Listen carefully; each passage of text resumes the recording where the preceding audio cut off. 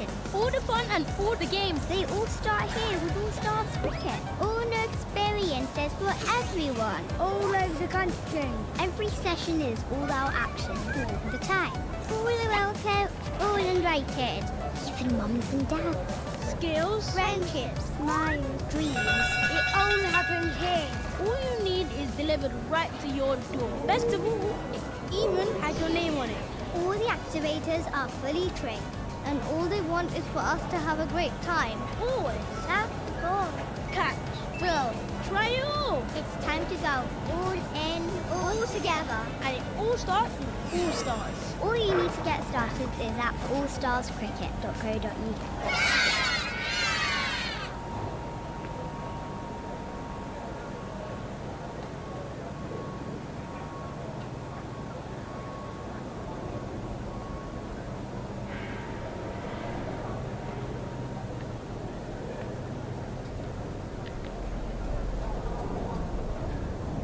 T-Dog, there's something coming out.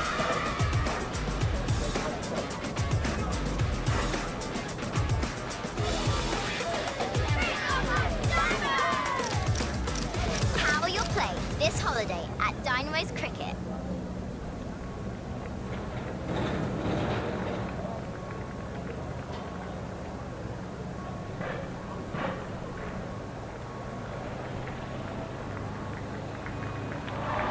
And that's a big moment in the match. Here and Now 365, amplifying brands in the UK.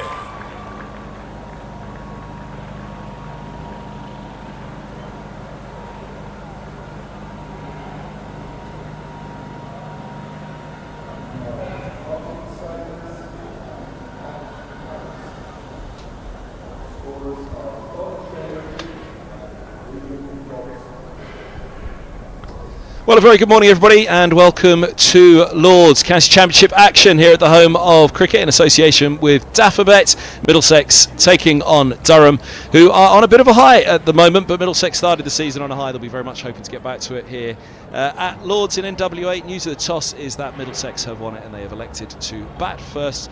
I'm Kevin Hands. Alan Coleman is alongside me this morning, and Director of Cricket, I'm sure you're pretty happy with the way that coin came down this morning.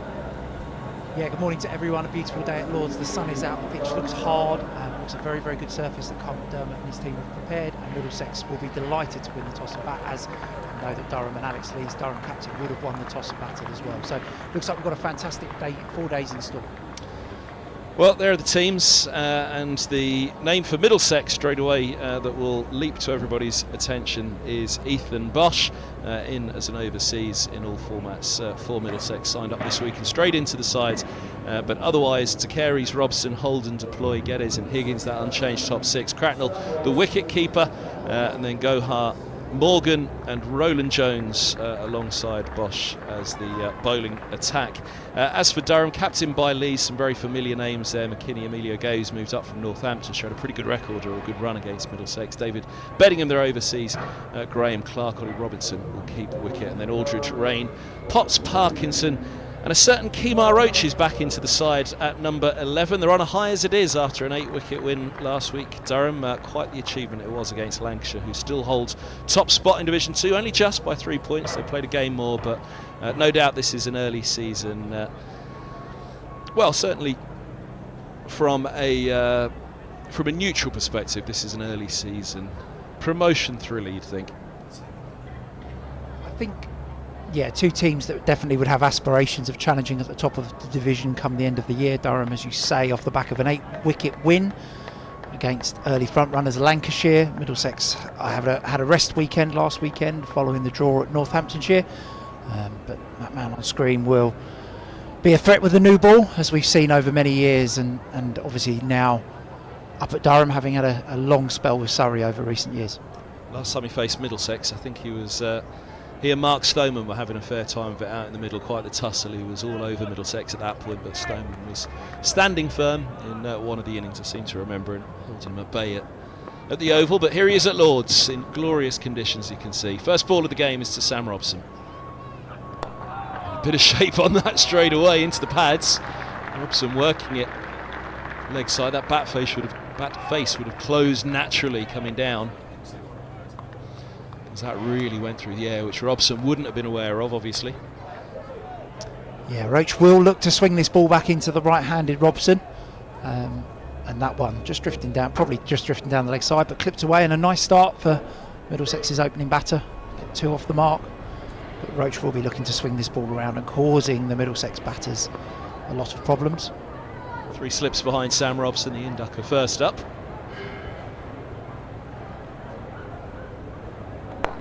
Inducker second up as well from the pavilion end. So often with a seam bowler nipping it back down the slope there, but that's quite an amount of swing from the first 2 deliveries, isn't it, for Roach? It is. We've spoken many times about this Duke ball and it not necessarily swinging much in the first 10 overs, and then all of a sudden the lacquer comes off and it does start to swing. But Roach has got this new Duke ball going quite a lot through the air back into the right-handed Robson so far.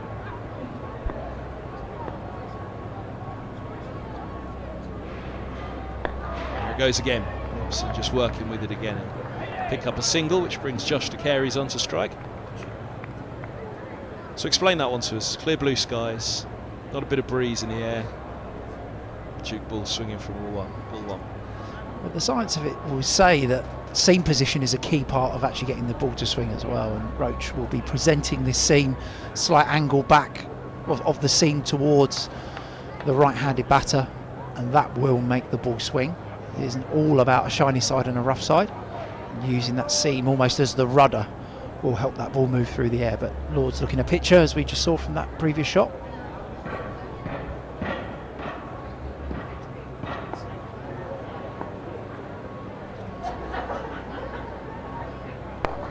In dipper again to Caires.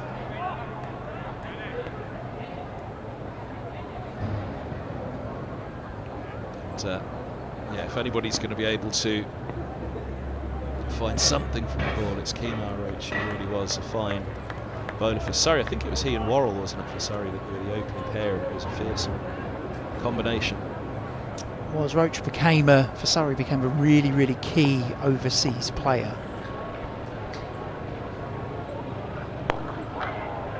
Just pushed up the ground there from De Caires to mid-on.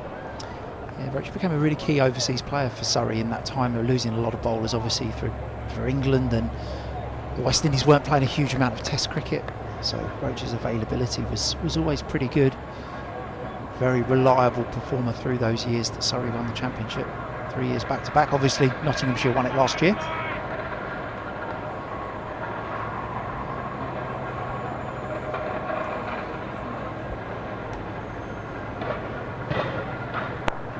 There we go. Right up there into the block hole with that one, just trying to give it that little bit more chance to swing in, boom in towards the right-hander. Without loss, we won the toss, Middlesex. So yeah, the draw at Northamptonshire. Pretty disappointing on that one. Stark contrast here today, the clear blue skies, but grey skies throughout. Just how grey they were was certainly a matter for conjecture. But Darren Lehman was quite clear that with floodlights on in this country, if you've got the chance to play, that was a bad light, and more cricket should have been played.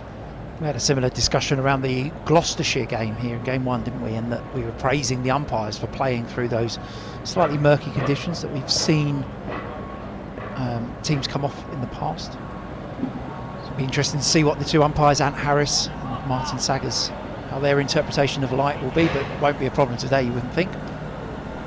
Bit of rain around the weekend, potentially for this one. Bank holiday weekend, but we could blow up a storm first up. It's Potts for nursery entry now.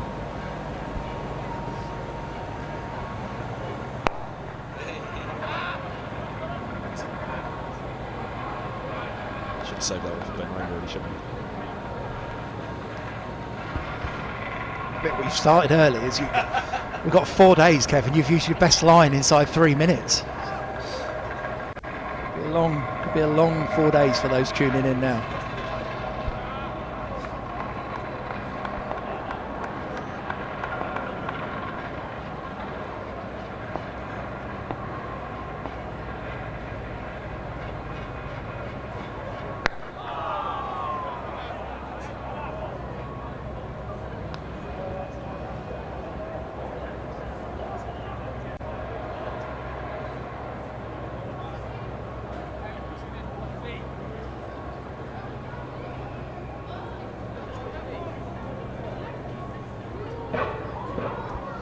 So 3 slips as well for Potts. It's a deepish gully, covering a point, mid off, mid on, mid wicket and long leg. Tucked up towards the grandstand away to the right of the screen. Nice shot. I think I've got fingertips on it. Certainly didn't get all of it, but he's got enough to get 3.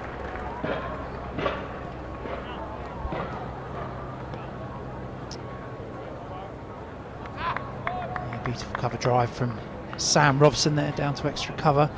There's a man who wouldn't have wanted a break last week. Middlesex obviously having the week off, but fresh off the back of a big 100 at Northamptonshire, and as most batters do, they just want to keep going.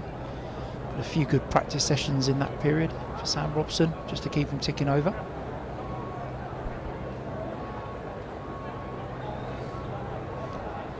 His first ball from Potts, is he just adjusting? He's just brought, there's a deep gully around more towards a backward point.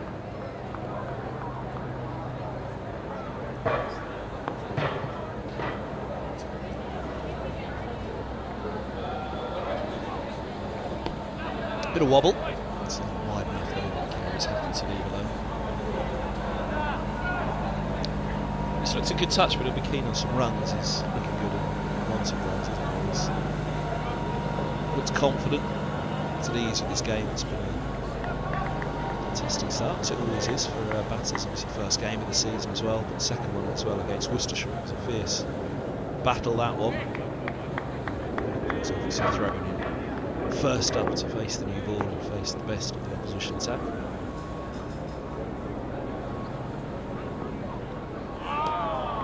Obviously, I shouldn't have talked about on this occasion, but overall, he looks in a pretty good place. Josh De Caires just needs that one knock at the moment to get him going. And that's what we saw from Sam Robson, wasn't it? That second innings at Northampton was that knock that hopefully will just kick-start his season. De Caires went down to the second team game for Middlesex at the Ageas Bowl this week to get some time in the middle for the first couple of days of the game against Hampshire. It is still called the Ageas Bowl. Is it the Utilita Bowl? Utilita Bowl, apologies. But yeah, the batters here just looking at this stage of the year to get their first big score. A swing from Potts there down the slope.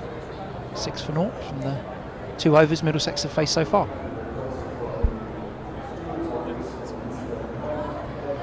Yeah, as I say, Robson at the other end. Certainly be a good man for Josh to have at the other end and just tell him not to worry about it. It happens. There'll be runs to come. Yeah, it's just tough for an opener, isn't it? Particularly early season, and all of a sudden you're already into the 4th round of games and you've only just touched May. You're clawing for some runs. It's a fair chunk of the campaign gone already. It plays in the back of your mind, doesn't it? You want that knock sooner rather than later. Round of 3 games the week off, as you said, for Middlesex, another 3 in this run before the blast begins. And it is incredible, as you say, after this game we will be pretty much over a third of the way through the season in this format, so incredibly early start, as we know. Lots of cricket play through April. Oh, that's nice. Oh, put down. Well, there's a moment to hold on to. It's a beautiful ball.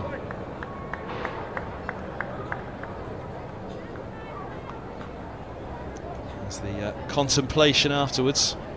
Yeah, bit of disappointment there for Ollie Robinson behind the stumps for Durham. That ball just angling back down. A nick through. And a very regulation catch that Robinson would have expected to take.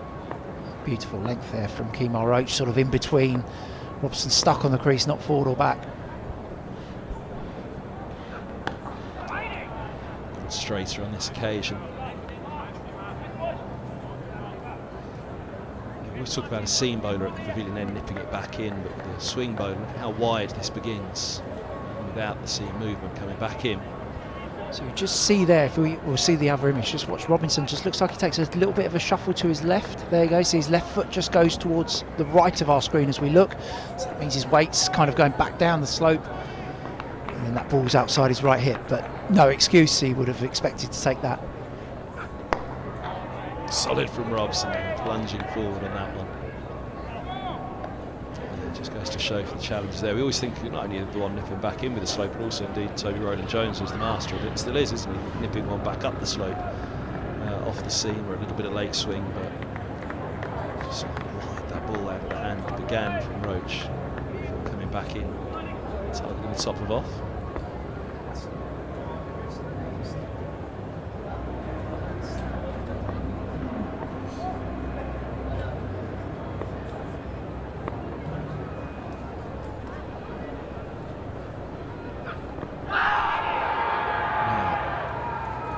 Bit of bat involved in that as well. There was a lot happening, and yeah, I think the conversation with the umpire may well have been that. As you say, a lot happening. Big swing in from that angle on the crease there. Robson across his stumps.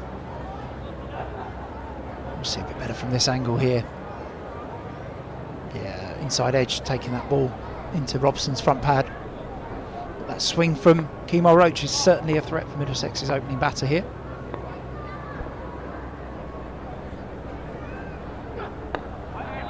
Nicely played. Dab down to the vacant deep third, and a boundary for Robson. Sets his first of the innings.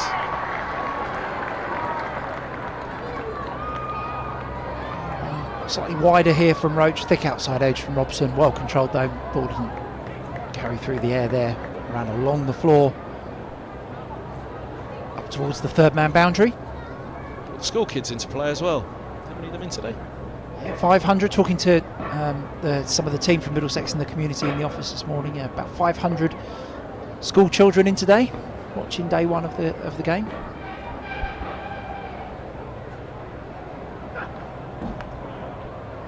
Fizzes through to the gloves. Time no mistake, but no bat involved on it. End of the third, 10 without loss.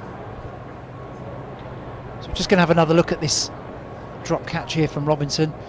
See, Roach pretty wide on the crease here, ball angling back in.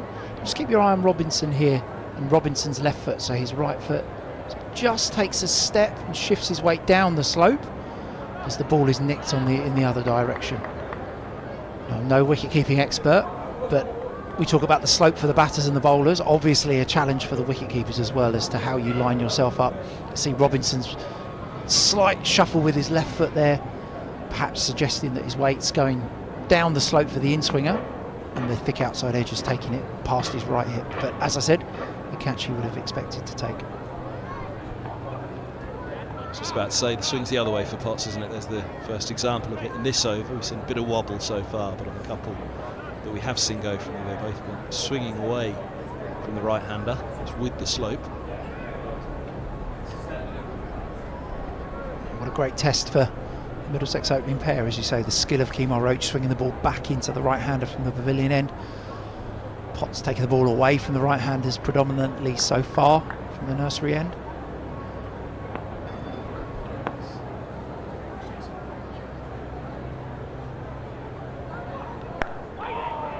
Seen behind that one, De Caires.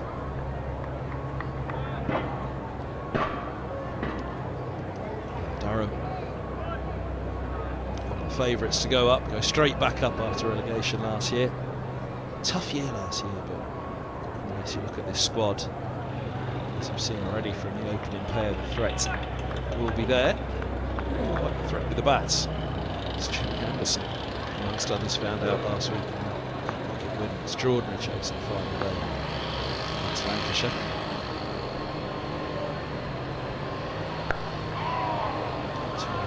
First three, taking nicely behind Lancashire. Which is 1-6 next. Straight to Old Trafford off the back of this one. Lords before the break blasts. So a couple of weeks against the top two.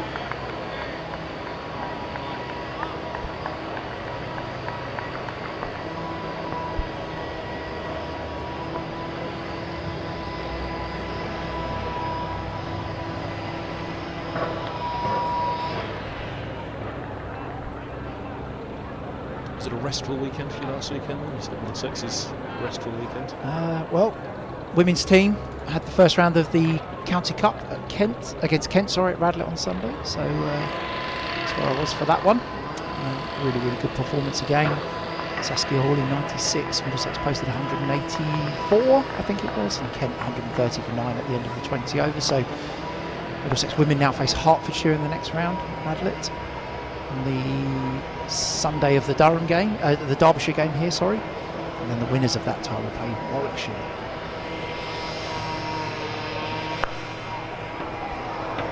Nicely done by De Caires, just deep within his crease. This is his way of sort of triggering a setup is to go deep. Yeah, well controlled that from De Caires down to third man for a couple of runs. As you say, he's very deep in his crease at the moment, allowing that ball to swing. But I don't think Potts will be too unhappy with De Caires playing out here, especially as he's not trying to necessarily hit that ball for 4. He's not trying to back foot punch it or cut it. He's just trying to guide it, and often the away swing bowler will be pretty happy with the opening batter playing outside the line of his body. It's the end of the 4th, 12 without loss. He'd have just got a slight idea of the depth De Caires was in his crease from that wide shot. You can see it front on as well, and his trigger does take him back as well. To line it all up.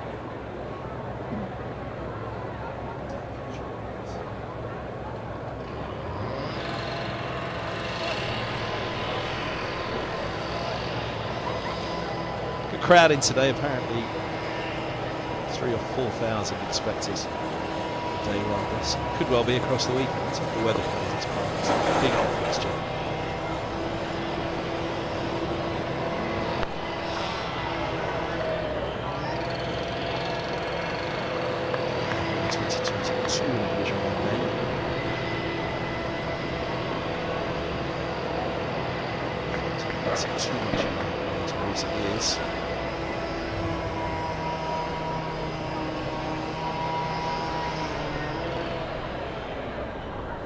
Feeling the last time Durham played down here, it's coincided with perhaps Sunderland being in a cup final, or one of the last times.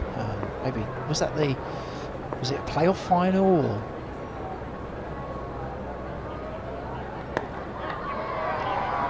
should be a couple here as well. Moves into the 2. Oh, it's okay. There we go. Nice and you can see any injury, but especially when something conspicuous as that. Yeah, it was cup final, wasn't it? Championship cup final 2022 for Sunderland. Sunderland fans out in the field that day, I think. Similarly to that day, the Nottinghamshire Forest won the cup final, the playoff final. I do remember walking around the ground and seeing some of those old Sunderland football shirts with a sponsor that begins with a V. I won't try and pronounce it.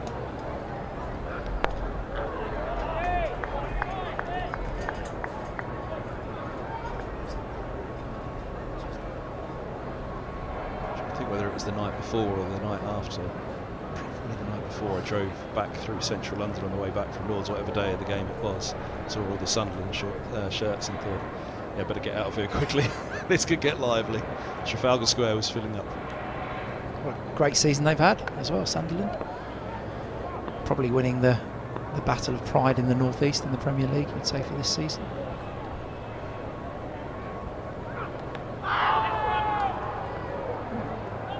About a question there, Kemar Roach. Leg byes are going to be signalled. Confirmation there was no batting involved this time. You see that movement in again from Kemar Roach. Ball drifting down the leg side.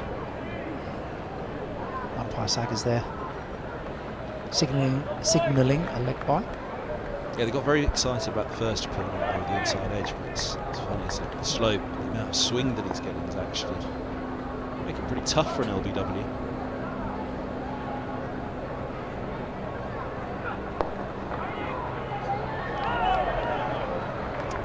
To mid-wicket, and then stopped. Again once more. A couple of seasons after his move from Northamptonshire, Middlesex were for the draw last up. Obviously a bit of involvement as well for Emilio Gay with Italy, isn't there? Qualifies to play international cricket for Italy, and I think just missed out on the recent World Cup with an injury.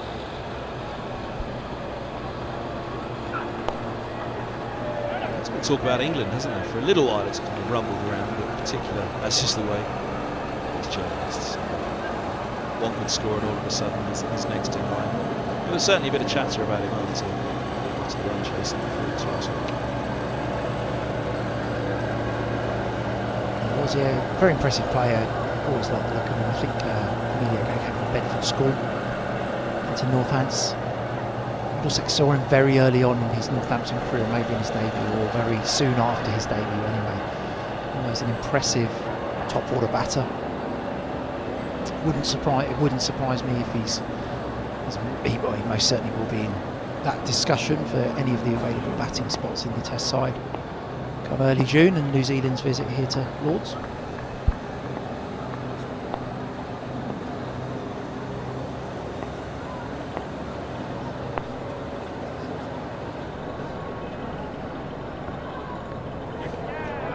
Side, good tumbling stop.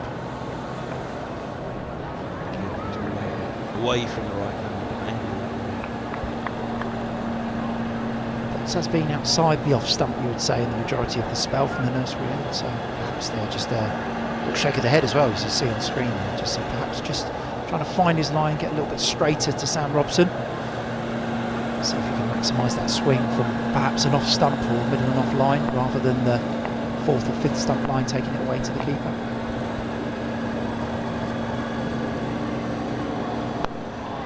That's nice effect. Robson.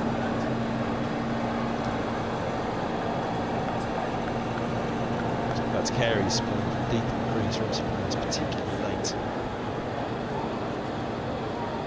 Very far forward at all there, Robson, to quite a full delivery. Better line from Potts, that's the line he'll be looking to bowl.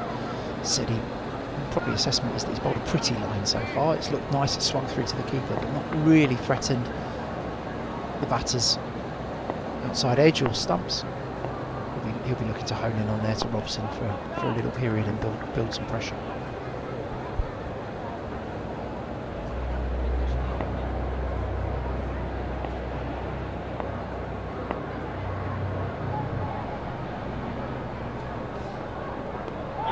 Again, he's not fully forward to that one.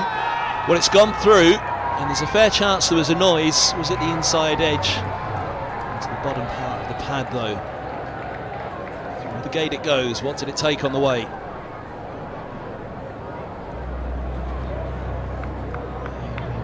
There was a bit going on, as you said, a couple of balls. Oh, he's just flicked the outside of his back pad on the way through, and as he's playing a shot as well, I think you'd call this a shot. As he's trying to play a shot, he can't be out LBW because the ball's hit him outside the line. So good decision there, umpire Ant Harris.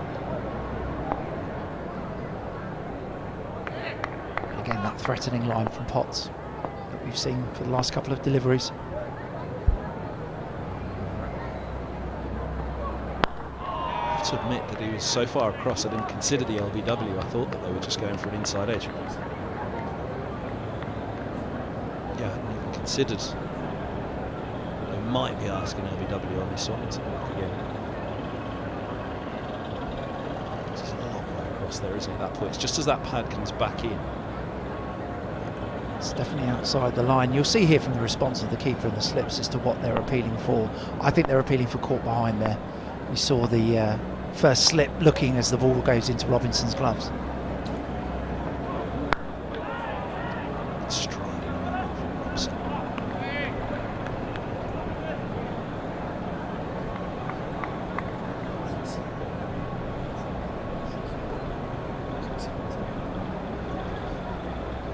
Harris,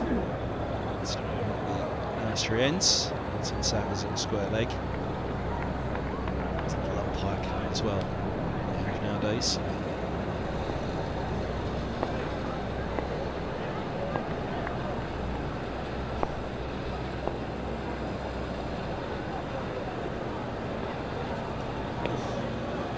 Slips out. Into the sixth, 15 without loss.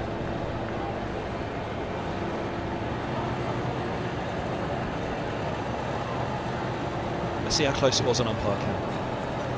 I suspect Tim Murtaugh's definitely getting the footage up there of that LBW. Zafar Gohar in his bucket hat on the left, Ian Salisbury in the middle. Bowling coach Tim Murtaugh on the right there. Yeah, they've definitely been reviewing that footage.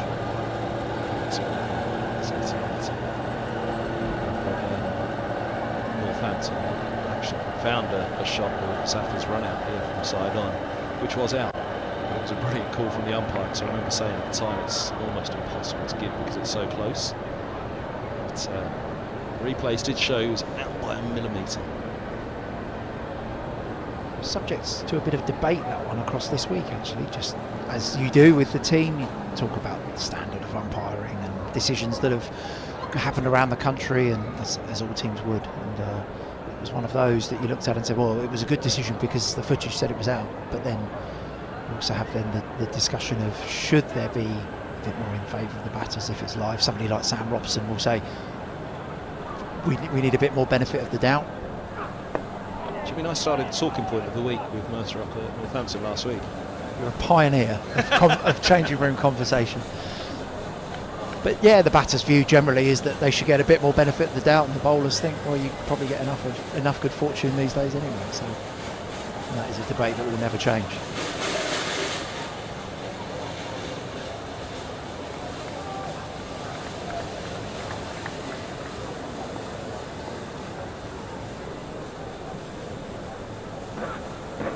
It's a lovely ball. Pushed right back to Caires. Nod of approval from De Caires here. That one just holding its line on the slope.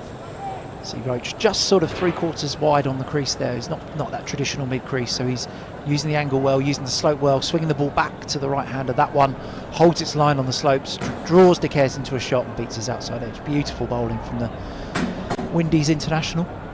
So Robson's been down to have a chat in between deliveries. He's our opening partner. Started leg side and certainly finishes there. That has been whipped through mid-wicket for 4. You may just see on this replay here, that fielder positioned on the catch at mid-wicket here for that very delivery where the batter gets dragged across his stumps, but this time De Caires on top, able to clip that squarer through square leg for 4 runs. It'd be better really to have at the other end where Josh De Caires and Sam Robson would suggest he's the kind of guy with all the experience that he has, he'll know when to and when not to pass on that experience, or just a word here or there.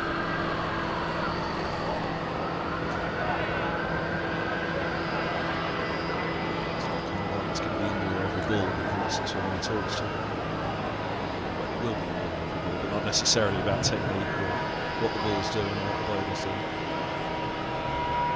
Saw him this morning on the way round, said a nice day for it. I said, I hope so for you, Sam. You could tell everybody was keen to get back out there. It's funny, a week off, and you could just feel around the players that were all ready to go again.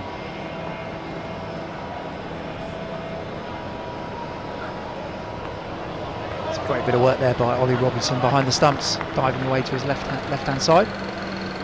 I think you're right. There was so the Middlesex plan over the last week has been a few days off. There was a white ball training session last Friday here at Lord's, and then a big session on Monday at Merchant Taylor's, followed by a big session here on Wednesday, and then an optional session for the batters to come in and have extra work yesterday as well. So I feel pretty refreshed and pretty well prepared.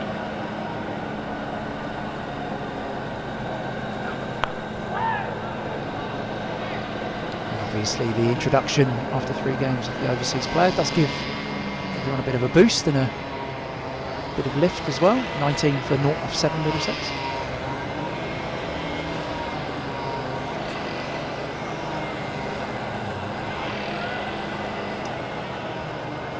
Drinks right now. Middlesex Christian drink. Former Middlesex physio Christian O'Connor moved up to Durham during the winter, take on their first team physio role. Very well deserved, a very popular man and a very good physio as well.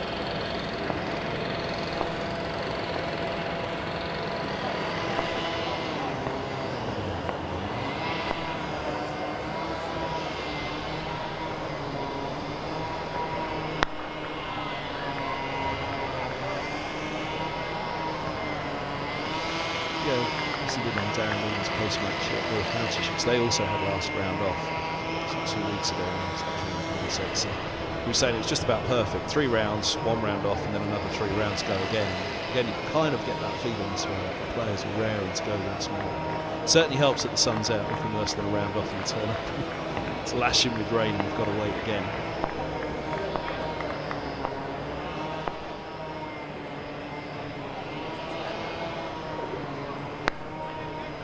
Nice push down the slope, which means it's a long chase here. Which the fielders will win in the end, but Robson in turn for 3.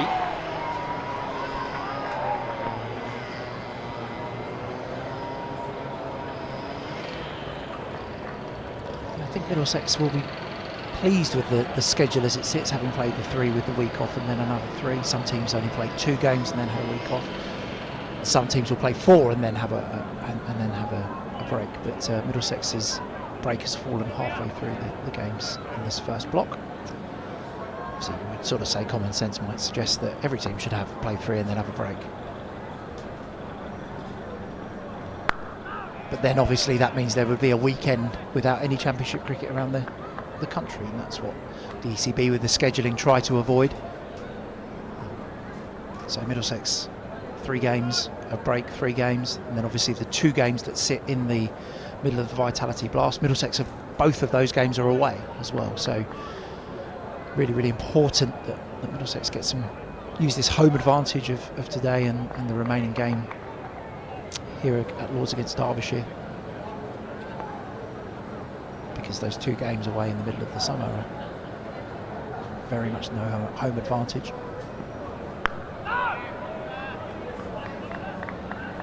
Yeah, I think 3 and 3 is perfect, isn't it? But even if it's 4 and 2, I think that's manageable, isn't it?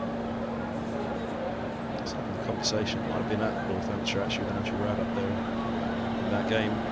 There was the complaint from Manchester United, which was so funny. They had that wretched performance against Leeds recently. But the complaint was, we haven't played for 2 months. And they're only playing 1 game a week at the moment, which the players are finding too. Apparently, it could be newspaper talk, of course, but apparently the players are finding it tough that they're only playing 1 game a week.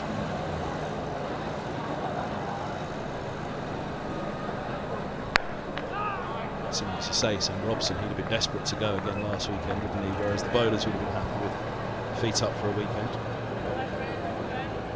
Yeah, always the way, isn't it? If you're a batter in form, you want to keep playing and you bat every day if you could. Bowlers probably quite pleased to have a little bit of time off their feet, as you say, give their body a bit of a rest. It's a long season, and that last block, 6 games basically across 6 weeks, is going to be tough for all squads to cope with.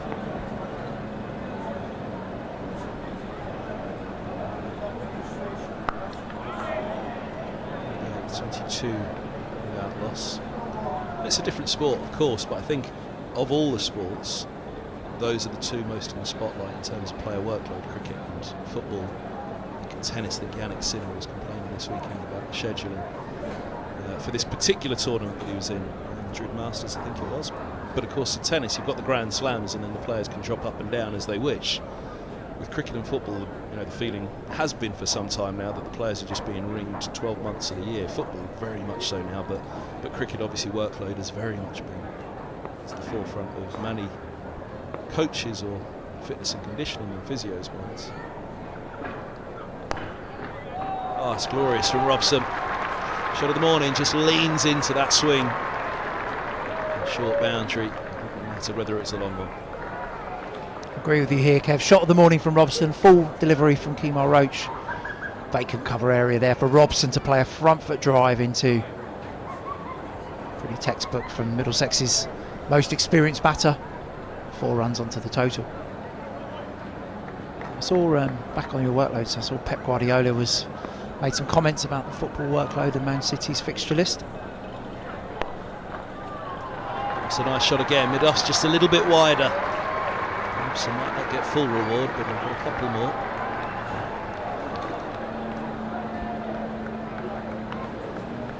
Yeah, it's a football in particular, I think, because of international versus club.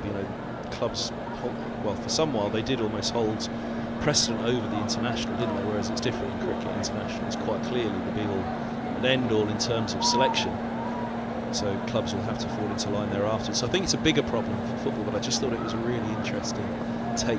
Manchester United having played so few games this season. some intention finding it tricky, but Robson hasn't minded his couple of weeks off, clearly. He's looking a bit off. It's 23 from 27.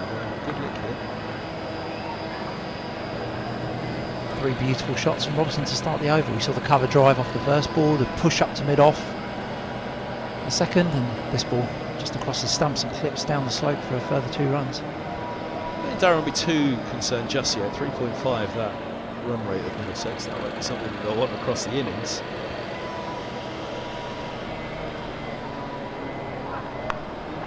Short, and he's got away with that one because I would imagine Robson's eyes lit up when he saw that out of the hand.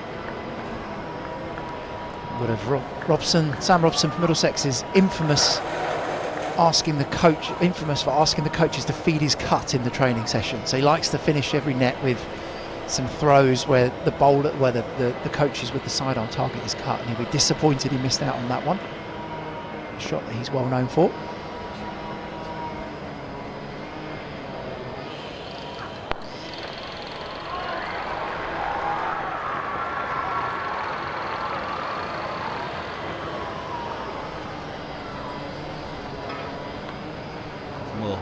Straight at that mid-off again. He was wide.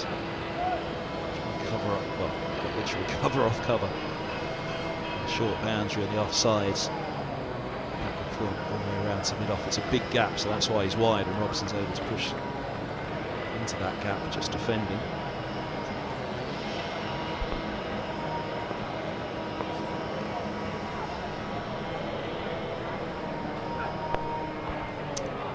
Let's finish. Off the over, 32 without loss. That cut one in time, so the swing on it.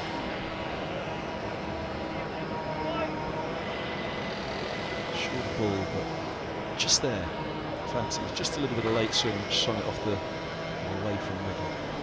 Yeah, a good spot there from UK. That ball did just sort of tail back in at Robson, and then it caught the under edge. There's the Middlesex balcony. Coach Peter Fulton with Luke Holden and his new haircut, second on the left. I was about to say, talk us through that one. I think Luke went in there with only £7, so he could only get the bottom half of his haircut and not the top half. By the looks of it, he came out with 6.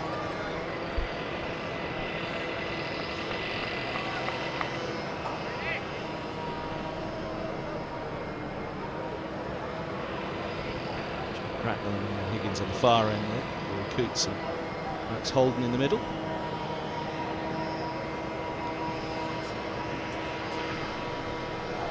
Bowling change. Potts is done.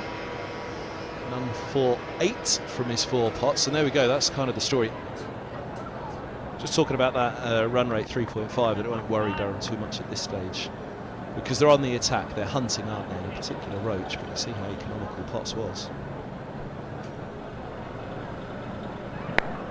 A little too full to begin from Raine. Feel nice from De Caires just to ease that one through. It's quite a tightly knit field. There's a little slip and slide out there as well. Ben Raine into the attack. A very, very good county bowler. Came up to Durham from Leicestershire. Spent a few years down at Leicestershire, obviously, and back up to Durham. Been a very good competitor. Wouldn't surprise me with that short spell from Potts if Potts then follows Roach from the far end. Wrote 4 overs each so far for the bowlers. Just elongate the spells of the 3 senior Durham bowlers.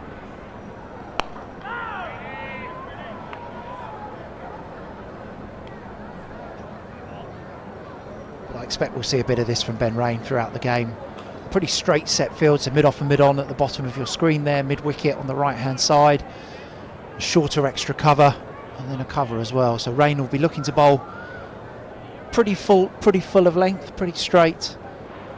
And it'll be a bit of a test of the batter's forward defence, and perhaps a little bit of an attritional test as well.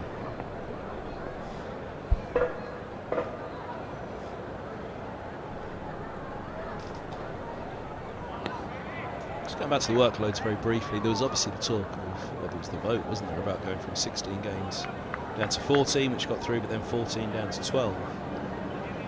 Should that have got through, that 2, you'd imagine, would have come out of this round, this chunk, the 6 at the beginning. It'd be 4 at the beginning, 4 at the end, and and a couple in the middle. Whether that would have been starting a week later and having one more week off at this stage.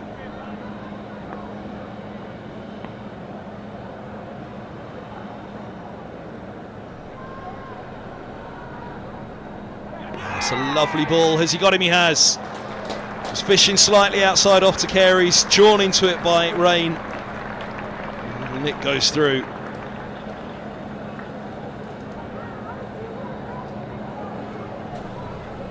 Spoke a moment ago about the test of the batter's forward defensive, and there is De Caires with a forward defence. Ben Raine finds the outside edge off. Simple catch through to Robinson. That's the angle, isn't it? It's just straightened on him there. You can see out of the hand angling in. He's worried about that slope. Robinson with the catch, Raine the wicket. He's down for 8. Middlesex 34 for 1. And that's a big moment in the match. Here and now 365, amplifying brands in the UK.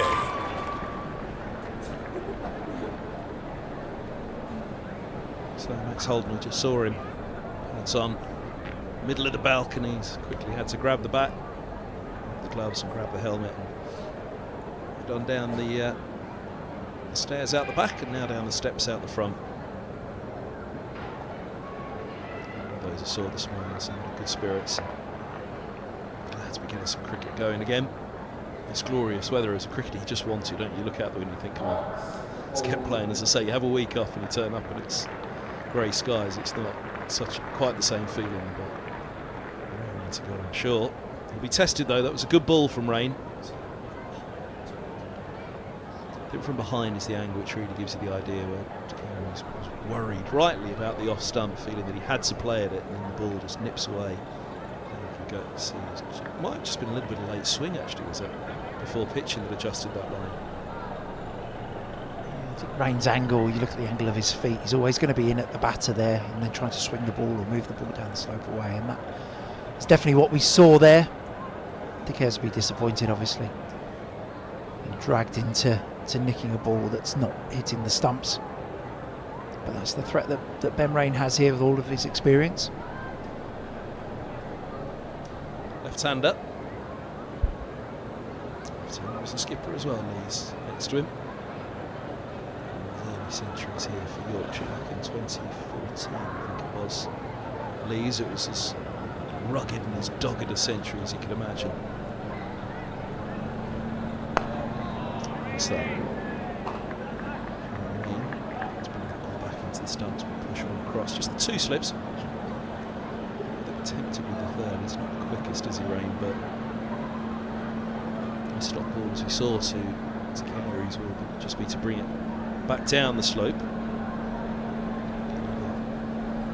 To push hard at one outside off, following one that holds its line. The cover's blocked off at the moment. Near tackle all morning. They'll be better with the third slip right now.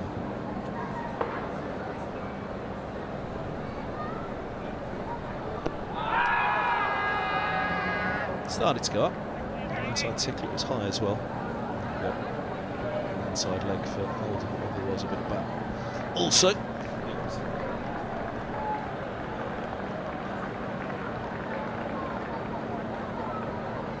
the lines were right, but the height was the problem. Yeah, Holden out of his crease there. A little bit of a half appeal from Raine, bit of inside edge in there. Yeah, ball's pitched around leg stump, so clearly not enough in it. Bowling change again from the pavilion end, so a double bowling change. Potts turning round, as we sort of said. We expected him to follow Roach. Potts going to have a go from the nursery end. Probably struggled, fair to say, struggled to find his line at the nursery end this morning. First couple of overs, a touch wide, outside off stump, then went a touch straight. But figures say he's been very economical, as he has been. But perhaps not the wicket-taking threat that he wanted to be from the nursery end. Yes, which is quite expensive, wasn't he? But looks like he was in it for a wicket almost every ball. Do you fancy actually the Roach? Might be a test from the nursery end if they turn it around relatively quickly. Good start from Potts, that's where we're going to leave it. Pushing Robson back. 4 for 1.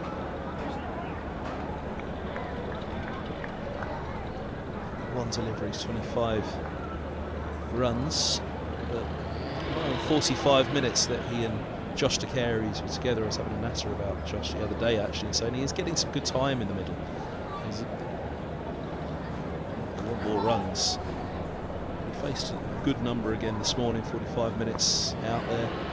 He's open, he's glad to be out there for the whole session, but just the pair of them when it starts. Wasting balls faced and the time spent in the middle. Robson has catched in with the runs on this occasion. I swear again, it's almost at 45 minutes probably has summed up Josh's season. He's dug in hard and it hasn't looked as though he's all at sea, but he walks off with a low score from afar. Someone might say, well, what's going on? The runs aren't coming, but actually it looks in the reasonable place.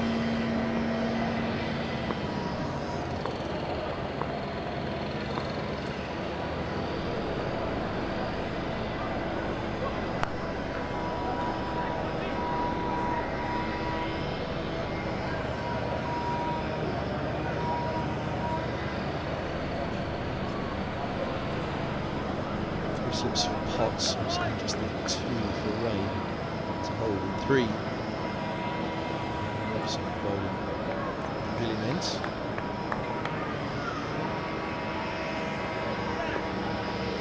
He's now knocked off. Kemar Roach.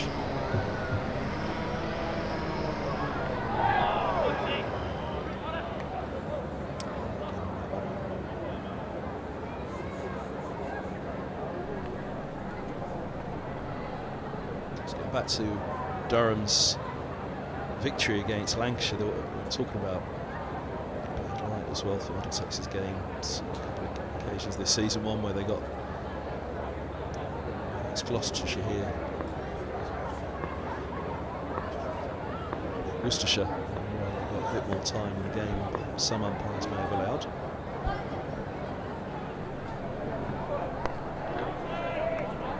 Almost criminally enough. Northamptonshire, as I think was widely agreed the first day of the game, the light meter reading was taken and everybody at that point feared this isn't quite dark enough to be bringing them off and setting that as the light meter reading. But the Durham-Lancashire game, my suspicion was that declaration on the third evening by Jimmy Anderson was to try and have a go and get in amongst a couple of them, and of course they didn't because bad light took them off straight away with the declarations. They never got that going. Durham came out fresh the next morning in the chase. So right, that first decision to go off and then the subsequent light meter reading from that point. Northamptonshire game. Yeah, it's such a key part of cricket, isn't it? And if the umpires are a little, let's say, overzealous with the first decision to go off, then there is always that sort of moment of, oh, that could really affect us as we get into day 3 and 4. Speaking of overzealous. Is it noon yet? That's a good turnout in the bowler's bar. We're performing well so far, though. So.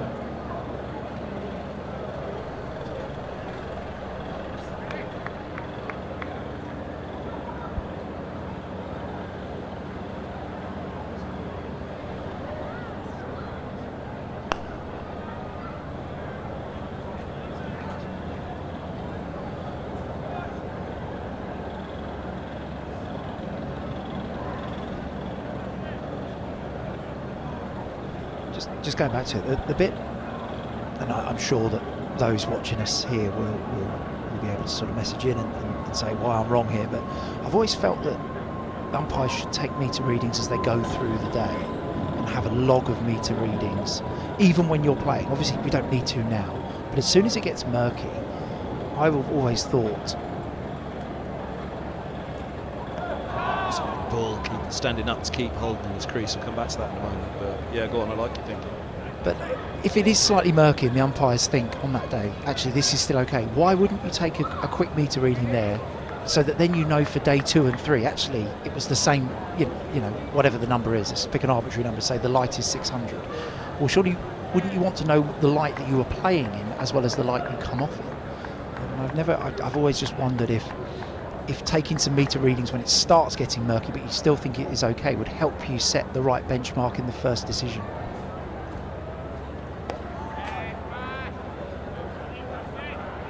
It's a great little test here, great passage of cricket we're going to be seeing.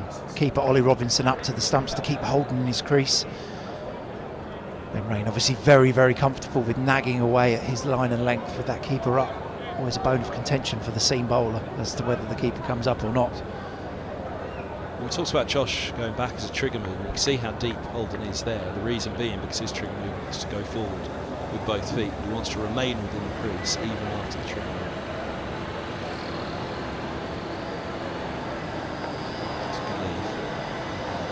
This is really fascinating battle, isn't it? And a battle perhaps similar that we might see when Durham battles, or somebody like Ryan Higgins bowling here, just very, very accurate, great amount of skill.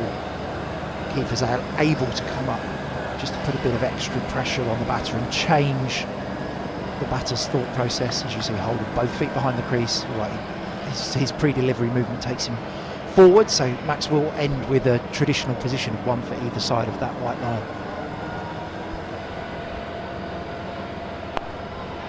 Could be wrong here, but more often than not, he'll actually almost even start outside of the crease, won't he? And then have that. He gets a long way down, doesn't he? So this is a long way back as a beginning point. Yeah, the key moment is, as we've seen over the years, and we've seen some extreme examples across the county game, but the key moment is the position you're in at the moment the ball is leaving the bowler's hand. And you want to be in as still a position as possible, a balanced position, with your weight going back down the pitch as much as you can.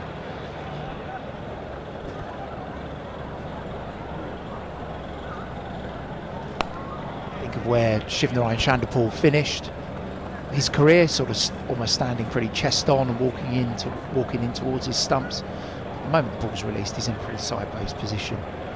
Kim Barnett, famously for Derbyshire, started a long way back at square leg, walked across. We spoke about him a couple of weeks ago, but Middlesex batter John Carr almost ended his career starting chest on, getting into a more traditional position as the ball was bowled. So that key moment really is the moment the ball is released, or the ball is about to be released, and that's the moment that really counts for the batters.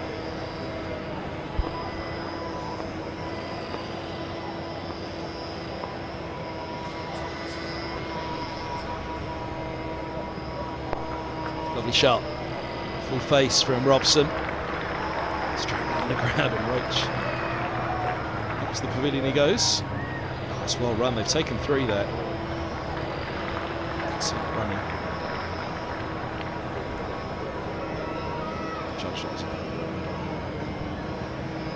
A little stretch of the legs for Roach after his 5-over spell from the pavilion end, but a beautiful one drive from Robson back up the slope towards the pavilion.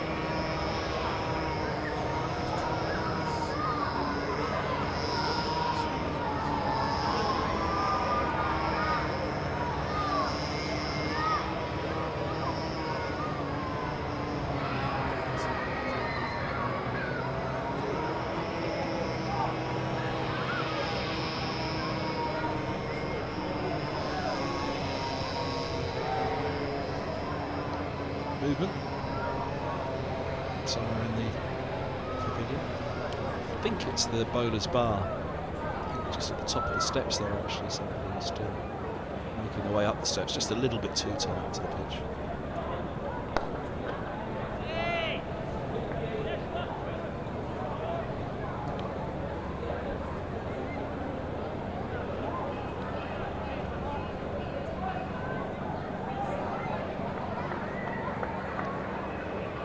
Luke Holman on the right, talking with Tom Cross, the team psychologist, on the left there. Slightly different hairstyles. I was about to say, I saw them from afar. I thought it was David Nash on the left, Middlesex wicket keeper. I was going by his height, of course.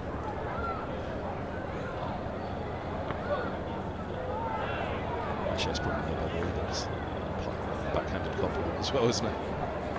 Morning, Nash, if you're tuning. Yeah, every team now has somebody in that sort of role, team psychologist, whether a sports psychologist or a slightly more clinical background, just helping to develop their players' mental skills. His favourite team was a David Nash.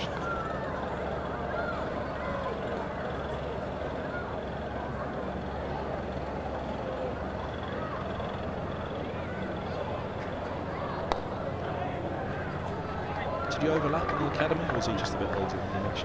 Nash was a bit older than me, overlapped on the professional staff, but Nash was a bit older than me, so went through a little bit before I did. It's also nice to see his new company is got a couple of advertising boards around the ground as well, which is really good to see, so wish Nash well with that venture.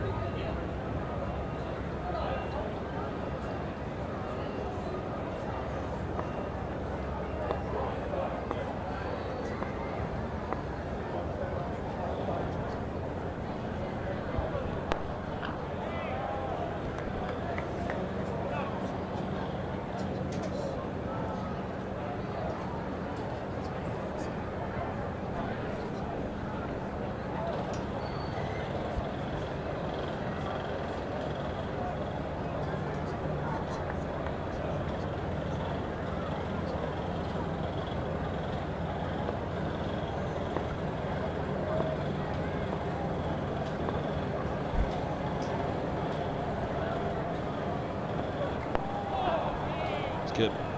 It's finished to the O from Potts, 38 for 1. Big Potts will be much happier here. Looks like he's settled in a bit more from this pavilion end. Much more of a threat towards Robson than perhaps he was from the nursery end. Good start. Middlesex will be pleased with the 38 runs and the 13 overs that have been put onto this ball. De Caires obviously the one batter to fall.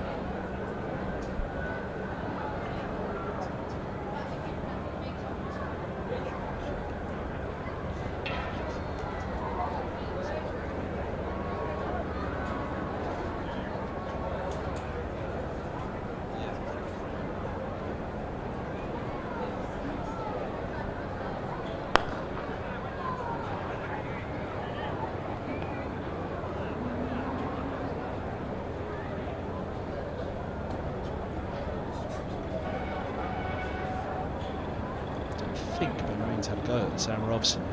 There's a couple of deliveries at De Caires and the wicket, and now a good go. Max Holden.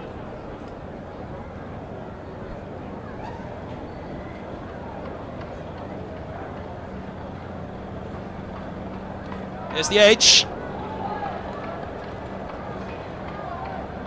Funny pace that one. Wondering now, was it glove? But I thought it was an edge that flew. Mentioned having the third slip in there for Max Holden, but it seems to have died quickly. Holden throwing his hands at this one, slightly fuller and slightly wider from Raine. It's come off the keeper's gloves there, so missed everything. Look at the seam movement from Raine up the slope, missed everything, caught Robinson's left glove, looped past the slip. Confirmation that it missed everything because they're smiling. Yeah, just so it was an edge straight away, but as it went through that late third slip, ball trajectory, it suggested it hit something soft. Edge, as gloves it was.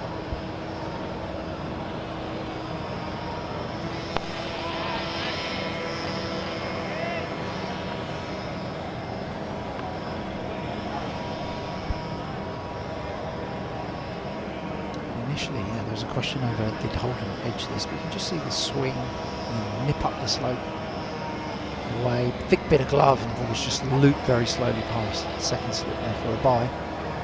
We'll just keep an eye on that bottom left of your screen in the overs. It is 13 overs. That lacquer would have gone off the new ball, and we often do see the ball start to wobble around a little more.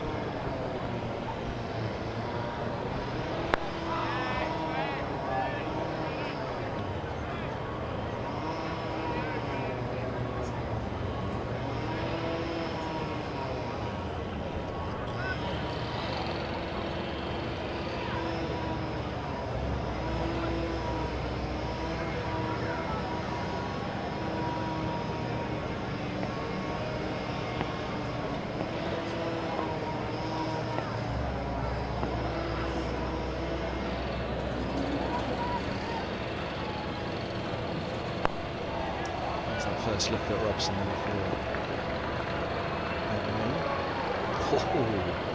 Kemar McDermott's coming up in a little bit, Steve. Yeah, now we're up to lunch. A bit of slipping and sliding out there so far today. Well, hopefully no damage done. I didn't think there was because he picked himself up quite quickly, but just checking now to see. Hopefully it's just damaged pride or a bump on the knee. Fair old chunk taken out of the ground though.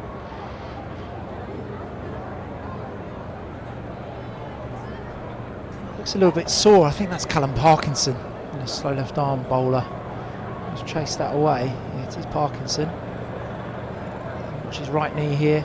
Yeah, just gets stuck in the ground there.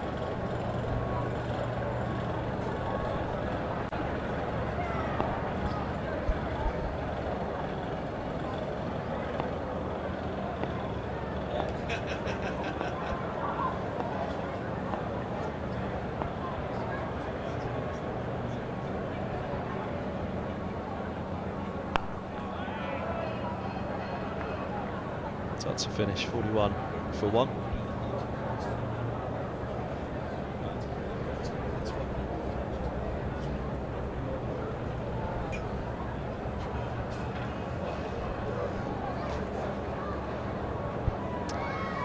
Beautiful day, beautiful deck as well.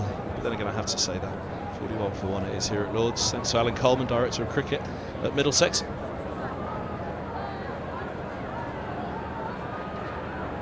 I'd like to say Kemar McDermott, alongside me in the commentary box, head groundsman here at Lord's, and not a bad day for some cricket out there, Carl. No, it's nearly a beer garden day weather, really, isn't it? I was about to say, accustomed as we are for a natter, I think it's our first time together on the mic. It's, we're usually holding something else in our hand while we're having a natter. Day for a cold one today. Lovely day for out in the middle. Scoreboard's frozen down the bottom as the start of the new over with pots.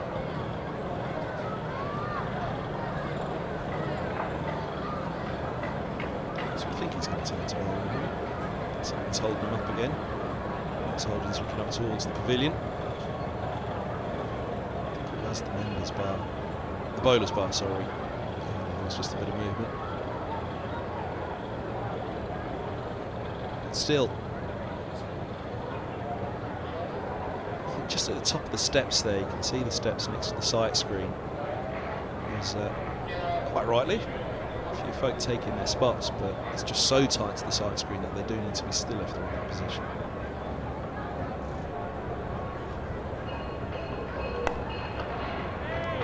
He's got a handshake from the Director of Cricket as he walked out the box. That means he's happy with the pitch today, does it? Well, yeah, certainly. It looks probably our best pitch so far this year of the 3 games we've had. So it's no coincidence that the weather's picked up and, you know, a bit more heat and a bit more sunshine and things look a lot better. I was going to say, it was a belting start, the first game, wasn't it? There's a bit of spin in it. There's a bit of something for everybody. Yeah, we've had a relatively dry start to the season, which is good after the winter, but it's always a challenge, cricket pitches, you know.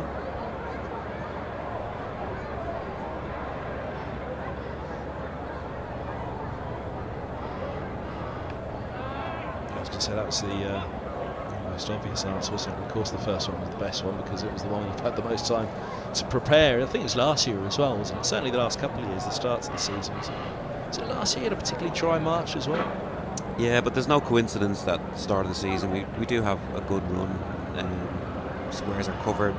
You know, we got a lot more control, a lot less fixtures going on around things, and obviously with the back-to-back first 2 games, that's always difficult as well. And now with this one and then one in 2 weeks, you know, that still has its own challenges.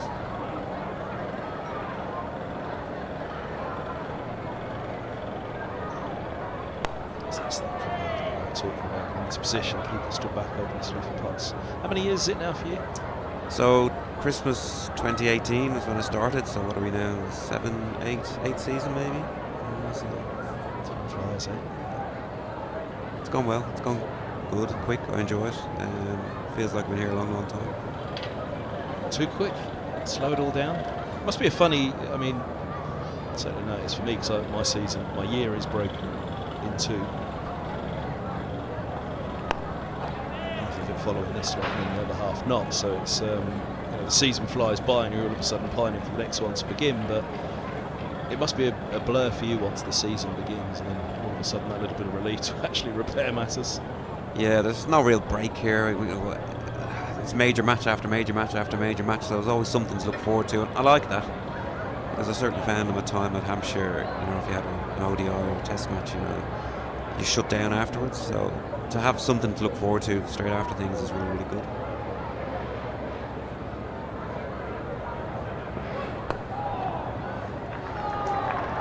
It's going to go all the way. Hands on heads for Potts in particular. Feeling that it was taken from a straight line, but I think Holden pretty much was in control all the way. The front side will give us a slightly better idea here.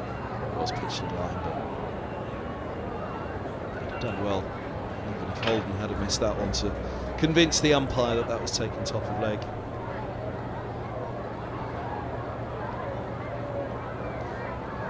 It's coming over. Shake of the head. So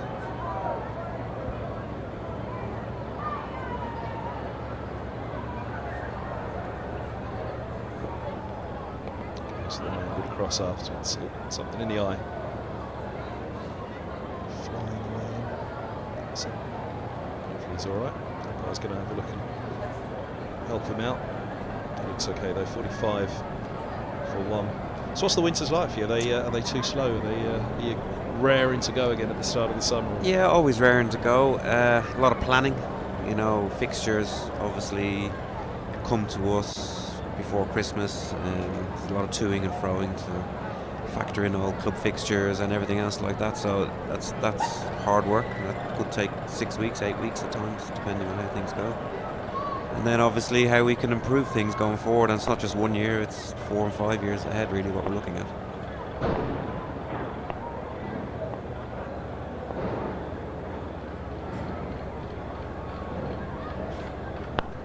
When you say improve things, what's the top couple of things that come up for you in terms of your own thoughts of how to improve? Yeah, pitch improvement is always a buzzword I throw around, and that's partly the whole venue, the whole site, but pitches in itself as well. You know, we obviously want more pace, we want more carry, and that's just natural. So we're always tinkering, we're always trying things, we're changing our preparation techniques, we're doing different things in the winter, in renovation time, and we're looking forward to see how we can get the best pitches possible.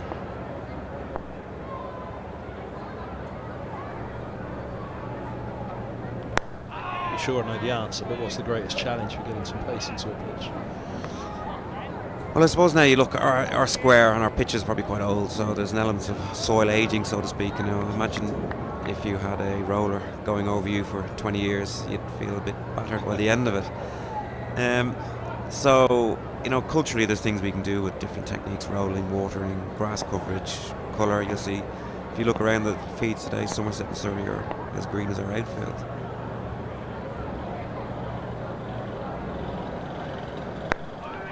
Cropped up last week in the Sky coverage of the Essex game at the Oval, but it wasn't the quickest of the surfaces in the game. Whether it was rain affected or not, I didn't keep across it the whole few days, but certainly from the start, it was Mark Clapperton and I talking about the paces of early season pitches. It's very difficult for ground staff up and down the country that early in the season to find pace. Very difficult, because, you know, a lot of the guys are covering their squares from the end of January, early February, so in essence we're keeping the rain off it, and moisture is ironically very, very key to pitch preparation.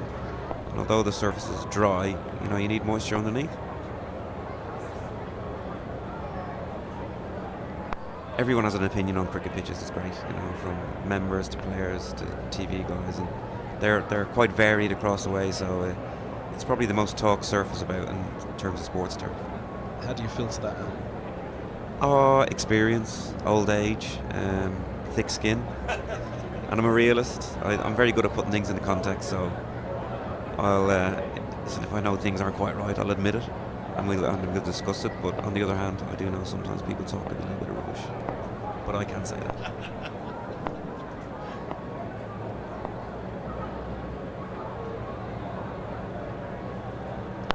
You're also only as good as your last bad pitch, you know. Some guys can get 10 hundreds in a row, and then they get one that keeps low, and that's the one they remember.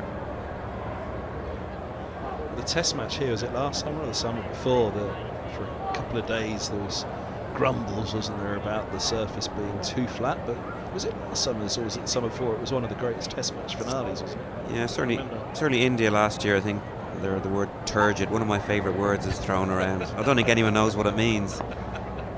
But it's Test cricket, and if you're getting results late in the day.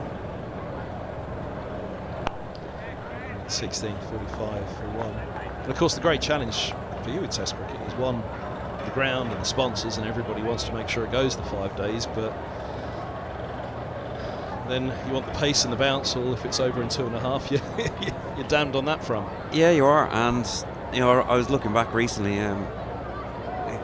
The games that have gone the longest here have been India and Australia, and there's no coincidence they're the better teams. Just the gap in standards at times is quite big now, especially England in their home conditions, which is also something we need to factor in when we think about pitch preparation. And that's sort of coming to fruition. But last year in the India Test, certainly the first 2 days were slower, and then the game sort of speeds up, and that's sort of old school Test cricket, which is great to watch, I think. Absolutely is. Is that new name to the fold today in terms of Aldridge replacing Potts?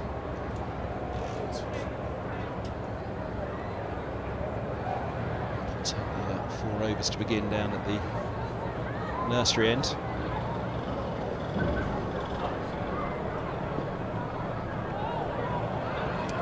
Down the leg side. On for his first, but Potts now has done 7, so he came back for 3 more. Feeling in Roach. Again, that economy, don't look at those economies at all. Roach has come the most throughout by far. He's got nicely at the nursery. It'll be interesting to see Roach with the swing that he's been getting. Nursery at some point.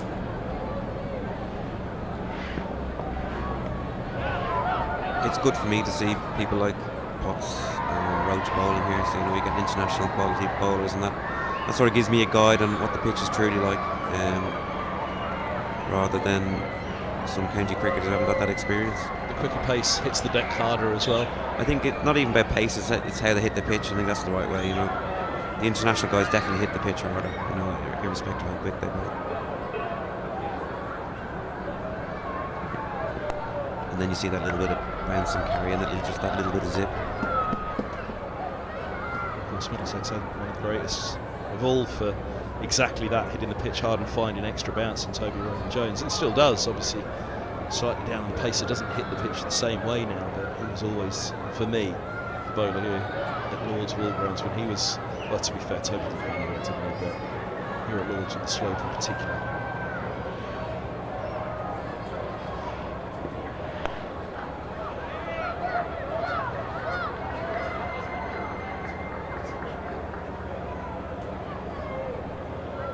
It's 5 for 1. Couples go in the 17th, but Aldridge, it's tall enough, isn't he? But it's not quite that hit the deck as hard as to replace Potts.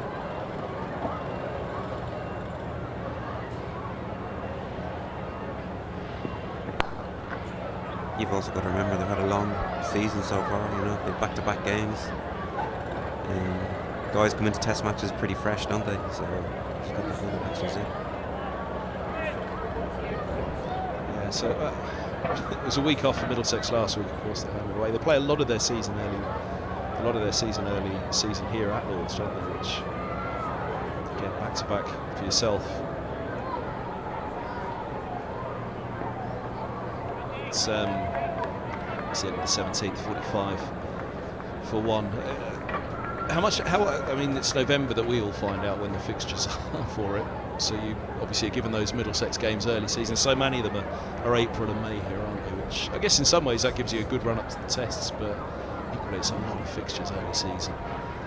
Yeah, part of me likes to get a heavy load out of the way early doors as well, but sort of traditionally we've had 4 early and then 2 at the end, and then it's sort of we've had 1 mid-season, 1 as well. But obviously with the Women's World Cup this year, that's challenging. It would be nice to play some 4-day cricket in the height of the summer to see what the true test of pitches are. It gives us a chance to experiment a little bit as well.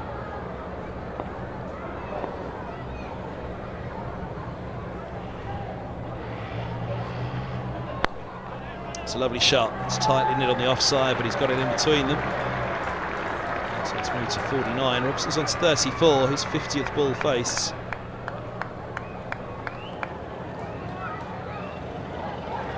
A little bit fuller, a little bit of width. Robson catching fuller.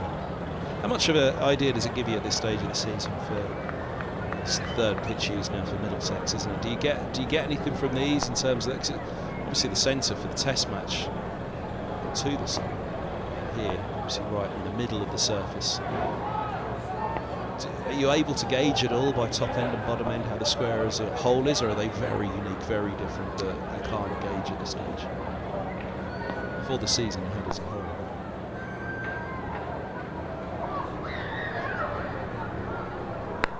Yeah, some people think the pitches at the top of the square tend to be a bit flatter and drier, and the ones at the bottom might do a bit more, might hold a bit more moisture. And I can understand that with, water runs downhill and people think there's more moisture on the bottom. But I always asked Mick before he retired. I said, "Which is your favourite pitch?" And he went, "No, they're all pretty similar." And I've seen that in my time here. I don't have a favourite pitch number, and we don't necessarily say pitch number 10 is our banker for a Test match. They do change over the times.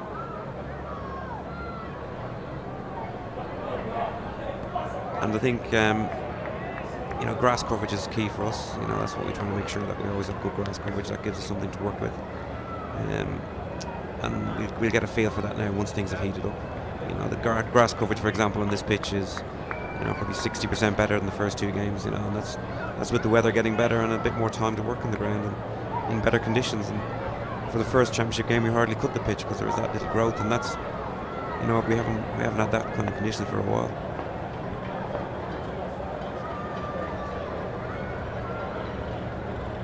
And most of that is around the temperature, and the wind has come from behind us over the media centre. Normally comes from the pavilion end, and it's a cold wind when it blows in that way.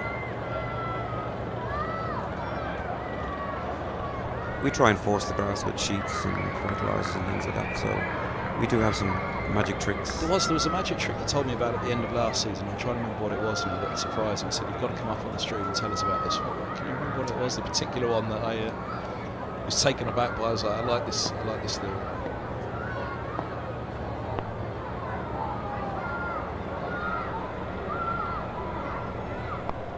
So I think maybe that was our renovation period. We've steam sterilised some pitches. We've done that for the last 2 seasons now. That's it, steaming, yeah. So it sort of originated at Wimbledon, the home of tennis. They pumped 80 or 90 degrees centigrade into the ground. We put a sheet over the top and pump hot steam in. And that sterilises the soil, kills the good, the bad and the ugly. And the reasoning behind that is to try and cleanse our soil in essence, and see if that gives us that 1 or 2 or 3 or 4% improvement that we're looking for. And the feedback certainly on those pitches that we did last year was very good. We've now moved down the square into sort of our major match pitches, so we'll play a Test match, Women's World Cup final, Women's Test match, and an ODI on those pitches, so it'll be interesting to see how they perform. I'm not sure square leg standard at the moment. Let's pause here. I'm not quite sure what it was between.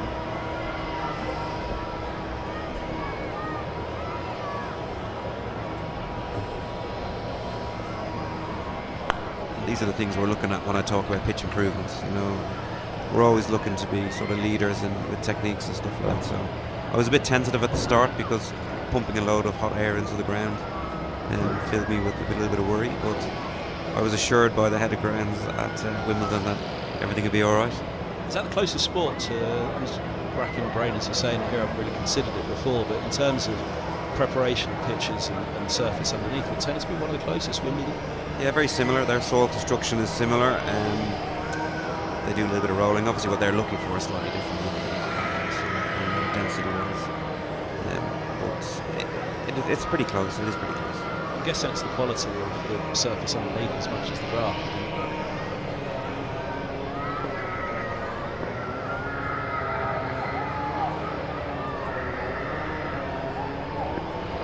It's all about the base. Our pitches here are 12 inches deep of the same similar clay. So similar to Wimbledon. Similar-ish. We'd have slightly more higher clay percentage in there, which sounds boring, but pitches are built to a depth of 8 to 12 inches. Cricket pitches, you know, you need that depth of soil. You can't just chuck a little bit of cricket soil on top of your garden and then have a cricket pitch. So they can get quite complex, and then your grasses and your rooting and all those kind of things really help with everything.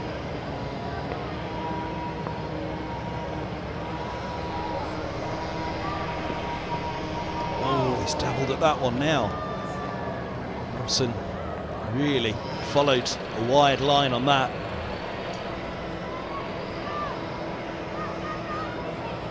There it is, the nip up the slope.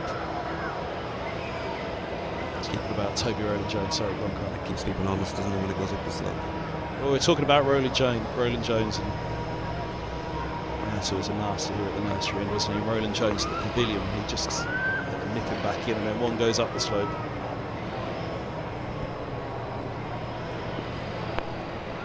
So the slope, people put it into context, it's just short of 2 inches across a cricket pitch, you know, 10 feet, 3 metres, so it's significant, isn't it? And I know you don't see it on TV, and people always talk about it, 8 foot plus, 8 foot across the whole ground, but to be 2 inches across an actual pitch is severe.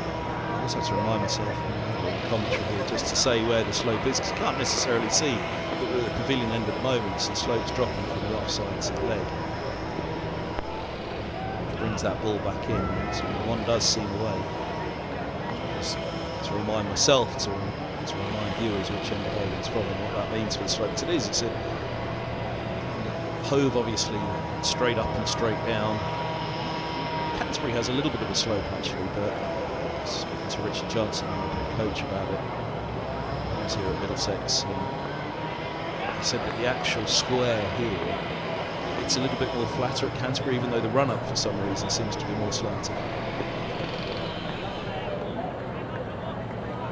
And then he hits the pitch and the ball falls through down the slope. It affects the bounce as well, you know.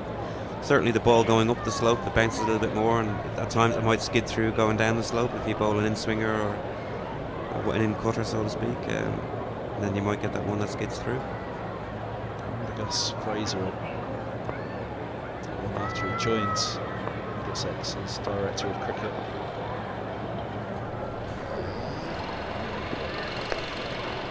That's the end of the 1950 for one. There's Aldridge here, right arm over the wicket to a right-hander, the right arm over to a left-hander from this end. It's very difficult to get an LBW because that ball really does have to come back up the slope straight, and you've got to convince the umpire that that's straight against the slope to get that LBW. So it's very like maybe he was batting at the time. He was giving out LBW to Stephen Finn. Even though he was a Middlesex man and in charge of the team, even he looked at it and thought, yeah, Carberry can feel a little hard done by that. You see it in test matches when we have Hawkeye, you know, especially new umpires that come here do ask a lot of questions about the slope. It gets in the head. Players and umpires and everyone alike, really. Listen to the tour sometimes when you go around, and the story that's always told is about one of the batters that struggled the most here at Lord's was Sachin Tendulkar. It never quite gets balance. So the story of the MCC tour goes, and who are we today? Well, I felt it my first time when I stepped out there. I felt myself leaning to the left. You know, when you look at the pavilion, I've countered that with leaning right now, or a heavier right boot or something. First look at spin, Parkinson.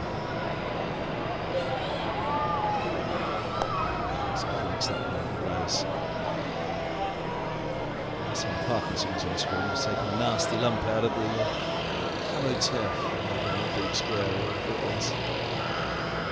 Just trying to slide.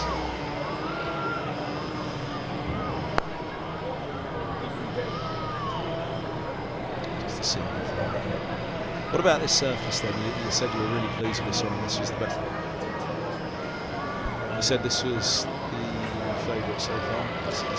Why so, and how soon do you recognise that in a day's play? Do you think, this one?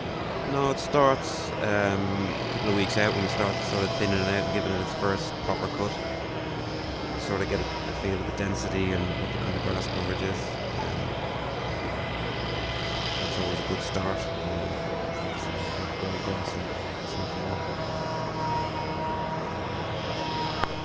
And then when it gets a good watering and pitch comes to life a bit. Really, you can see how it's going to come out when you get the first couple of rolls, and you're happy with the coverage then, really, and that's the first start. So on this one, you knew a couple of weeks ago. Actually, I like this one. I've got a feeling about this one. Yeah. Now, obviously, weather and things could go against you. I say that wind is drying the pitches out quite quickly this year so far. It's turning around. But yeah, I could definitely. The difference was noticeable from the first 2 games, even a couple of weeks out before the game started. And that's a lot to do with, say, the weather, temperatures, fertilizers, all that kind of stuff was kicking in there.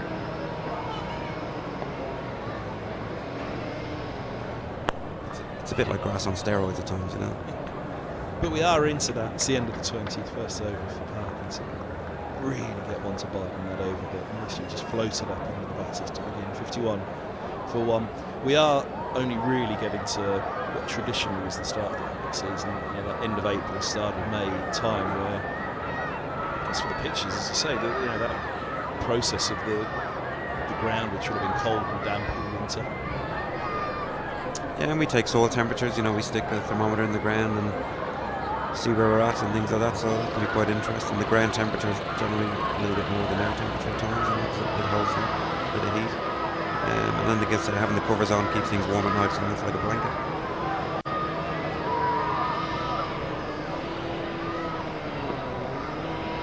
But I can see this pitch coverage-wise, and then we're going to go next for Derby, isn't it? It is Derby. They both look significantly better aesthetically, so to speak, so far. People look at today's pitch and see it's brown and beige, but there's grass out there, and you get up close, there's some green grass in there, and it's not just rolled mud, so to speak. It is so funny, the different angles that you view it from, how the colour changes of that surface. You might even find tomorrow morning there'll be a tinge of green when the hover comes off. Which again is quite interesting at times, especially when it's overcast and you get that tinge of green in the morning. And you can't work on it in day 2 and day 3 and 4. Talk us through that one, the tinge of green tomorrow morning. Yeah, once the hover cover goes on tonight, we're sort of creating a greenhouse in essence. It's going to be warm today, isn't it? The sun will be beating on it probably till 8 o'clock or so before the sun goes behind the warning stand. So in essence, you put your hand inside the hover cover, it'll feel warm. So that creates a good environment for grass to grow in. So the hover will come off in the morning and up close there'll be that tinge of green. And certainly on an overcast day, because tomorrow we can only give the pitch a cut and a small roll if someone wants it, for 8 minutes. So we can't do as much as we could do on day 1 where it's free rain. This morning a couple of brushes and cuts and a good roll.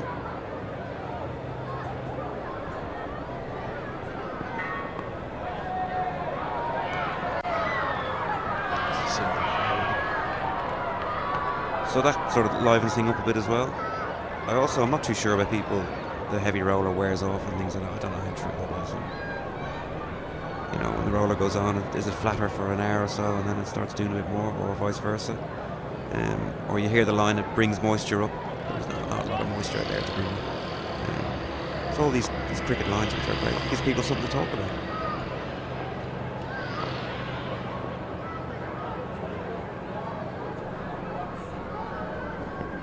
Stuck in the pitch is another one of mine.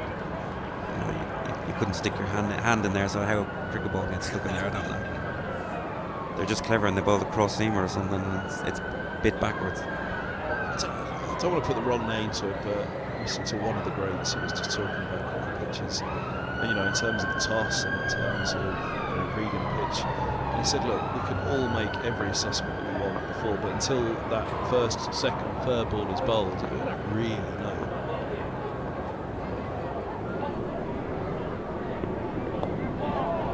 Just angled away by Robson. Surface.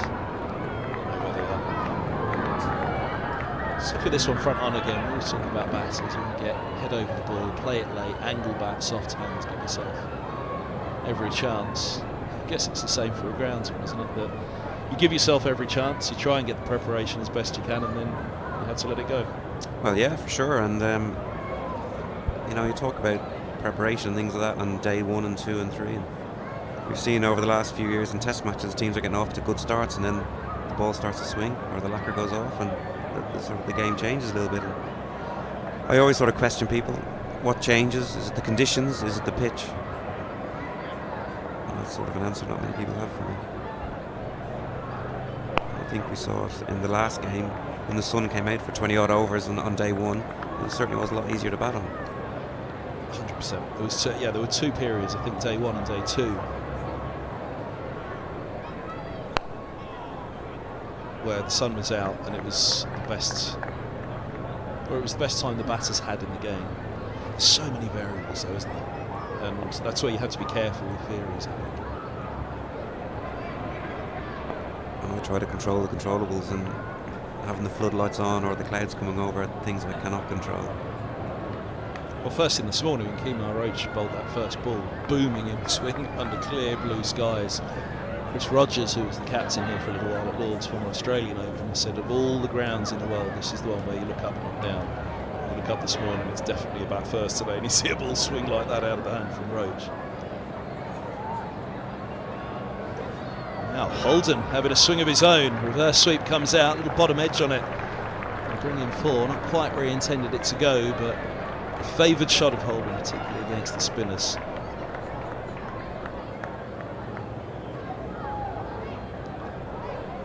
Puts the slip. Little slice of luck off the bottom edge. Could have gone anywhere. Four it is.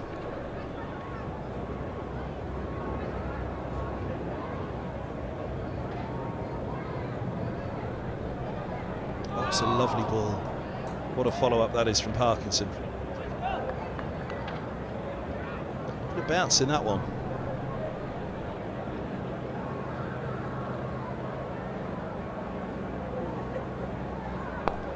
Oh, miscued from Holden. He's played with him nicely there. The pace of the previous ball, I think, perhaps drawing that full stroke off that one. The other one certainly quicker from the spinner, and found that little bit of purchase through to the keeper as well. 58 for 1, 22 bowls.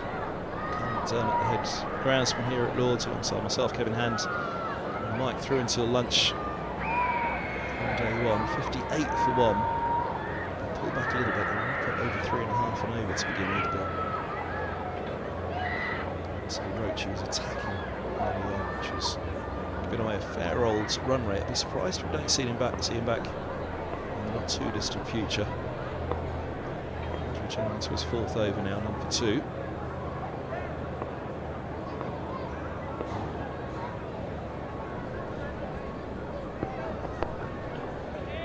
It's been interesting. Lord's has always been renowned for not spinning much, but now that Zafar's come here, he seems to spin everything, really, doesn't he? And it's sort of changed the dynamic of Middlesex's team, and certainly the way I think about preparing pitches, thinking it'd be great to bring spin into the game, but now we've seen a spinner who sort of gives it a good rip and gets that little bit of turn.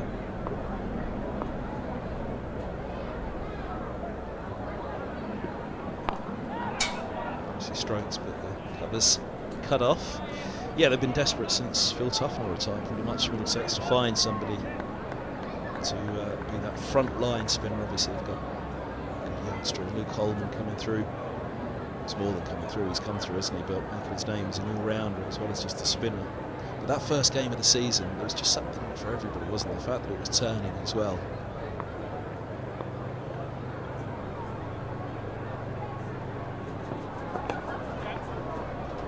Our old mate Ed Joyce, batting coach, debut in that game for Gloucestershire. They were following on and lost it, but yeah, I stood clear of him that week. But overall, it was a match where it really did feel like it wasn't as heavy a defeat as it perhaps looked on paper for Gloucestershire. It was a really good encounter. Again, there was runs in it, there was wickets in it for the seniors. And I know as a group of head groundsmen we're sort of chatting a lot about it recently, and there seems to be such a fine line. The pitch is either too flat or doing too much.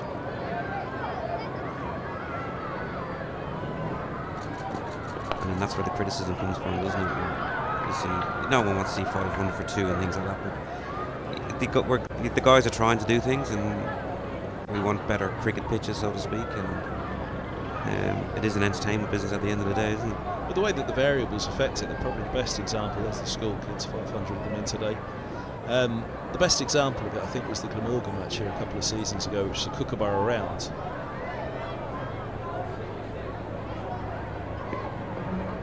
Lovely ball from Aldridge. This one again first before we go back to the pitches. That was a beaut, just down the slope, only slightly. Have to go past that edge.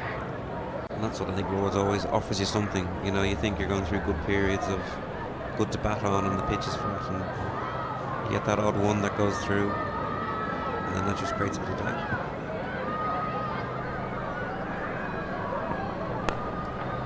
It's a good shot. Well cut off an extra cover. 59 for 1. Yeah, it was the lower end of the square, I think. Was that particular pitch? Glamorgan? Yeah, Sam Northeast. He broke Gooch's record in that game, didn't he?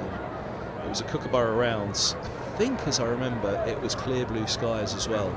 The 4 days, and you know, everybody at that point. But this was early in the Kookaburra experiment. And we saw how dull it was and everything. But the pitch itself, I always remember saying, if you'd have had a Duke's ball on that pitch and then a bit of grey sky, that would have been quite a cricket match that week. So the problem wasn't the pitch. The problem was the Kookaburra. That's an extreme example of the variables, but it's certainly, you know, how a variable can affect things. You say, you know, sometimes it's doing too much, sometimes it's not doing enough, but the variables are huge. And we get swing here, you know, and that swing goes with the slope or up the slope or down the slope, depending on where you are. And it sort of exaggerates things more than it actually physically is. My abiding memory of the Glamorgan game, apart from Northeast most of the score, was I remember the first over the ball swung after the stumps once, and then we didn't see it do anything again. Yeah, that was a game that we've all put to bed. We don't want to remember that one. Which is a real shame for Sam Northeast as well, because it was an incredible achievement. It's just the physical and mental feat of batting for that long. As many have said, so many of those batting records against the Kookaburra, they almost need an asterisk against them.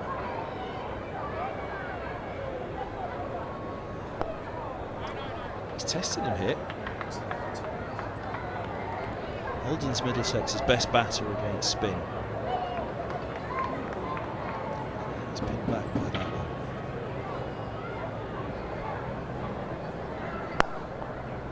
Certainly got a little bit of doubt in Holden's mind at the moment, Parkinson. The modern player doesn't like to go forward anymore for spinners, do they? They play it so late.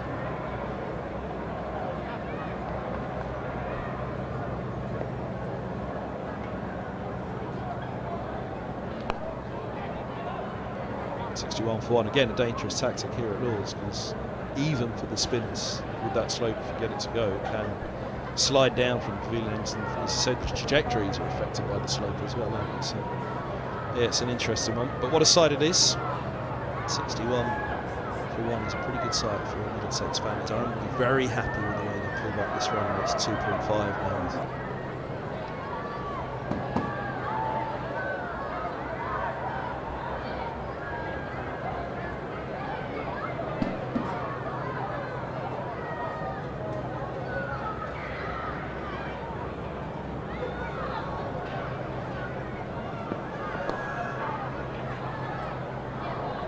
Bad place to call home for yourself nowadays, Carl? No, it's great. It's you know, dream come true stuff, really. You know. Where did you start? I mean, obviously Ireland cricket, then to Hampshire, and then to the MCC. Yeah, when I was 14, my maths teacher was the groundsman at my local cricket club, and I didn't play cricket at the time. Some would say I couldn't play cricket after that either. But he was looking for someone to help him out during the summer, and that's how it really started. I obviously fell in love with it straight away, and we were quite fortunate. It was a good cricket club, and we hosted some Ireland games over the years. Which club was it, sorry? Clontarf in Dublin. Angus Fraser will definitely know of it, because that's one of the grounds where Ireland beat Middlesex in I think it might have been the NatWest Trophy or C&G back in the day. Gus was playing in it. I think that might have been captain, actually. I did mention it in my interview here when Gus is on the panel.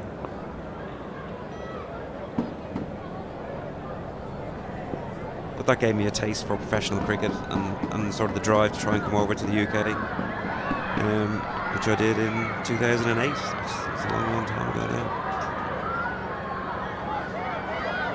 So what were you doing just before 2008? Which ground were you at? Was it Clontarf Yeah, all the way? oh, Clontarf all the way.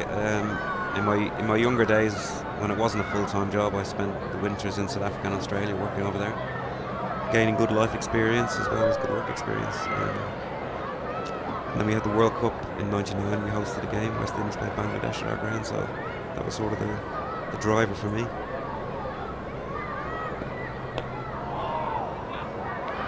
I'm trying to think. I've done 2 Middlesex games in Ireland. Malahide and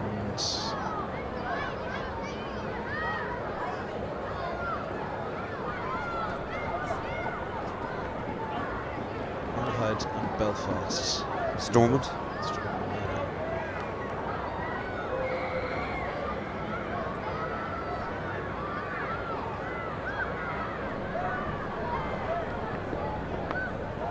I know the players always like the trip to Ireland back in the day, but much more professional now though.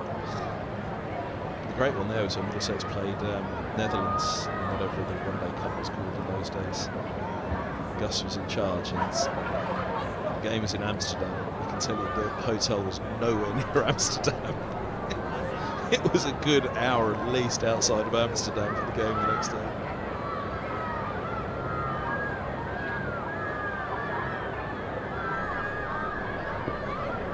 He wasn't a popular director for that one, Gus, because they coached it there and back as well to Amsterdam. Tim Mercer saw me getting in a cab to go to the airport to fly home. He was furious. How does he get to fly? But yeah, it was a long trip in and out to the ground as well from the hotel. Their favourite trip, but I think they, I'm sure they'd have enjoyed that one too. In particular, I'm just trying to think if I've got that right now in the Belfast game. Maybe I haven't, but I haven't been to Clontarf for a game yet. No, Malahide was sort of redeveloped a little bit, and they've got the space to be a pop-up stadium now where they can put 10 or 15,000 seats in. So that's for the bigger games. If England or India come over, they tend to go there. There's also plans to start a new sort of national stadium, so they want to host T20 World Cup games in 2030. So that's all got the go-ahead from the government with funding. So hopefully a shovel will go on the ground soon, and they'll start building. Is that redeveloping one of the existing, or is that a new venue? No, that'll be new, sort of out. It's not quite a sports city, but there's a development sort of out in the west of Dublin where there's other sports there as well and quite a bit of land, so it's going to go up there, fully fit for purpose stadium.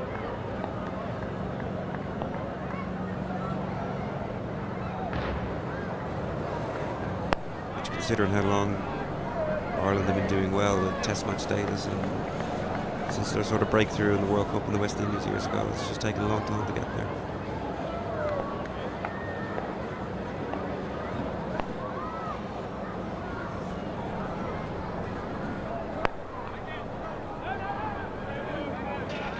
Yeah, it's tough, isn't it? So it's that golden generation. And actually, it went on for a fair while, didn't it?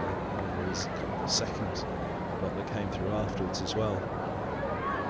Definitely had some good days, certainly against England anyway.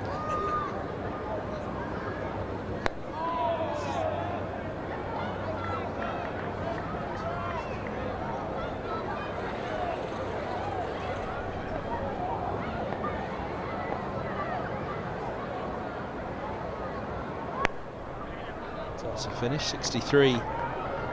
4-1 Middlesex having won the toss here. We can see if Ireland's finest is on the balcony. Well, so he tells me Ireland's finest team is on the balcony. He still hasn't bought me a drink as soon as he got on the honours board at Lord's. His finest day. What a day it was. So close. So close. Good performance. That would have been 2019, just straight after the World Cup, so there might have been a little bit of a hangover with some of the English players, and rightly so. But certainly a fantastic occasion, and the Irish do travel well, don't they? So there's plenty of good support here. Mercer at Lord's, you couldn't have written it better, really. It was always going to happen.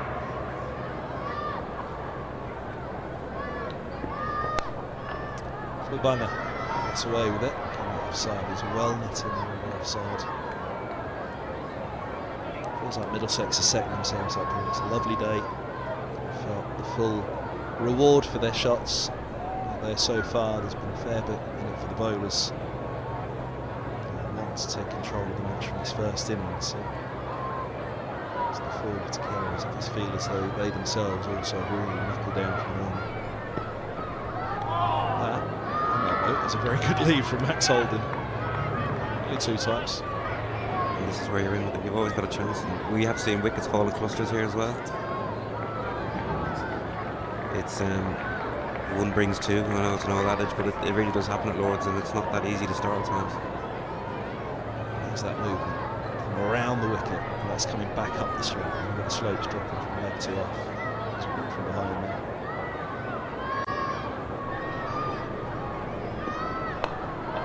This goes a little fuller, probably looking for that tempter, trying to hold its line and slip away down the slope, but just too full.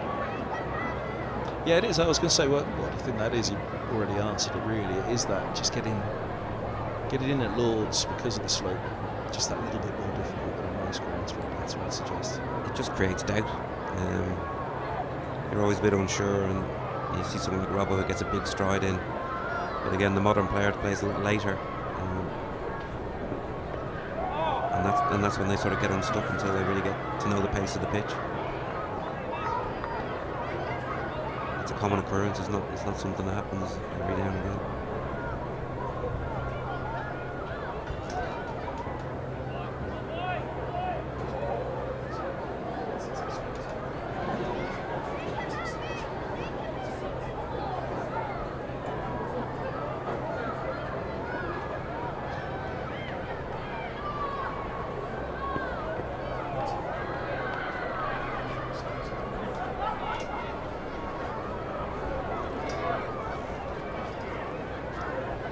There you go, the skipper himself, Ben Stokes, not in the team but back in the game, which is good to see. Had that nasty injury where the ball hit him in the face and the nets up at Durham.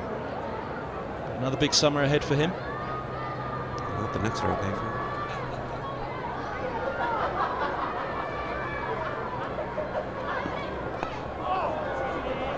him. 63 for 1. You're sitting a little less comfortably now, Colin.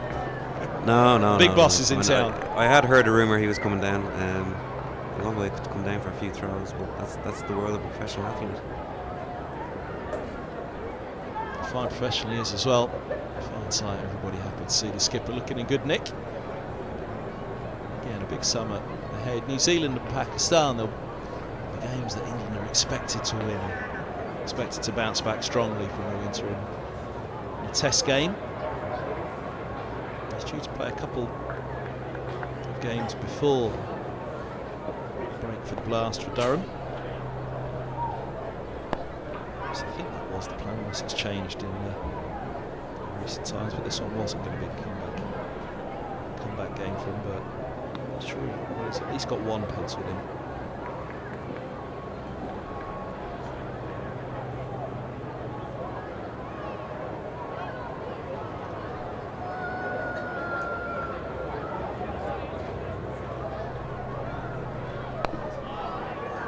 That's the thing about Ben Stokes, isn't it? Whether it's Durham or England, his commitment to the game, to first-class cricket, in particular Test cricket, such a great advocate of the game, and he speaks up so strongly for it. Now he's gone for it again, Holden. Again, it's his favoured shot against the spinner, and he is a strong player of spin.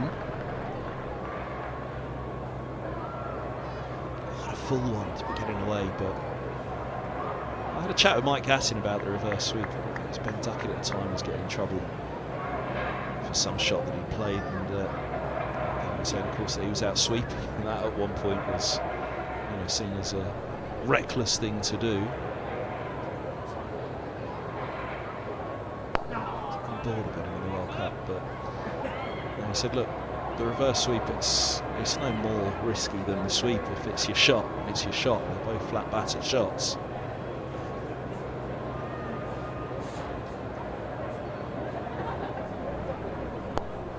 How would would you have got on with Gav as the Middlesex captain, Carl? He and Mick had a interesting relationship. Yeah, I've heard a few stories over the years.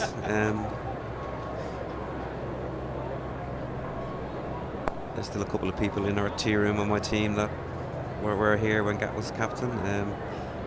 Gat was great to me when I joined the club. Great level of support, and I was sort of leaning on those older players about pitch performance and sort of how things go here and things like that. And Gat was always very supportive and someone good to talk to, which is good when you've got a legend of the game, you know, at your beck and call, which is great. 68 for one. We have to give Mick a mention, don't we? Of course, he passed away this winter, sadly. And a minute's silence before the first game here. For your predecessor, he was a man, actually, as you were telling me, which was a nice little tale, was that he wasn't just a man of Lord's Cricket Ground himself, he was a man of NWA. He was a minor celebrity around here. Yeah, Mick was definitely a hero of mine, sort of growing up, and someone I always looked up to, and even though I didn't know that well until I sort of came here, we'd met a few times. He had an Irish wife, and that was nearly our mutual bit of conversation. But you know, he changed the game. He did a lot of things within cricket that a lot of the guys have taken on board now and growing up.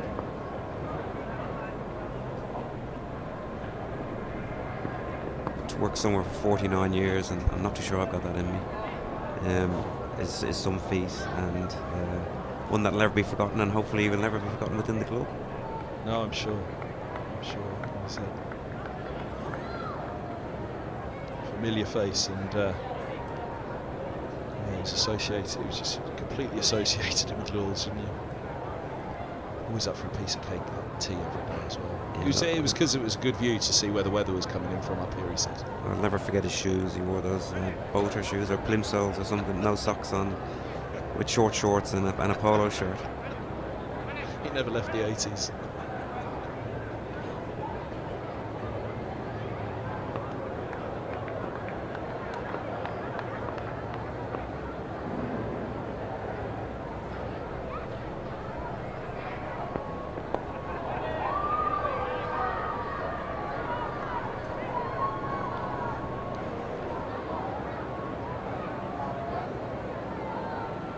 Watch a lot of Middlesex and a lot of cricket. How do you feel about these passages of play where it just goes slow, and did they get themselves in trouble at the time? Batting too far within themselves. Yeah.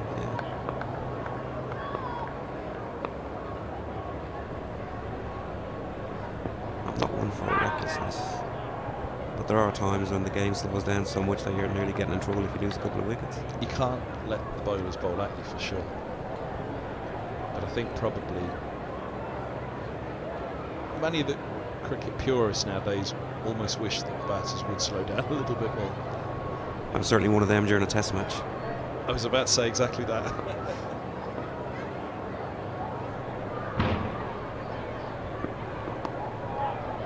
It's a nice little attack off the hip by Robson, who got off to a flyer this morning. He was going at nearly a run of ball to around about 34 or so.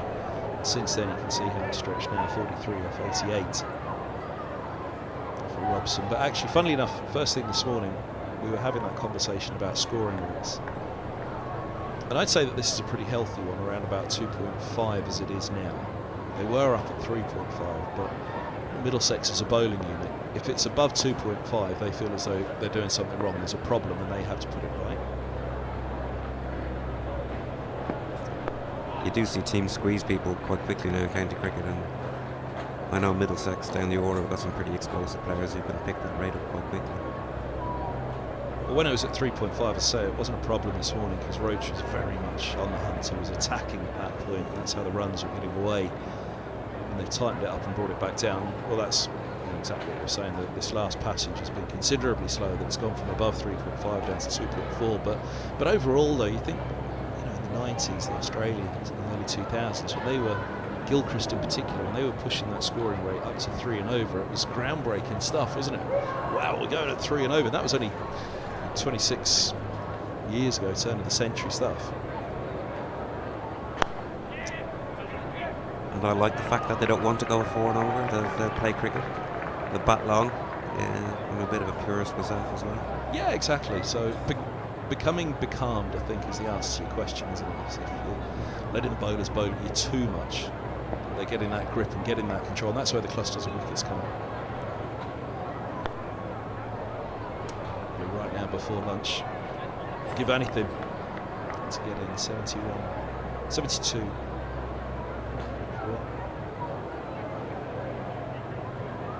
So there's a couple of sweeps from Max Holden. Again, it's the counter argument would be it's not a high risk shot for Max Holden. If somebody else was coming in playing it, maybe, but it's one of his shots, so it's not high risk. It fills me with dread, that reverse sweep. But if he was to get out now to the reverse sweep, that would be the conversation. Was that a reckless shot at that time? Well, I think in the World Test Championship final last year, maybe Carey got out reverse sweeping in the first innings, and I'm just like, oh.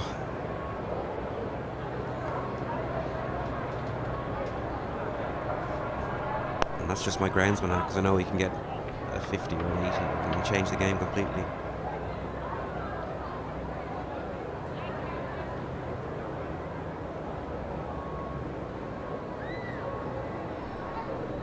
What do I know?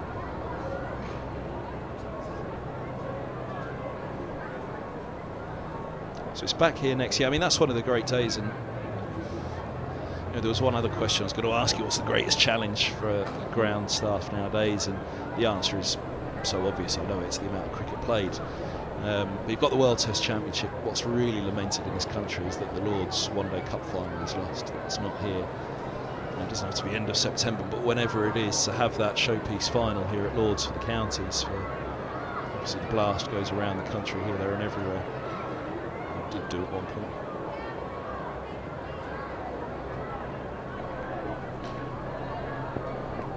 That's one of the big days out, isn't it? The Test Championship was a wonderful day, and it will be again next year. Lord's final every year, everybody would love to. So I don't think there's anybody that wouldn't love to bring that back. However, the greatest challenge for ground staff up and down the country is the amount of cricket that's played on squares nowadays. And we just physically haven't got enough pitches to have everything, And this year with the Women's World Cup, that's a challenge in itself. And we're reusing pitches that we wouldn't normally do for elite cricket. Gets through, just straight to the mid-on. So pick himself up there, Parkinson will go again.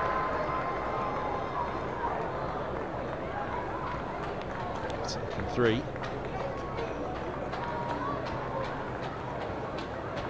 And there it is, the square, of which full use is made up and down.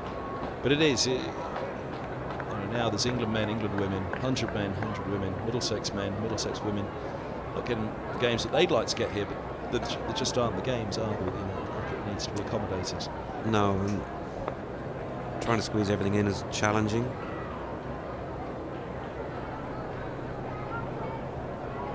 And with the IPL window where it is now, the days of the early Test match or early ODI, and you could possibly reuse that pitch later in the year, that's gone as well. So all our major match cricket now is, and rightly so, in the height of summer, when school holidays on and things like that. But sort of limits our flexibility massively. We have normally 6 championship games. We've only got 4 pitches for those 6 championship games.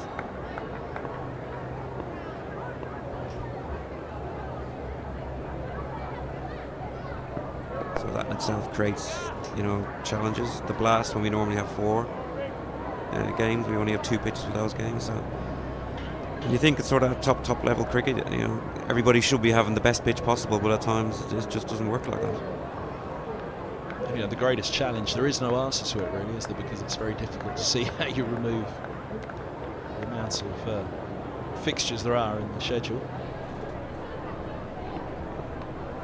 A bit of bounce, got big on Robson, he's ridden it well. Taking a single.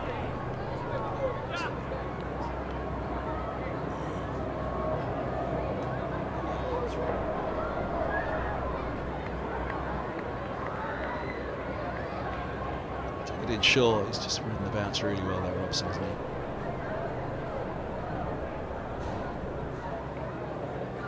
Into the ribs from Aldridge, it was well directed short ball.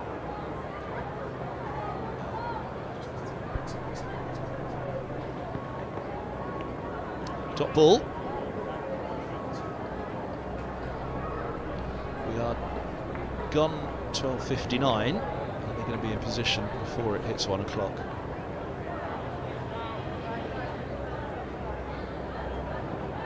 Looks as though we are. Parkinson's got the cap off. He needs that Crawley in this situation. A few shoelaces tied. What was it in particular? Was it? I'm trying to remember what it was. Someone behind the bowler's arm or something. There was nothing there. He just wanted one over that night. Oh, but it was great, wasn't it?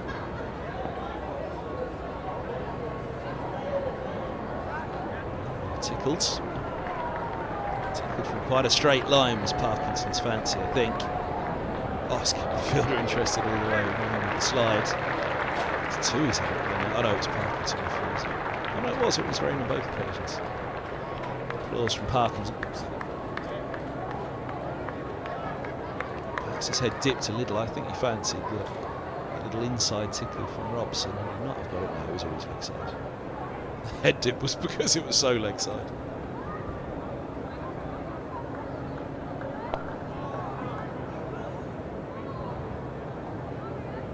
We'll have to do this more often. It's been 6 years. We met up at the end of last season. I said to you, we really need to get you up there because, particular day one of a game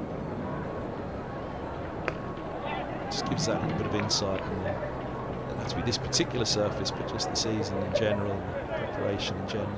So you talked about knowing that this one 2 weeks out would be a good one. Do you still watch it the first over or two?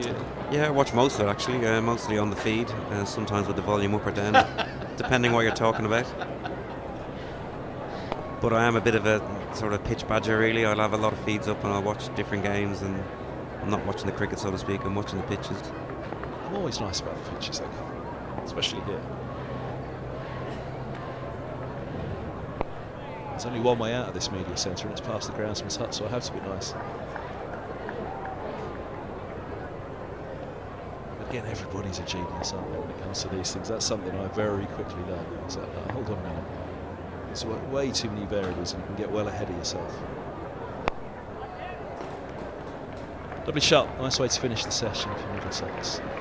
Single for Robson. He's on to 49. And that's a pretty decent start for Middlesex. 82 for 1, Holden 23. Pretty decent morning up here next to Alan Coleman, also Carmen groundsman here at Lords, much appreciated. Hopefully we'll do it again soon. Yeah, you're more than welcome. Thank you very much. Really great insight from Carl. Good to have him up on the mic finally and chat through some of the things up here that we've been talking through over the years in the pub and downstairs as well. But 82 for 1, very good morning for Middlesex.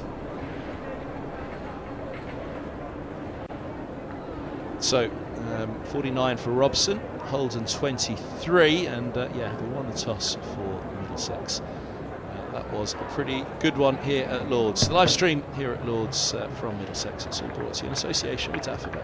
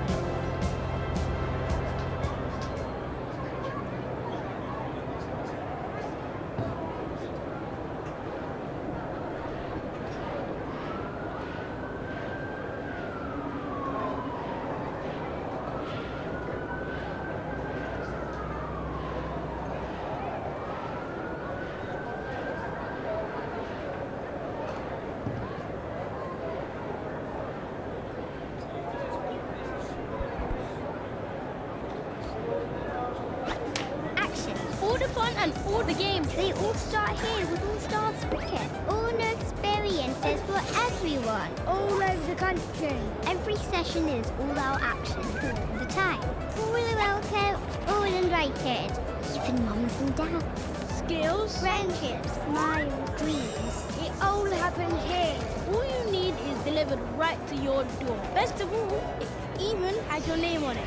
All the activators are fully trained, and all they want is for us to have a great time. Always have fun. Catch, throw, try it all. It's time to go all in, all together. And it all starts with All Stars. All you need to get started is at allstarscricket.co.uk.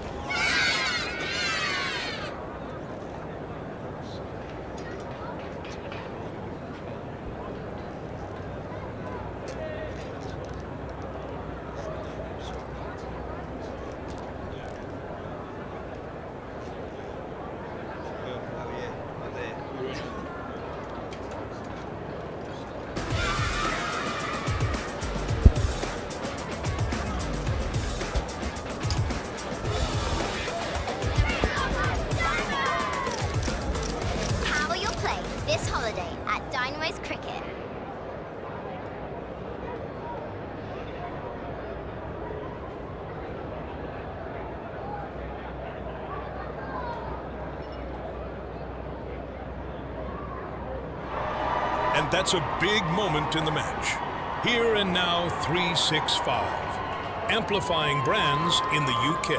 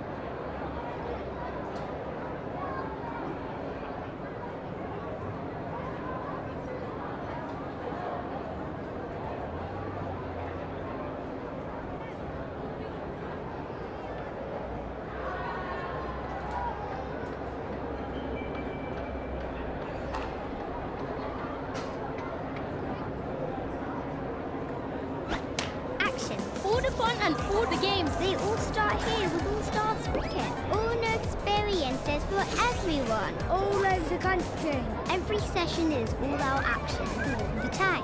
All are welcome, all invited, even mums and dads. Skills, friendships, smiles, dreams. It all happens here. All you need is delivered right to your door. Best of all, it even has your name on it. All the activators are fully trained, and all they want is for us to have a great time. Always have fun. Catch, throw, try it all. It's time to go all in, all together. And it all starts with All Stars. All you need to get started is at allstarscricket.co.uk.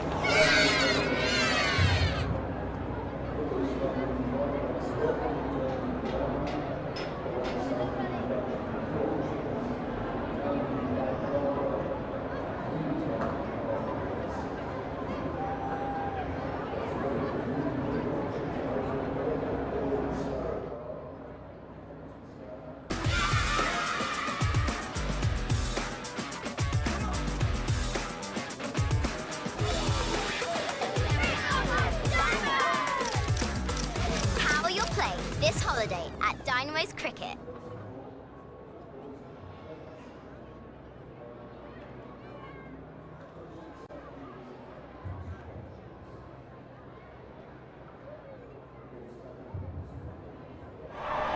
And that's a big moment in the match. Here and now 365. Amplifying brands in the UK. It's lunch on day one of this Rothesay County Championship match here at a glorious Lords where Middlesex are playing Durham. Just to recap then, Middlesex won the toss and Lears deployed did exactly what you'd think a captain would do on a sunny day like this, and he chose to bat, and Middlesex have reached lunch at 82 for 1 with Sam Robson in the runs again, ably supported by Max Holden. To chat through what's happened in this session, I'm joined by two ex-England legends, my closer play co-presenter, co-host Ashes Jones, and Middlesex legend Angus Fraser. Welcome, guys. Gus. It's afternoon, yeah. It is afternoon. Yeah, it's been that for a while, though, hasn't it? I mean, Lears deployed, won the toss and batted. Is that something you would have done? I think if you're a as a bowler, I'm asking you, right? I mean, as a bowler, you try and avoid the thing you're paid to do all the time, which is bowl. So, yeah, I think if you'd have won the toss and decided to bowl on this pitch in this weather, he'd have had a couple of grumpy faces going back. So he would have been put under a bit of pressure. But yeah, it's probably quite a straightforward decision to make. Looking from up here down at the pitch, it looks pretty devoid of grass. It's not really. I mean, the cricket that we've watched, it doesn't seem to have done a lot. So it's been a pretty Middlesex session, but quite an even session really, because things can happen quickly after lunch. We suddenly lose a couple of wickets. Yeah. But simple decision probably for Lears deploy, and he'll be pretty happy with where they're at this moment in time. And when you've got two answers to give here, because you can wear your keeper's hat first and answer the same question, and then you can do it from a batter's perspective as well. What, in terms of what's gone on? Keeper's like a bowler. He doesn't want to keep, does exactly. he? Yeah. Now, in terms of, would you have? What if you'd have won the toss? What would you have done on a day like this? Well, the weather is a big factor here. Today is meant to be warm, above the 20s. There's not really a cloud in the sky, and the wicket looks flat. So, you would have had a load of grumpy players if you won that toss and bowled, and especially with the Lord's lunches. That's what that's the thing. That's the main bit. Yeah. So you won't. There'll be a lot of happy players up there in that dressing room having watched until the batters sort of work their way towards lunch pretty securely, really. Durham have bowled well, but also the batters have really applied themselves well. Yeah, so from a batting perspective then, I mean, it's the ball's not hugely coming on. It seems quite slow. I know Gus and the bowlers were definitely are happy that they've got their feet up in the change rooms, but it must be tough batting out there even though it looks like it should be, perfect batting conditions. Perhaps it's not quite what it seems. Yeah, and you've got a good bowling unit. And what we've seen this morning is, you're right, it's not particularly quick wicket. Watching where Ollie Robinson was stood, he wasn't that far back, and so that's a factor with how that they bowl. They bowl pretty straight and made it difficult, and the way that Robson's gone about it, especially, it's a bit of a throwback to how an opening batter bats. The way that goes modern-wise, going to attack. Well, we haven't really seen that. Yeah, and Middlesex, to be honest, they're not. They haven't sort of embraced a Baz ball as such. They're sort of more worried about getting decent scores in the ball, and I think. As you said, Durham bowl with discipline. I mean, it's been attritional, and it brings different pressures, though, doesn't it? When you get a flat pitch, the sun's out, you're more fearful of making a mistake and wasting an opportunity to bat all day. So you can be a bit tentative at times. But Holden and Robson are both watchful players in red ball cricket, certainly. And the match can obviously upgrade it a bit when it needs to be. But, they start again, don't they? And I suppose that's one of the things about cricket. You sort of have a 40-minute break and you walk back out, and you don't just carry on from where you left off.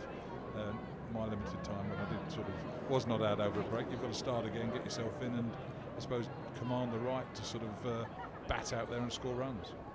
Yeah, that's the expectation now, isn't it? That the batters have seen it, they've applied themselves, and so if you were to see a bit of a woolly shot, you wouldn't be making eye contact with someone like this guy walking back into the dressing room having thrown away, because really and truly Middlesex are looking at this and thinking we can build a big first innings score and put that pressure on Durham. Yeah, so on the bowlers then, Gus, the bowling's been tight so far. Potts, so Kemar Roach from the pavilion end and Matthew Potts from this media centre end. They've just bowled stump to stump, and is that indicative how you should bowl at Lords? Yeah, I mean, I suppose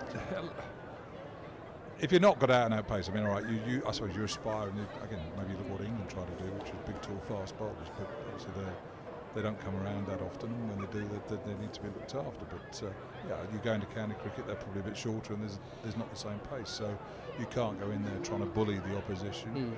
Sometimes, obviously, when the conditions suit, it seems, it swings, there's something in there for a bowler, and you just hold your line, and eventually sort of something's going to happen. And I think in some extent you're playing the same game now. You're waiting for the batters to make mistakes. The ball might just do something. Again, the slow pause gives you something slightly to work with here, because if a ball hits a surface that's at an angle, some balls are going to deviate, some aren't, some are going to deviate. So the slow pause gives the bowler a little bit of help. And I say just try to create some pressure, work on the sort of batters, I suppose, weaknesses, which maybe they're thinking, I need to get on, I need to score some runs, and all of a sudden they make a mistake and you get in there. But yeah, it's got to be a long day for the bowlers, you sense, after that first session. And as Geraint sort of said, Middlesex, they'll be wanting to get a total with a 4 in front of it, I would have thought, on what we've seen so far. Sam Robson approaching a 50, ably supported, as said, by Max Holden. The only wicket to fall this morning is Josh De Caires. He went pretty early in the day. And what do you make of this, Gus? It's actually quite a good ball, hasn't it? It's just held its line, maybe gone slightly up the slope. He's had a push at it, needed to play at it. But again, Josh will be sort of frustrated in the way that he's got in. He's batted for a period of time, but not really got on, and that's been the case a few times this season. So he'll be frustrated. He'll be sat there sort of jealously watching the players, maybe feeling he's been a bit unlucky. But again, it's a ball there that's held its line, and yeah, a good Lord's wicket. Did you feel he poked at it a bit, or do you agree with Gus? Yeah, but that's the... Yes, when you look at it, you know, being critical, he probably pushed away from his body a bit and caught the edge. But that's the Lord's factor in a way, is that it draws you into some shots, and it can even cause you to leave balls which then come back. So, but I think the ball there was pretty much indicative of the way Durham have bowled this morning. Yeah. They've put the batters under a lot of pressure, and that's what you hope, is that you get a little nibble and you get a batsman to push away. So yeah, he'll be disappointed, but I think you can also look back and go, okay, it was a pretty decent ball. Did you have an end you preferred to bowl at here? Yeah, I'd prefer the pavilion end. Right. I think, and I'm not comparing myself to them because they're better bowlers myself, but a lot of the good line bowlers, so your Ambroses, your McGraths, your Pollocks, even Jimmy Anderson, people like that, bowled from the pavilion end. And all right, there's more left-handed batters now in the game than there were sort of when I was playing, probably 40 years ago. But there's still a lot of right-handed batters, and I think if you're bowling from the pavilion end with the slope as it is, you could get a good line. You get batters sort of playing at balls they should leave alone because they're fearful that the thing's going to nip down the slope and trap your LBW or sort of rattle you off stump. So if you can get your line right bowling from the pavilion end, it gives you something to work with. So yeah, that was always my end, and also you didn't have to walk as far when you came out after lunch or two. You can just plonk yourself a fine leg in front of the Warner stand or in front of the Allen stand, which is being rebuilt. Quick stat question: what's the slope from one side to the other? It's 8 feet. So if you look at the tavern, if we go to the ground now, and it's actually a lovely sight out there on the ground, I must say. They don't do it very often, but when they do allow spectators onto the field at lunchtime, I just think it's fantastic. I mean, there's a lot of school children here today, and the fact that they can get on the Lord's ground and they can have a run around, it will really make their day. So I know it causes issues a bit. Mick Hunt, who was the old groundsman here, used to moan about a 2p coin messing up the blades on his mower and stuff like that, but the fact that you get the people here. But if we're looking at the image in front of us, so from the right to left, it's an 8-foot slope from the bottom of the advertising boards in front of the grandstand to the bottom of the advertising boards in front of the tavern and the mound stand. I was trying to get Jonesy to give me some intel on what happened to him in the 05 Ashes. You mentioned Glenn McGrath. He got caught on the boundary hooking Glenn McGrath. We think it's hooking because he was caught by Dizzy Gillespie. So I'm assuming that's what happened. So and I must remember it, mustn't he? Yeah, no, he doesn't remember these. He's tactically, he does remember the things that that may not have gone as well as perhaps they could. No, I generally don't remember. Yeah, when Sanjay mentioned to him this morning when we arrived here, I had no idea. I remember batting with KP here a bit in that first Test match, but how I got out, no, that's beyond me. I'll have to look back in the archives and the black and white stuff to have a look at that. You black and white. You should look at my day. Didn't exist then, Gus. Sam Robson, impressive. He had an England stint a long time ago, but he's your archetypal opening bat pro, isn't he? Plays the ball under his eyes, plays correctly through the V. You know, and he's got, I think, 47, 48 as we approach lunch now. What have you made of him so far? Yeah, he's been what I remember seeing him playing Test cricket. It's that opening bat that is watchful, he's wary, and he waits for the bowlers to come to him. And unlike De Caires, who pushed away, Robson has left the ball really well. And from what I remember him seeing this morning, he's good off his pads, and also he played nice and straight. And so they're the basics of opening the batting, and he's done it well. And he's set himself a great foundation, and he'll be eyeing up a 3-figure score, if not more, and really setting up for Middlesex. Coming off the back of 162, he scored against Northants, I think it was last week, second dig to get them through that game.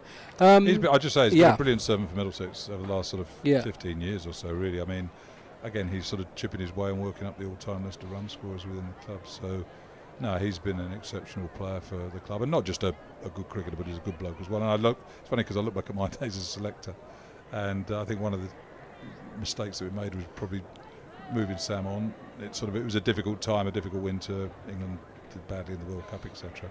But it's one of those ones where the first person in your choice was Sam to open in the sort of era that we had, and we then thought there were better options, but each option did worse, if you see what I mean. And with hindsight, I know that's no sort of consolation to Sam, but with hindsight, we probably should have stuck with him a bit longer than we did. He knows his game inside out, doesn't he? And he's not your Bazball, someone you're going to watch particularly, but he accumulates, and that's what struck me watching this morning, is that he knows his game inside out, and he's very happy to play that game, and because he knows it's going to work. And like I said, he's chipping his way up that leading run time scorer. So yeah, he's been great for Middlesex, and I'm sure he wants to get a load more today. Yeah, I would think so. Now let's put your keeper's hat on now, because the one thing, the standout moment, I guess, if you're from a bowling side, is the drop catch. Ollie Robinson dropping Sam Robson quite early in his innings. You had a lot to say to me when we were chatting about it. What did you make of it on screen? I do think it's a bit of a typical Lord's drop as a keeper. He just gets stuck going a bit down the slope, Ollie, and if you there, his head's nowhere near where the ball is, and it's really and truly, it's quite a straightforward dismissal, because Kemar's done everything he wants. He's actually held it up against the slope, so Robson's been forced to push away, and he's just slightly going the wrong way with his weight there, Ollie. And but even when you look at it there, as a keeper, you're very disappointed, and especially early on in the day when you're having a bowl, you can see it's quite a flat, it's not particularly quick wicket. Your premier bowler, and you've put that down, so he'll be disappointed. And the other thing, as a keeper, that's going to play on his mind for the whole time that Sam Robson's out there batting. And you had a lot to say about the slips as well. You thought the configuration, the staggering, was a bit strange. I just thought they were remarkably close. Looks narrow just looking at that. They look very close together just looking at the images that I saw there. Yeah, and that's the first thing I sort of pointed out to Sanjay, that they're almost too cramped, and so I can understand why when the wicket isn't carrying. There's not a lot of pace in it, but if you have a look there first, look at where first slip's left foot is. It's well inside the wicket, and so as they're all going, they can almost cover. I'd say 2 slips could cover that distance. They're doing it with 3. So, but the reason they've done that is based on the wicket. We saw one carry on the half volley to Ollie Robinson, and he took a marked step forward to do that. And the closer you get, the narrower you've got to be. But I still think that that they could spread out a bit more, and we say room for brilliance, but for me, there's some more distance to be covered by those slips. Who'll be the happier of the 2 captains after that morning session? Well, the Middlesex captain, undoubtedly. I mean, having won the toss, as you said, I mean, the sun's out. The overhead conditions at Lords can play quite an important role in decisions that are made at the toss, but the sun's out, you've got the chance to bat all day. The weather's supposedly turning a little bit over the weekend, so that may well sort of give the bowlers a bit more to work with. So it's a good toss to win. The challenge now, again, you look at Kemar Roach, you've got Potts, you've got 2 quality bowlers. If Middlesex don't get it right after lunch, all of a sudden they can waste a good 2-hour period there. But if they can come through that, they can really put down quite a strong sort of position, or they should be able to establish a strong position in this game with maybe what's coming along over the weekend.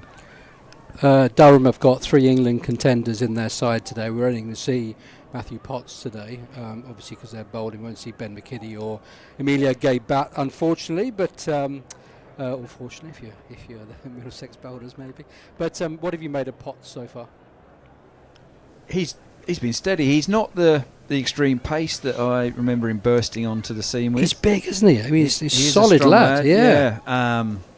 And I, had a brief chat with Troy Cooley, the bowling coach up here in Yeah. the media Yeah, you stand, saw him, didn't you? and he's here keeping an eye on Potts. And I asked him what pace he bowled, because in my head I was thinking I remember him being sort of 85, pushing up 90 at times, where he was actually sort of around the 80 mark. So he's now finding himself as a bowler. Is he going to become the bit more of a swing bowler than the out and out pace? So, but he, I like the way he went about his business. He's an earnest worker. He hit good lines and lengths, and he's had to go from both ends. So also that adaptability is something that you need to have. So he's clearly still in the thoughts of England, which is great for him, and he's just got to put some results forward, because I think who they're going to pick in that first Test match with the bowlers is up for grabs, and as they say, performances matter. We had Ashley Giles on our show a couple of weeks ago, and he was saying that he thought England would move on for the 87 plus, the Woods, the Archers type of thing. Do you think a Matthew Potts suits what they're looking at nowadays? It's difficult to know. I mean, they've sort of been Well, that's true as well, players as well, isn't it? Because they've sort of come from nowhere at times. But Potts is a good bowler. I mean, as Geraint was saying, I mean, he's not an out-and-out quick, but he's a real honest.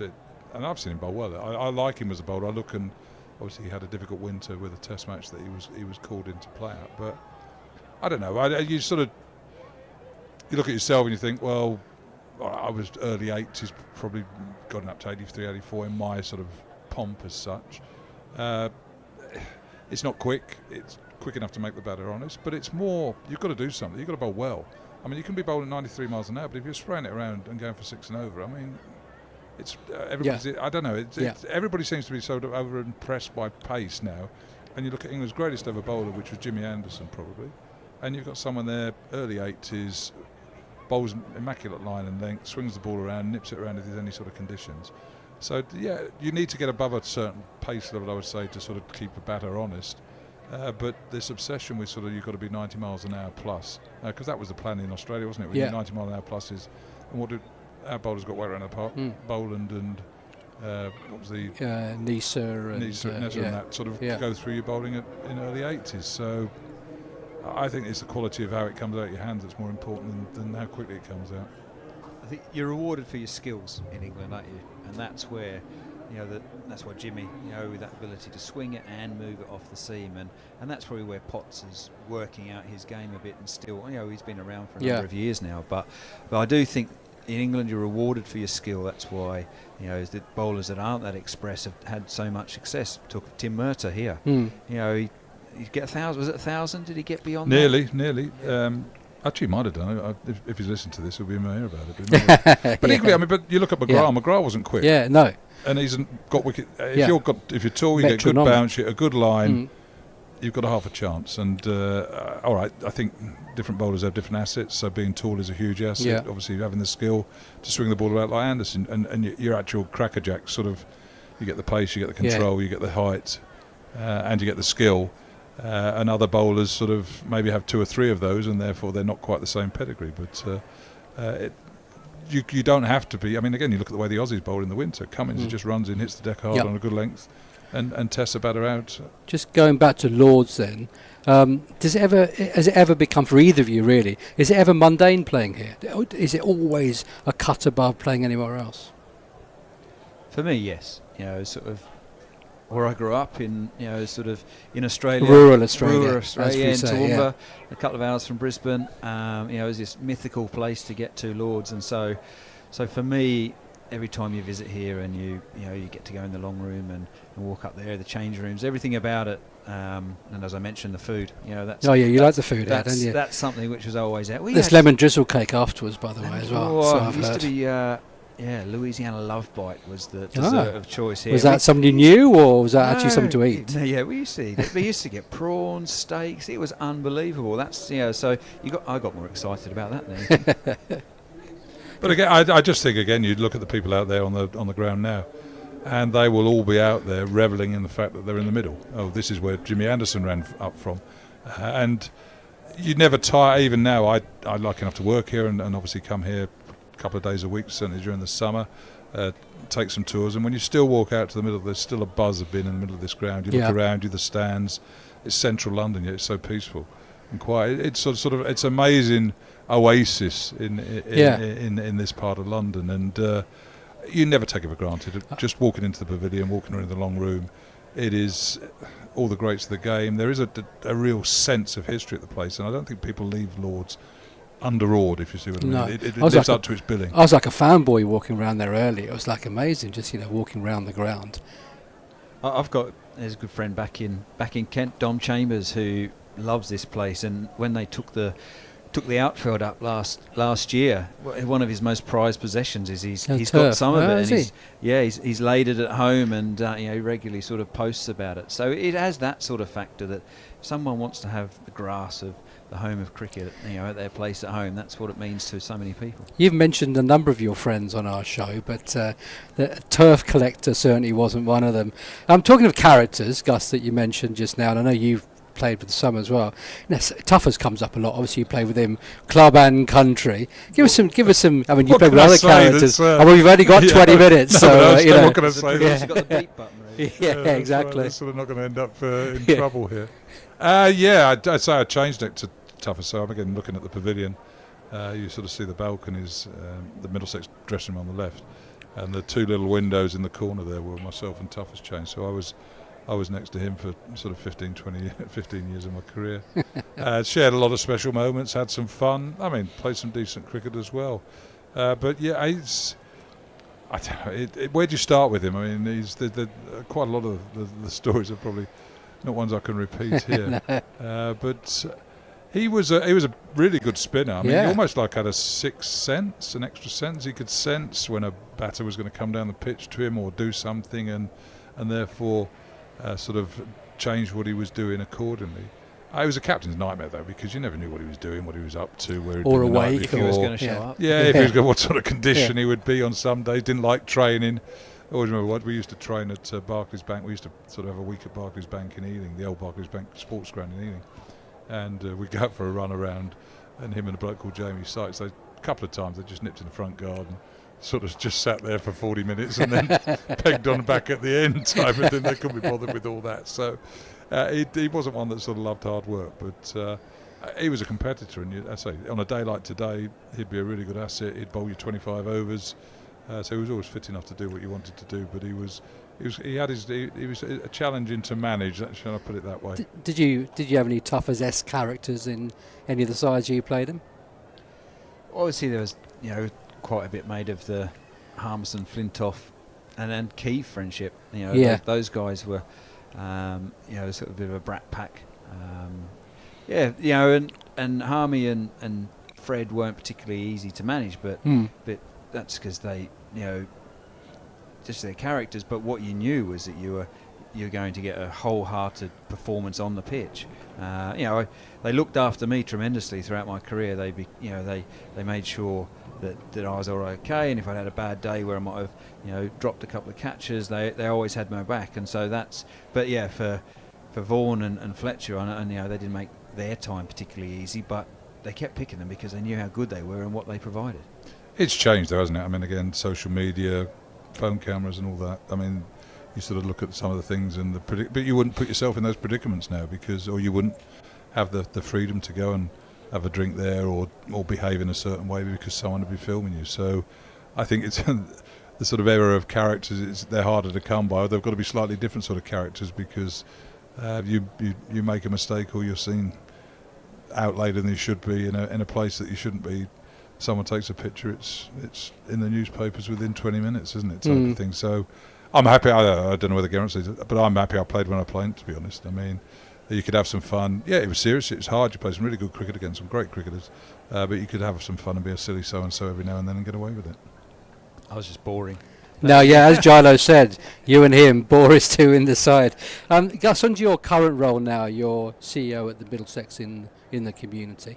How important is it for Middlesex to produce their own players?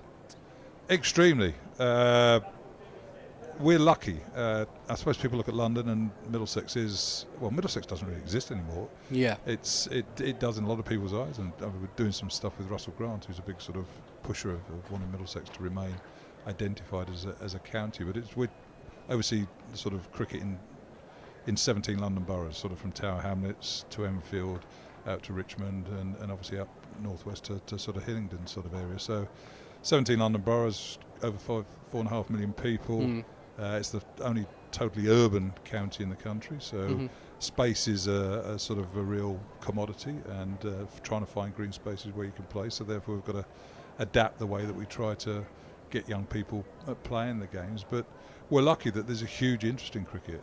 I think some at corners of the country are sort of seeing a bit of a fall off, but we are blessed with a huge interest in the cricket, and again a huge interest from certainly the British Asian community, which is quite sizable in London. If you go out of London from here probably and a mile either side of the M40 and the M4 south, you go through sort of Ealing, you go through Hounslow, you're in Harrow, you're in Hillingdon, you're in Brent, and there's just a real passion for cricket there. And I suppose one of the big issues we have, thankfully, there is we're struggling to keep up with demand. We need more grounds, we need more squares. We need sort of greater sort of facilities really for people to play. So we're in an extremely fortunate position. But again, there's real challenges as well, charged with trying to get young boys and girls playing the game. I mean, we want everybody to play the game. We're walking cricket for elderly people is very important to us now. But we're sort of obviously delivering your chance to shine. So there'll be coaches from Middlesex, in Tower Hamlets, Hackney, Haringey, Brent, and certainly a lot of the London boroughs where they haven't got the green spaces. Maybe cricket isn't the natural place, the sport that they look to play. So we're doing our best to try to get as many young people playing the game as we possibly can. So do you think like Surrey, for example, or a football club, what represents the biggest threat, do you think, to a county like Middlesex in terms of producing more players? I mean, I suppose football is sort of all-encompassing, isn't it? And again, I mean, one of the things is the lack of part or the reduced participation from people from the black community. And again, football, you look at football, there's a lot of black players playing, and therefore they become the role models, and that's where the young black boys or girls go to. So we want to sort of make sure that cricket is something that remains relevant and is something that's easily accessible. So football would be the thing. The cost of cricket as well. Cricket can be quite an expensive game when you're trying to kit someone out with bats, helmets, pads, etc. And accessibility of spaces. So again, travelling around London is not easy. Parents are obviously very guarded about how far their children how travelled their children far. So and the fact that there aren't just green open spaces every round every corner means that those that are there have really got to be treasured and kept, and we make sure that we're not losing cricket grounds and cricket squares to redevelopment and to other sports, because other sports are competing hard as well. If all of a sudden we stop playing cricket at a ground, you bet your bottom dollar that there'll be a football club that goes in there and sets up a junior section very, very quickly.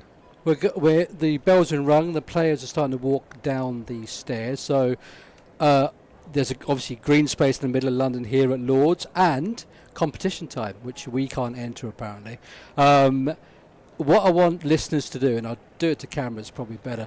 What I want viewers to do is to tell us the total number of runs you think are going to be scored in this match across all 4 innings hopefully, but as many innings as they are. And if you send us that in, the link is in the description on the screen, then you've got a chance of winning 2 tickets to watch England play New Zealand on Saturday the 6th of June.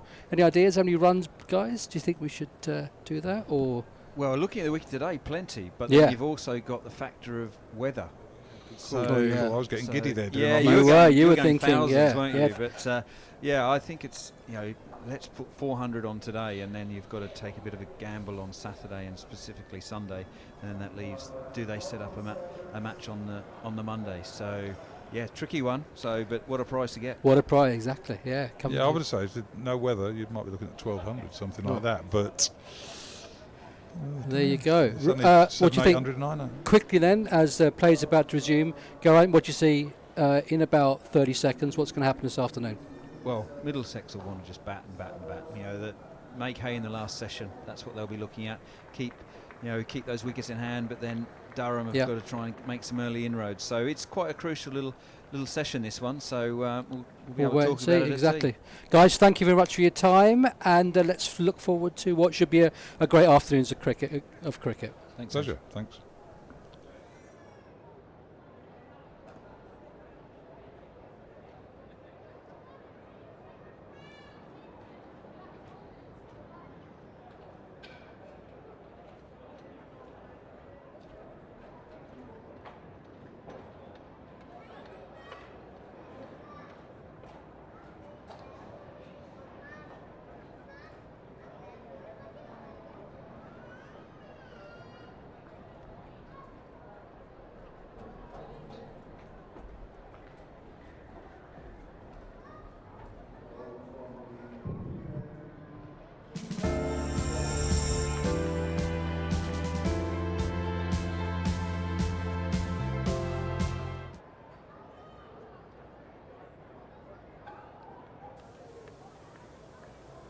Well, good afternoon, everybody, and welcome back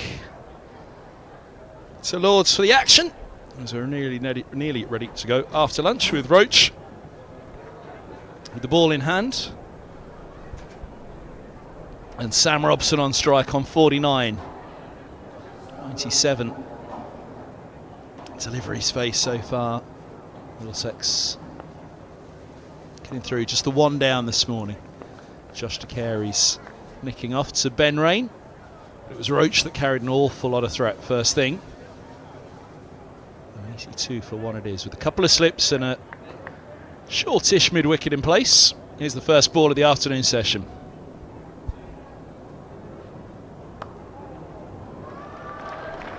And it's 50 up for Sam Robson. Cut away to backward point. 98th ball, 53 runs and a raise of the bat to the pavilion for Sam Robson around the grounds. He's had a strong start to the season, Robson. Also brings up the 50 partnership with Max Holden, who has 23 of them. Robson 28 of those. A personal milestone as well for Robson, key for him here. Scoreboard will catch up in a moment, but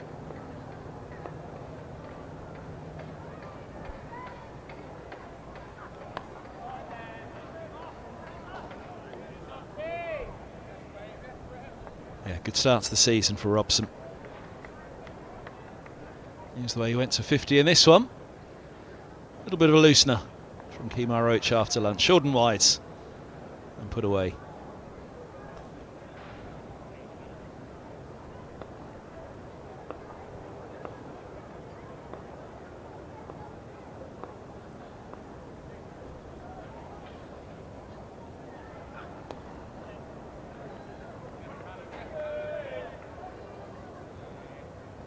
Single more for Robson. He's on to 54.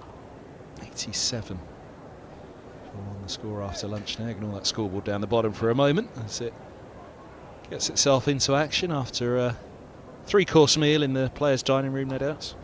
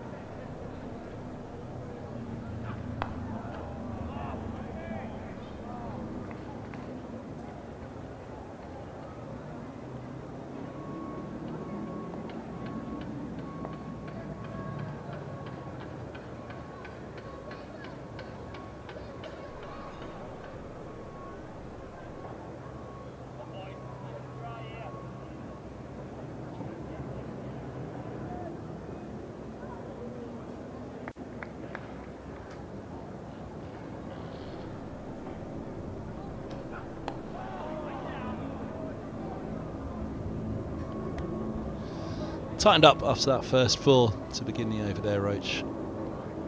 87 for 1 it is. Bright blue skies this morning for the toss. Bright blue skies this afternoon. Still expected all through the day today. Soaring temperatures, searing even. 23, 24 in the capital, I expect. Bit of rain forecast tomorrow evening, but should be okay in the first 2 sessions of the day. Maybe the evening session as well, but certainly later tomorrow. Expectation is there might be a few clouds around and a little bit of rain. Middlesex will hope by that point that the decision to bat first is fully backed up in the total column. Here's the man with the wicket to go so far though, Ben Raine. Very nearly another there, just drew Robson into that.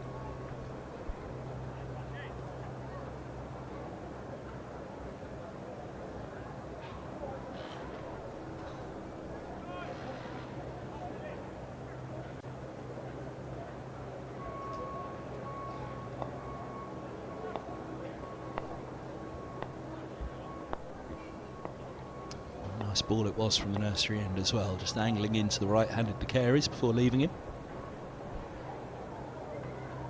A little too straight on that one.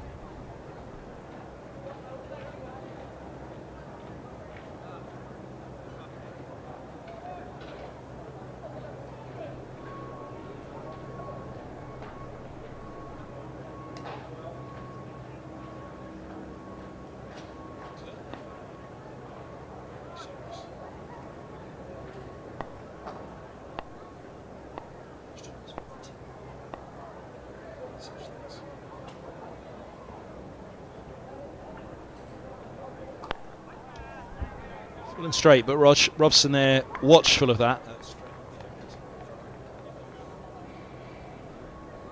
Key scoring area for Robson, that. Off middle and leg. But on this occasion, just watchful guiding it. Getting himself in after lunch. He'll want to be there for the long haul. He'll know that this fella is a wily bowler.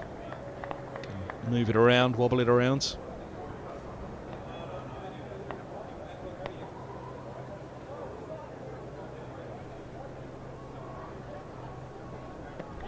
Now, has that done too much? It's come sharply back up the slope. A little bit of swing there for Raine, I fancy. But against the slope. Let's see, out of the hand there. It's all looking good now. Off the surface, that's gone. Ooh, I tell you what. Robson's desperate attempt to get his front pad out of the way and get the bat down means that he's lurching backwards. From front on, certainly looked as though it had a chance.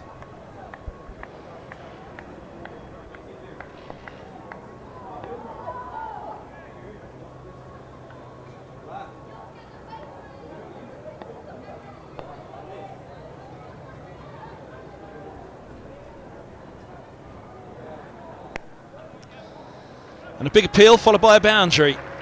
A little bit of width, a little too full, and Robson finds 4 more.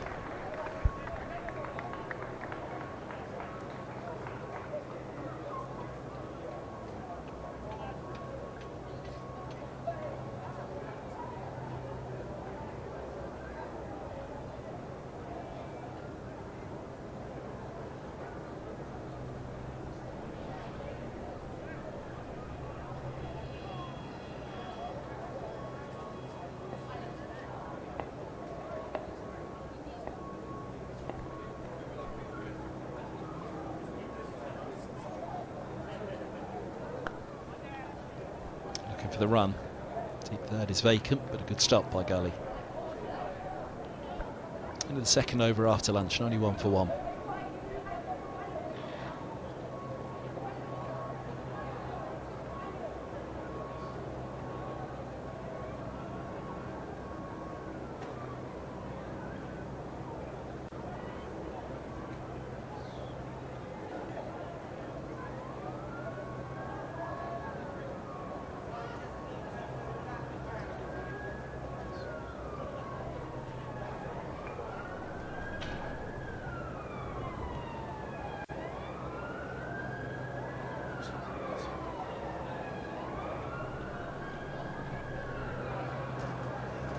little bit of movement again in the pavilion. Setting Max Holden.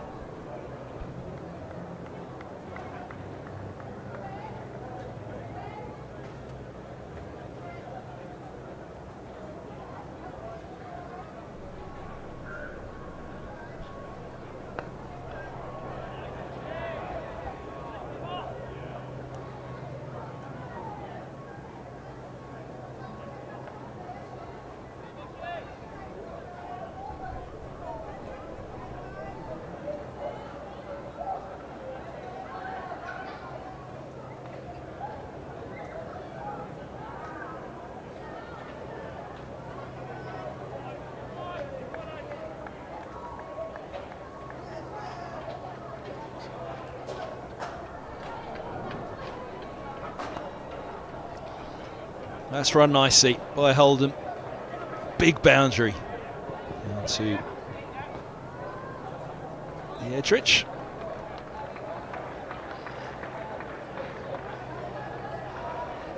Managed to run 3 though.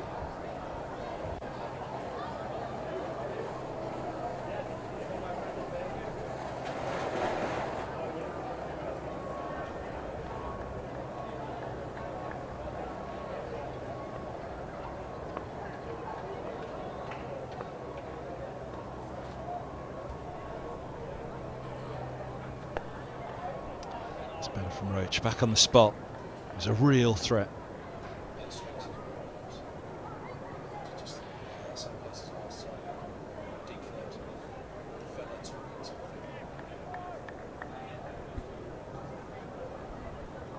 He's had his net, now he's having a natter.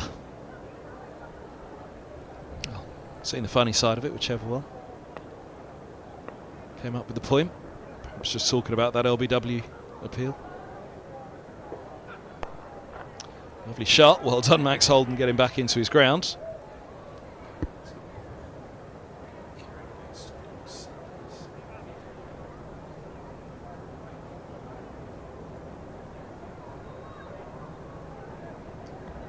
Talk of a Lions game for Ben Stokes as well as championship action. Bat in hand. Looking as fit and as well as ever.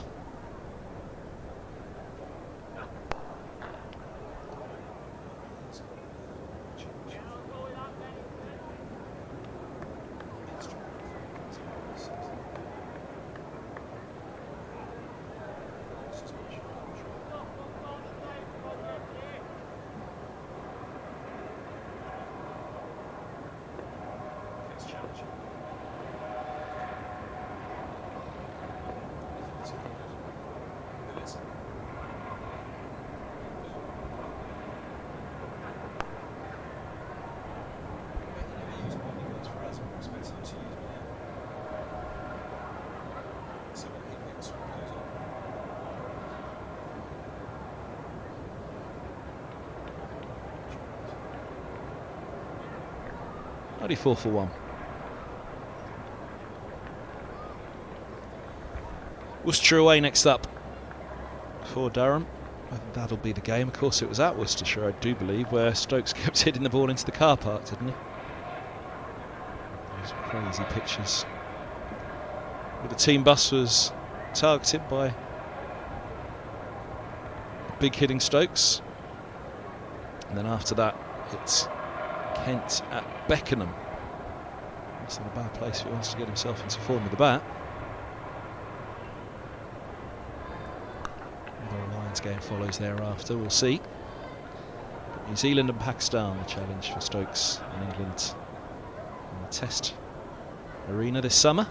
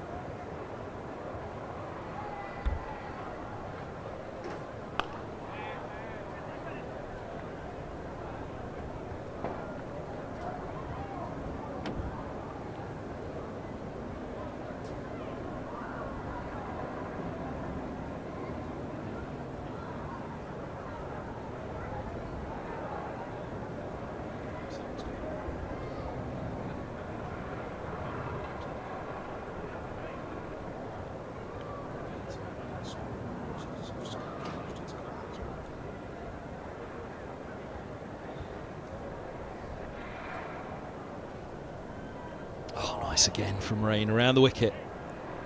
It's getting that one to hold its line.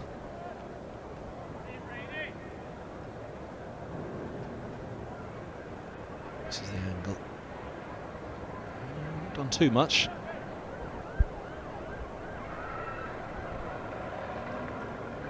But Holden wary of that movement back in.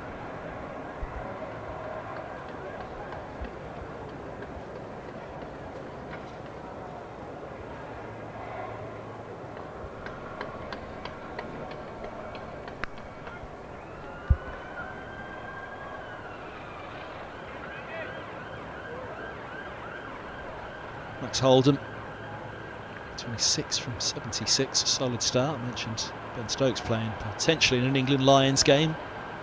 Maybe aim for Holden at very least to get a regular run on the Lions side and look for honours above.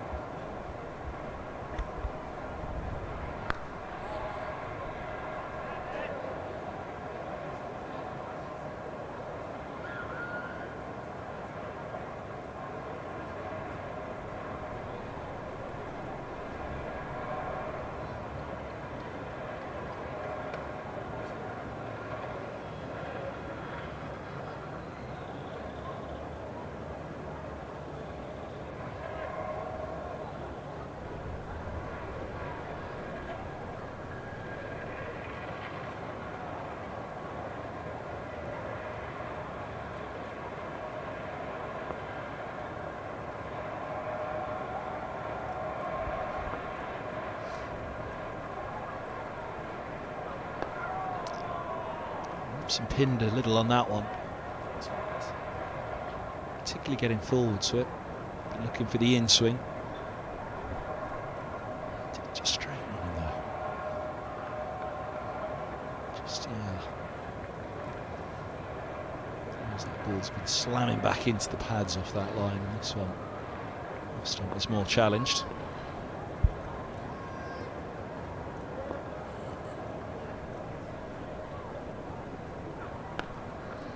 Width and another boundary. Robson rarely misses out when it's put there. So the drag down after lunch. First up for Roach, another one here. For Robson.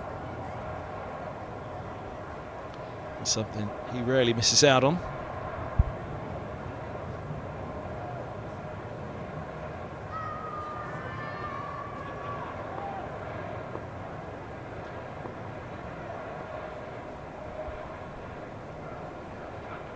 On again. Good from Roach. Get a couple here, Robson. Maybe three as Clark picks it up. They turn for the third. But much like the first ball of the over, that asked a lot of questions of Robson on off stump.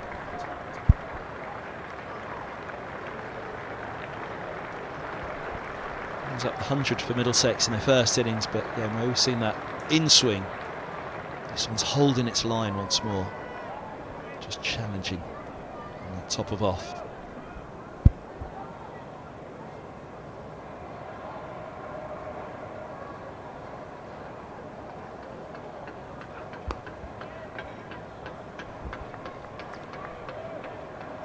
Left-handed combination for Roach to contend with now. He had the two right-handers first up.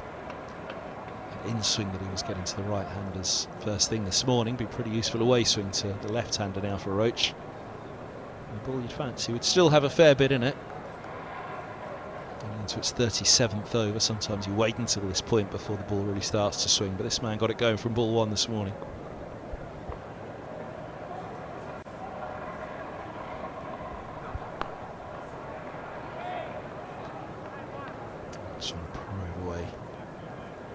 on that length? That's the questions. Robson push back again, this time happily on the back foot.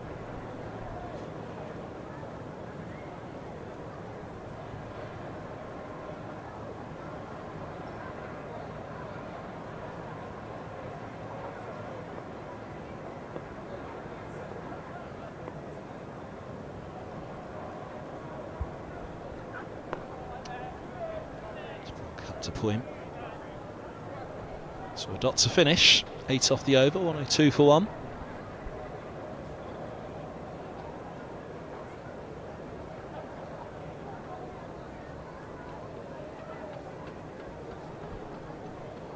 Psychologist on the right. Sharma on the left with the bib on. Physio next to him. Joe Cratler and Ryan Higgins. The bucket hat for Higgins.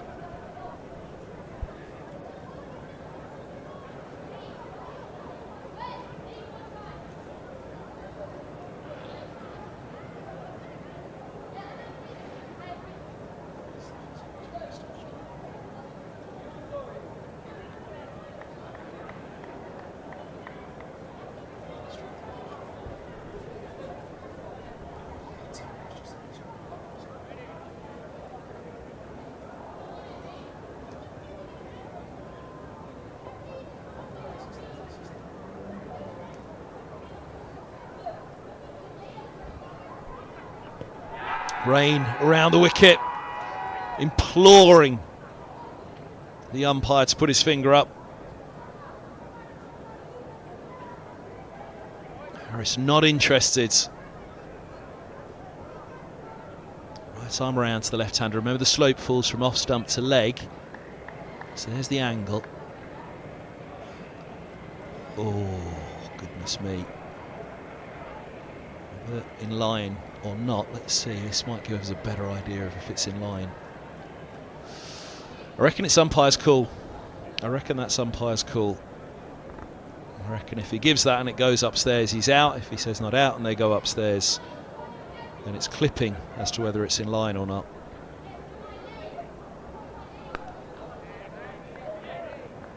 Very tight. Holden will be relieved and Raine will be massively disappointed.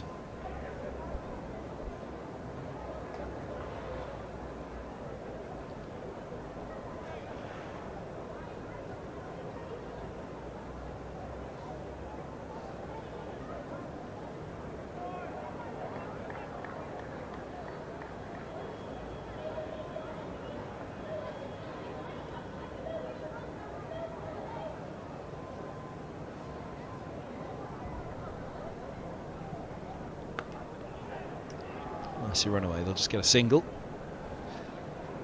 Raine is relentless, so rotating the strike important for these two.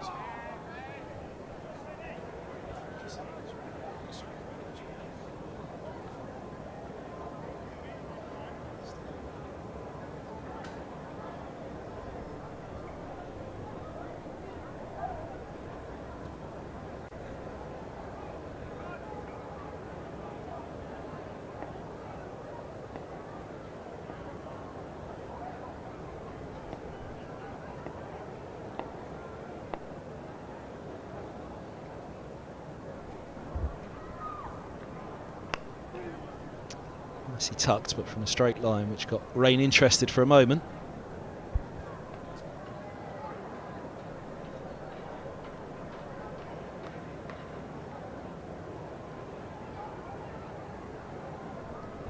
Taken off the top of middle and off.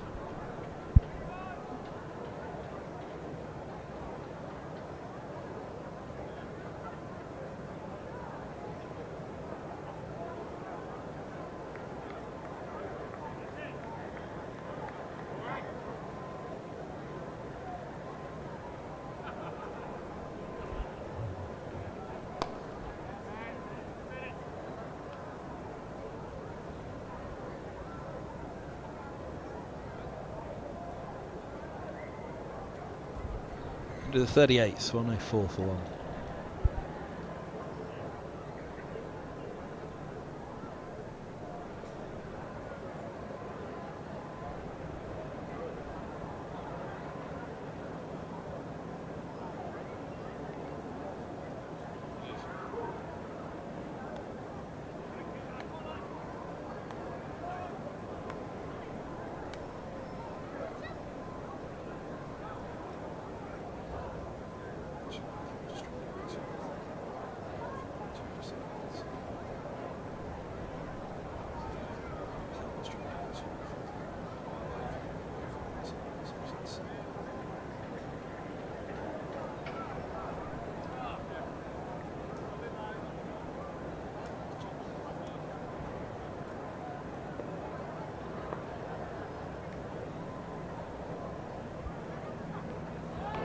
Lovely ball, great start to the over from Roach.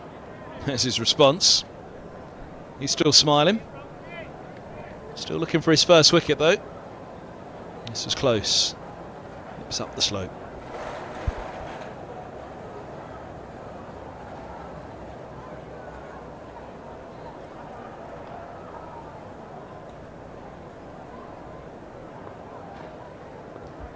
Busy day for Clark down there. He's the fielder closest to the schools day.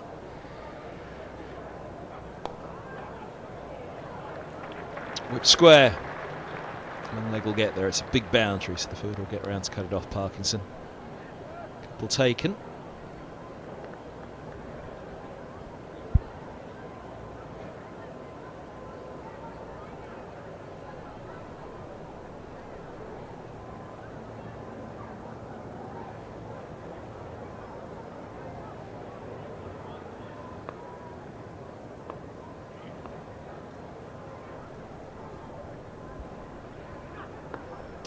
There's that width again.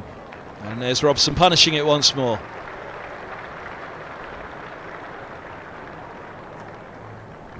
It's a very short boundary to one of Sam Robson's key scoring areas. Point and backward of. With the sweeper. Robson's placement means he's not going to stop that.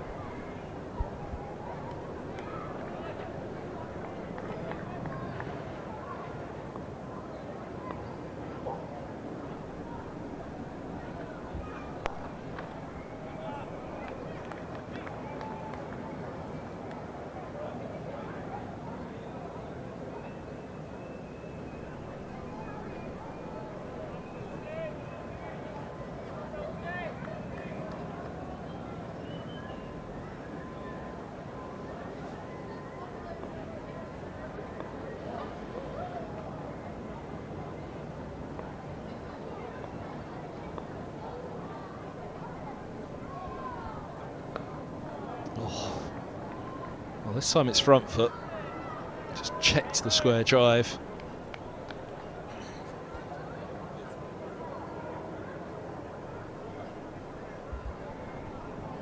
There's the width again. Just a fraction fuller. Robson electing to go on the front foot.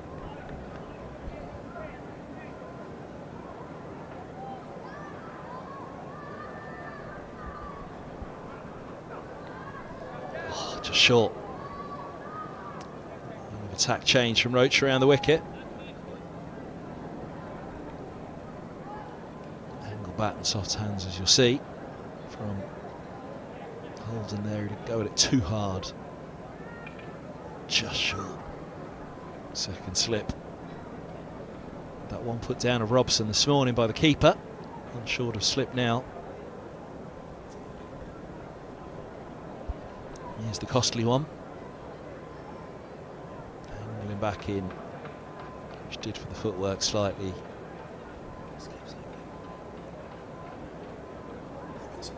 Of Robinson.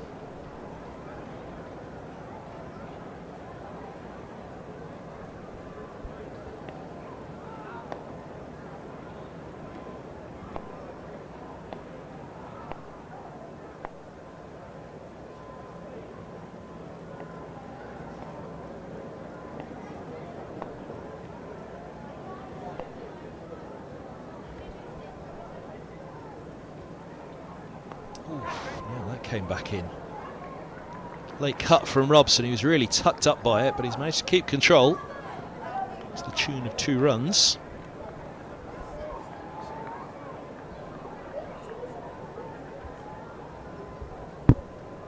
There you go, look at that. Off the surface, that's really jagged, but he's controlled it really well. Just a guide in the end. It was a late cut that he was looking for, Robson, but look at that, tuck him up, and he's done extremely well. Let's bring the bat down straight and keep control of it.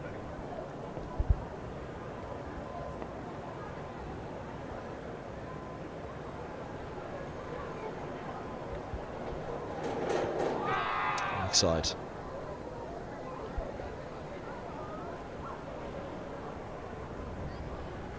And a little bit of bat involved as well, because no leg by signalled.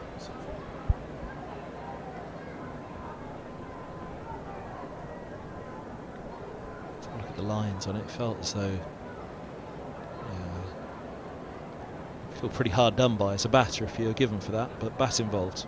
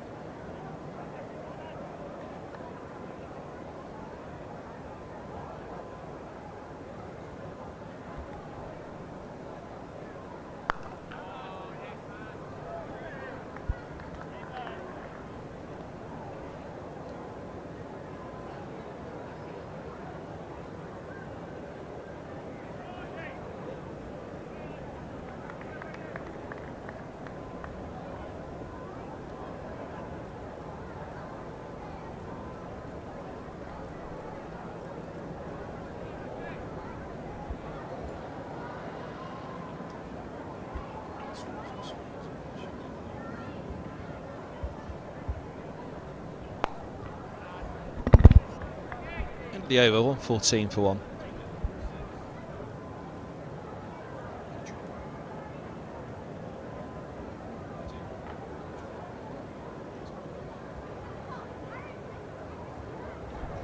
Look at some of the scores elsewhere in between the overs. Hampshire are playing Glamorgan.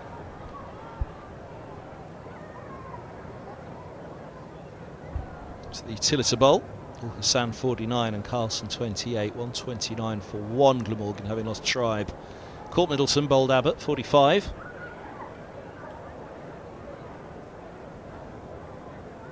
'79 run stand. Been put in Glamorgan.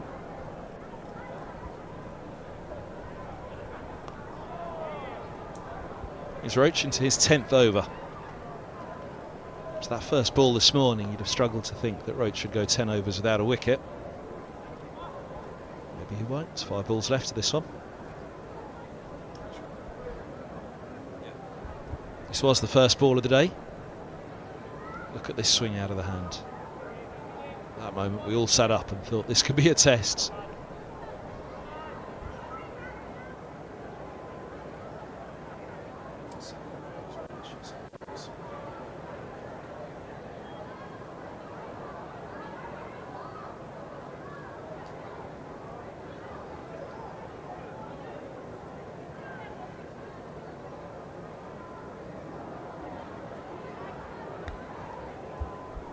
Well, what has happened here? Kemar Roach, he's heading off the field. Let's have a look at the last ball he bowled, see if we can get any clues. But he's obviously felt a twinge somewhere because there's no thought about it whatsoever. He's heading straight off. He missed the last round. There we go. The right knee, the groin, adductor area. On the inside of the leg, and Roach, well, ponders it at this point, doesn't he? Then a shake of the head. Only a call to the side for this one. It wasn't for sure that he'd be back. He missed the Lancashire game with a knock. A sad sight as Roach makes his way up the steps. Been wonderful watching him bowl today. If that is Roach out of the game, we certainly hope that it isn't, and he can receive some treatment and rejoin, but that'll be a real loss. Of course, there is the substitute ruling that Durham could bring somebody into the game for Roach. There's a certain all-rounder walking around the ground, but I think Middlesex might argue that the England captain is exactly that, a genuine all-rounder. Shouldn't take too much convincing of the umps that that wouldn't be a like for like. Would be a story though, wouldn't it? But first things first, let's hope for Roach that it's nothing too serious, but you'd have to worry that that is, and conversations will be beginning already about a substitute for him in the match, a replacement. Replacing him first up though is Potts from the pavilion end. He'll take over this 41st over.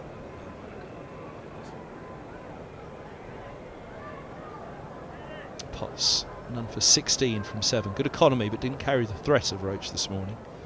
Raine a great threat all the way through, and a good economy too. Aldridge also there, so they do have a 4-seam attack.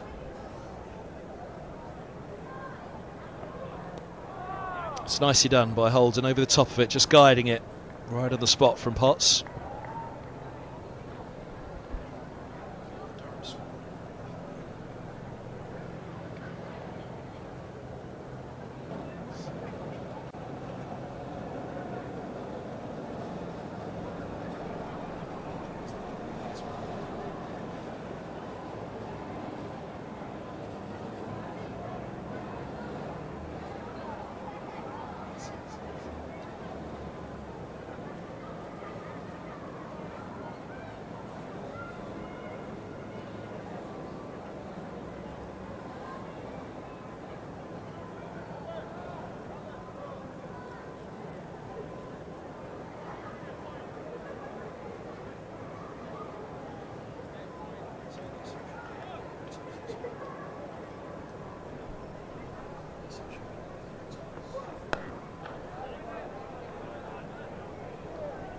The other names in the squad that didn't make the playing 11.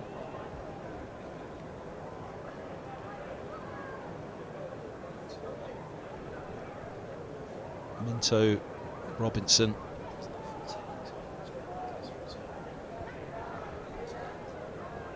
and Ackerman's the other.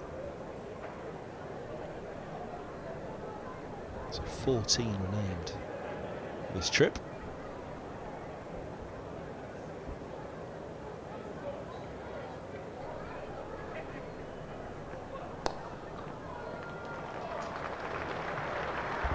It's a lovely shot. It's 4 more for Max Holden.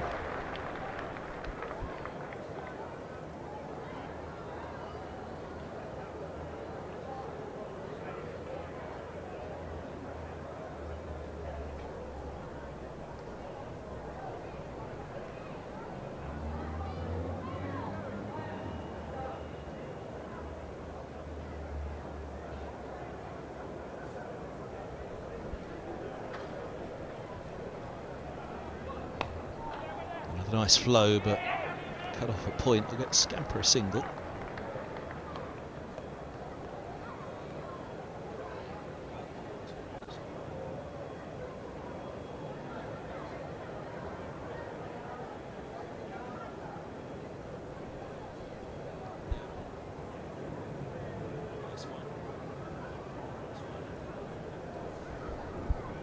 Well, they'll all be inside having a look and having a think right now. See how bad it is for Kemar Roach. Already lost Connors in the last game against Lancashire.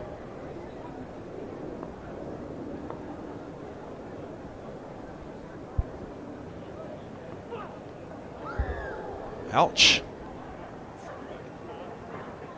I think it's the shoulder as opposed to the helmet, so I don't think we'll be having a concussion check. It's the end of the over either way, so let's see. Yeah, just on the left shoulder there, the bicep, perhaps.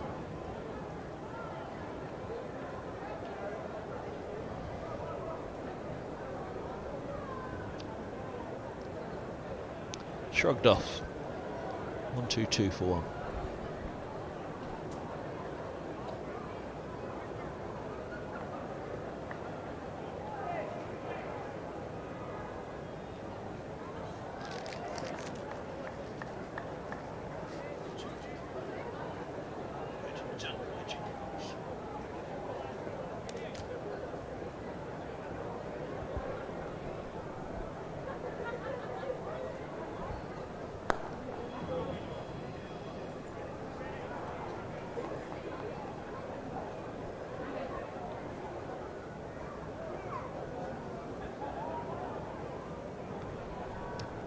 Are you busy, Ben?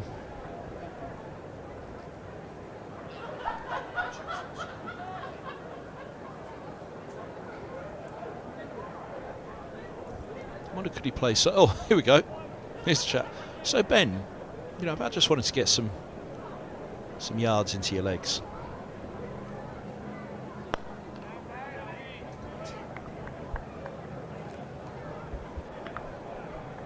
I mean, we could say you play bad at 11, bowl. Middlesex would have to say bat left-handed, right-handed even, and bowl left-handed. Then maybe you'd be allowed.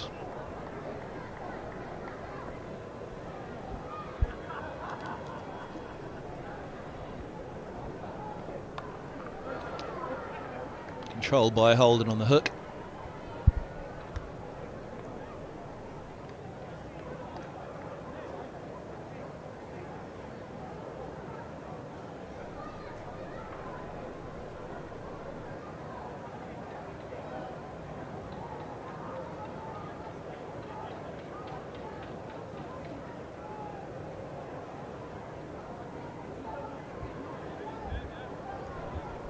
If Raine had gone down injured, could they have argued Stokes to be a like for like?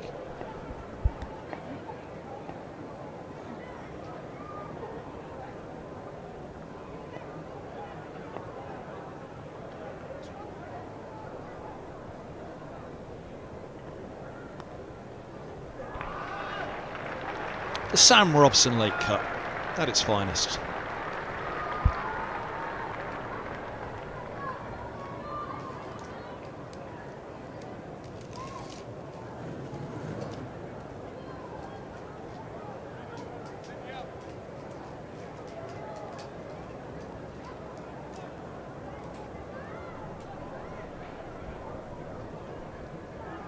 Graham Onions at the back. He'd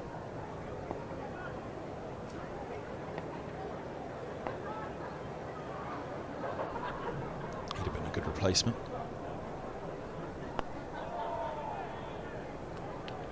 Back injuries held him up. He's been carrying the drinks a lot for England thereafter, but a wonderful bowler.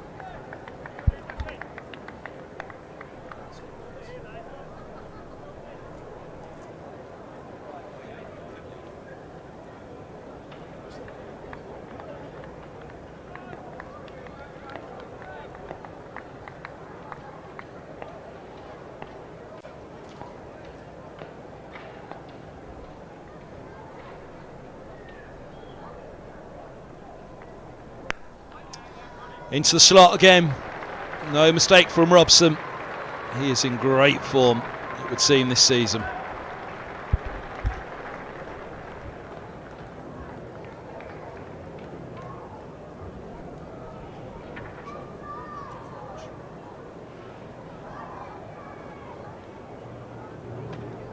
They'll challenge his earlier cover drive off. I think it was Kemar Roach that we called shot of the day so far. That one's up there.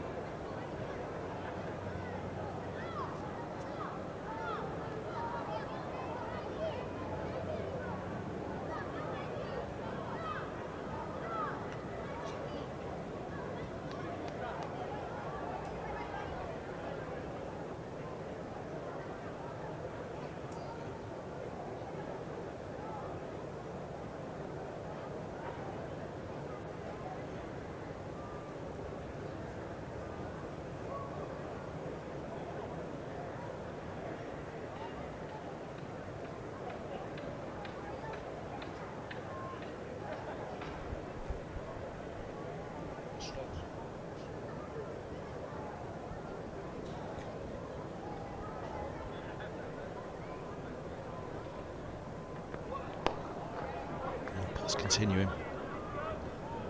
And replaced Roach.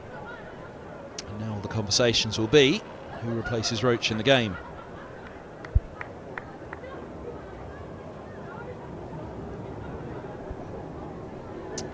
That's where the decision will be made, the control room. Or so the decision will be made, that's where the request will be put to.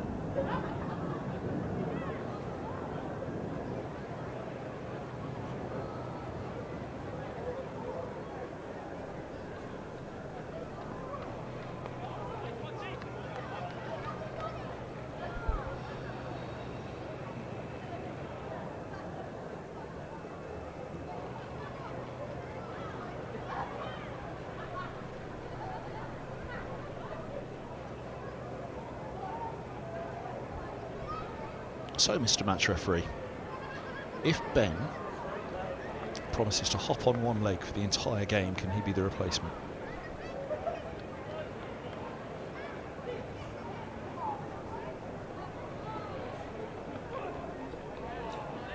That includes when bowling and batting. The answer would still be no.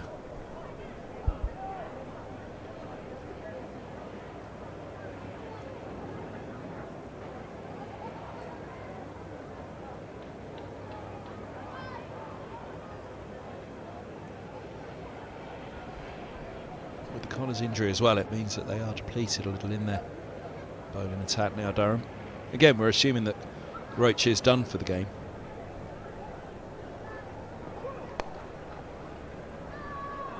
Lovely shot, just a single though, sweeper's back.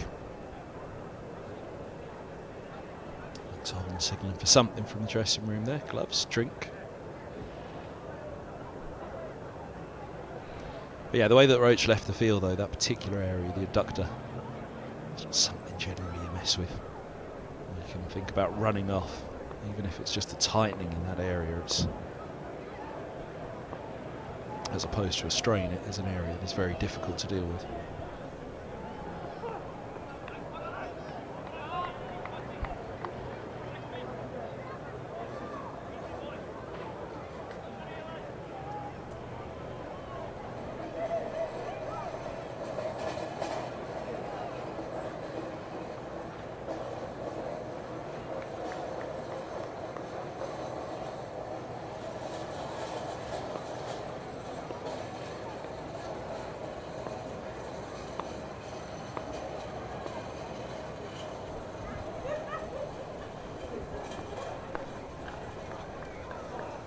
Another solid over, just a single off it from Potts. Number 24 from, well, 8.5. 132 for one.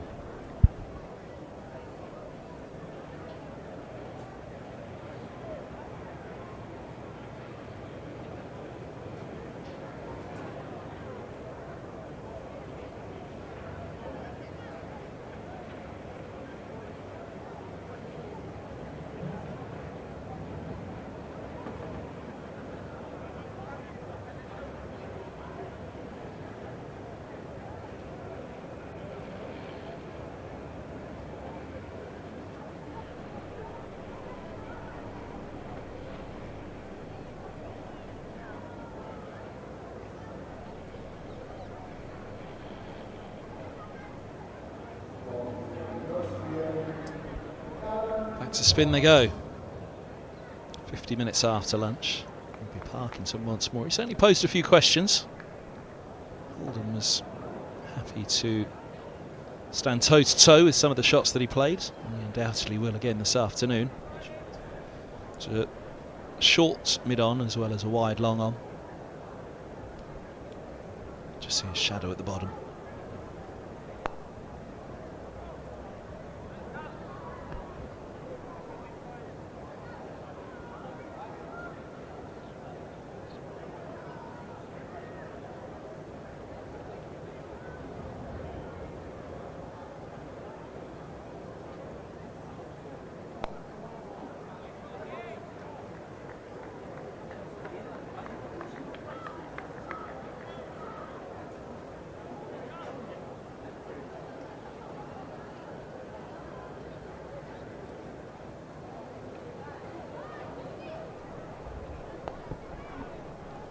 Tickle for a single.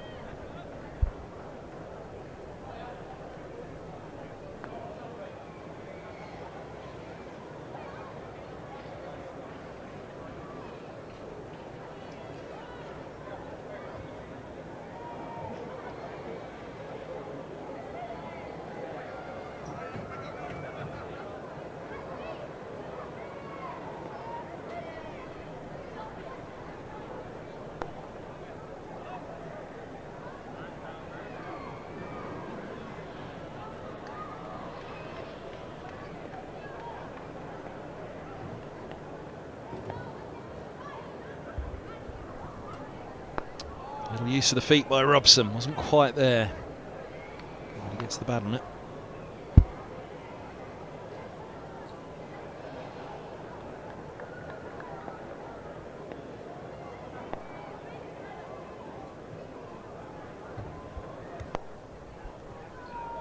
Didn't need to move that one really, floated up under his nose, and that's the 100 partnership for the second wicket.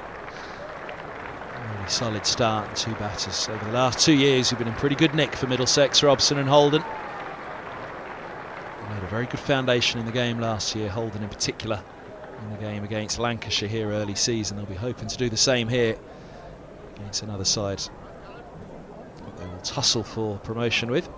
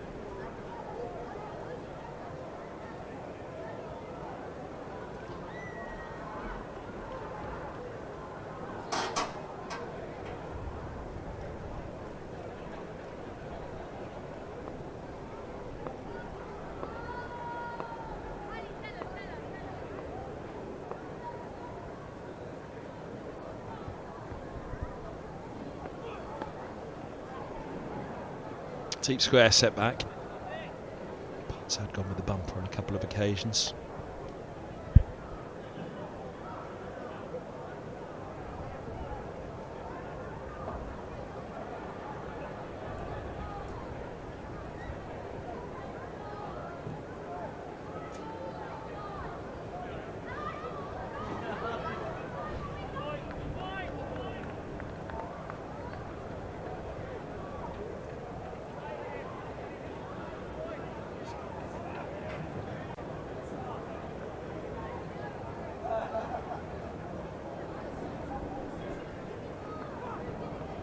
There's the bumper to Holden, left well alone.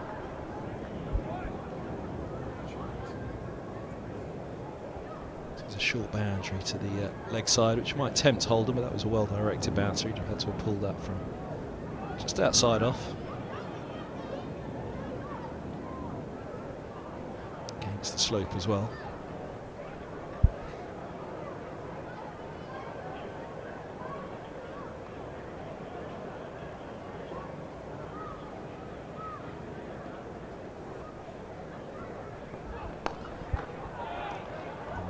spot again.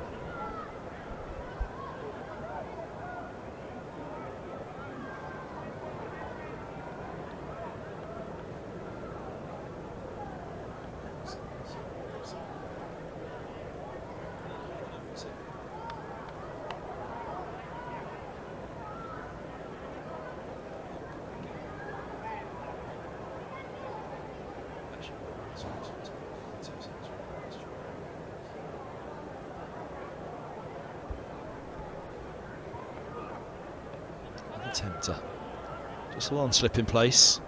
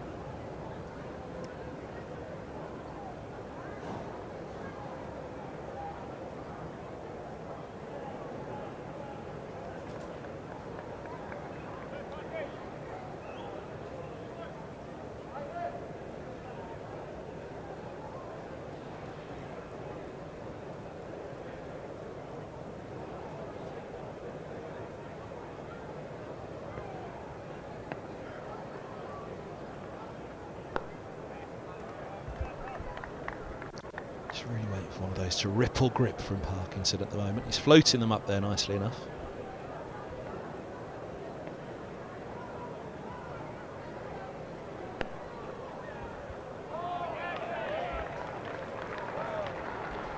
Good stop. Appreciated by his colleagues in the covers.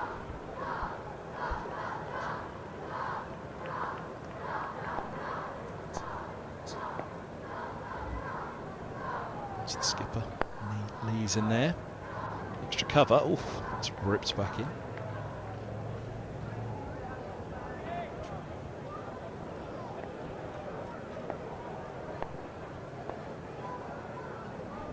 There's Aldridge with the throw back in on that one.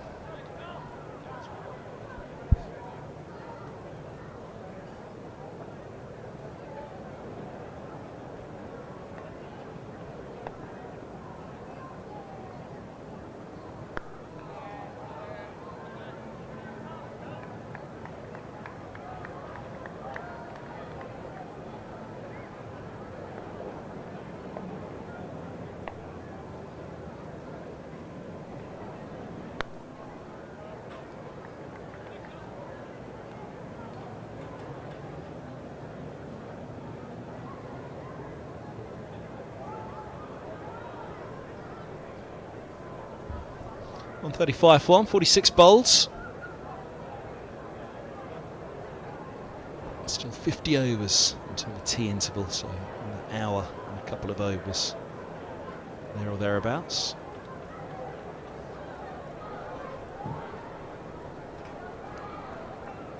Pull the overs in good time. Durham just coming up 20 to 3, 20 to 4. Tea scheduled for, all 32 overs remaining. They'll be pretty close to being together for once, especially if Parkinson gets going for a while.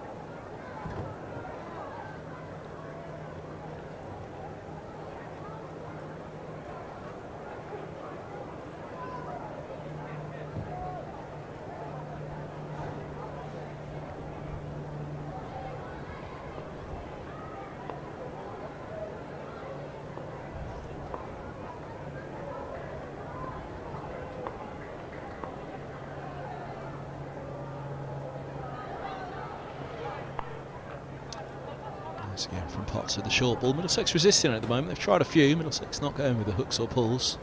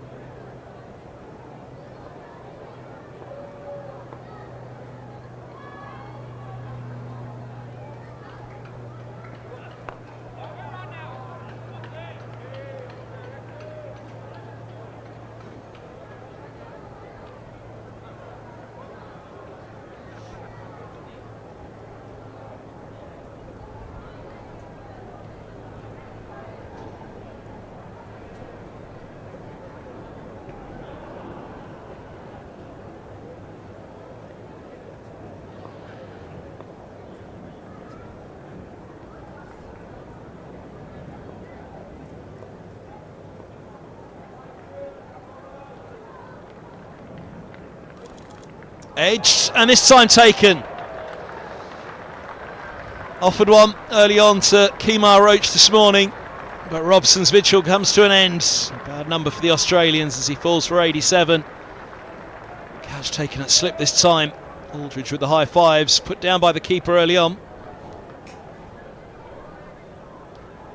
Just went away up the slope. Lovely ball. Potts paused for a moment, and then the celebration. In and then just off the surface that goes away from the right hander onto that right edge.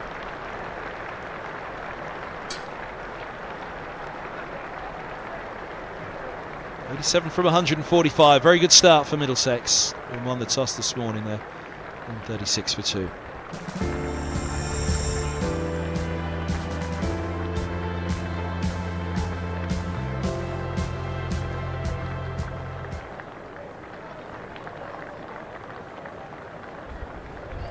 Let's deploy, the captain, skips out to the middle. He's had a good foundation laid for him here. 47th over. It's a nice time for the number 4 to come out.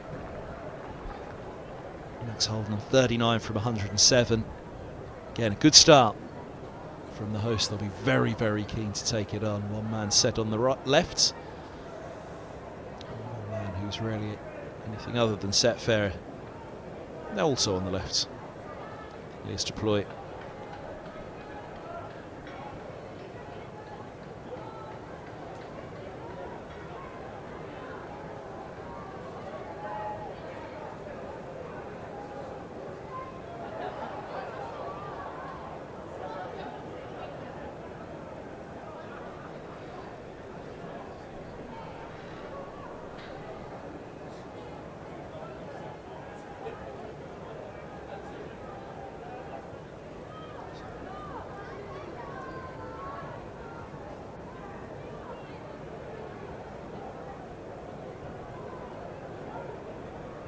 From the pavilion end.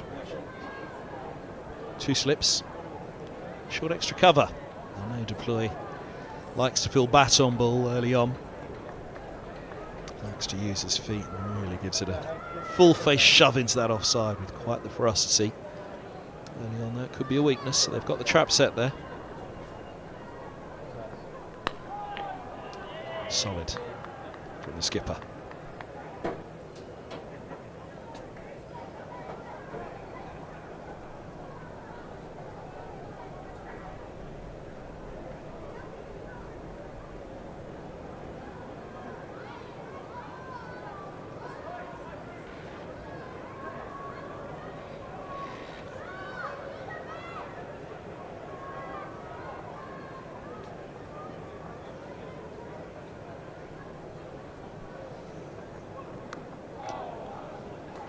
Runs, nobody between second slip and point.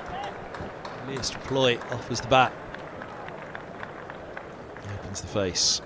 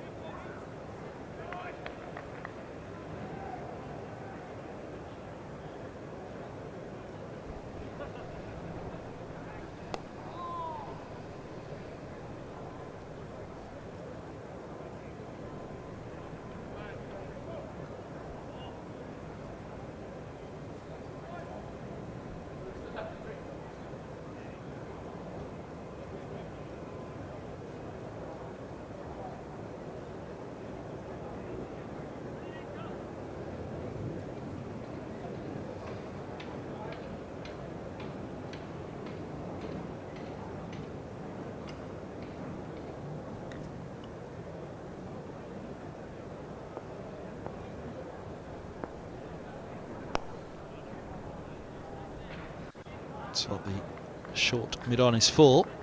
Hoping to deploy, or Holden will chip one.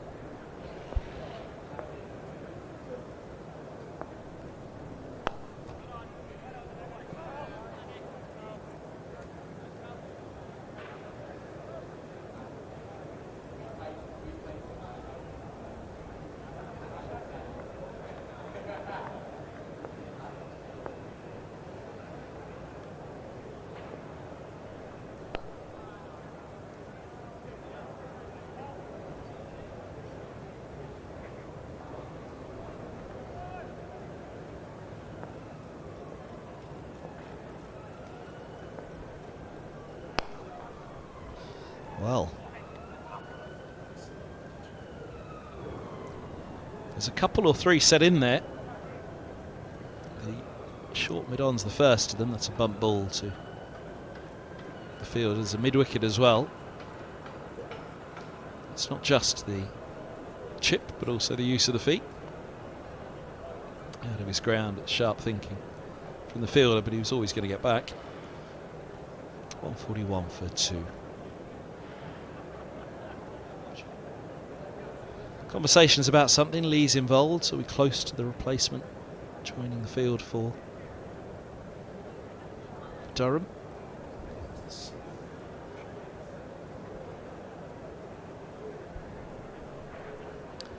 We had started to have a look at the games elsewhere before all the fun in the middle here.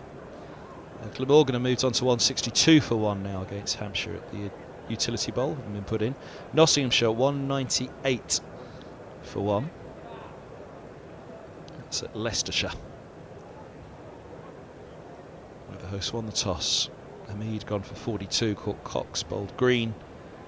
But Slater has 95 and Duckett 53. Josh Davey opening the bowling for Leicestershire in that game. For Middlesex and Somerset all-rounder.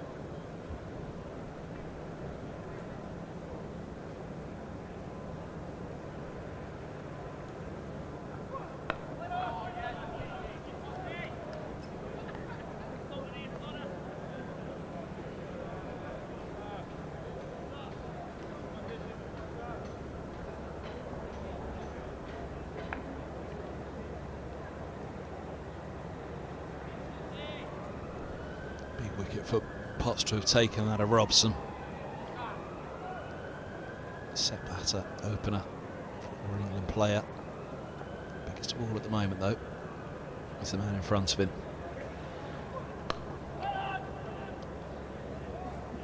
Deploy or no, if he can go big here and go well, then Middlesex will be in a very strong position in this match. On the toss this morning, Leah's Deploy under cloudless skies. Still cloudless over the back of the grandstand. There's a puff or two over the back of the pavilion.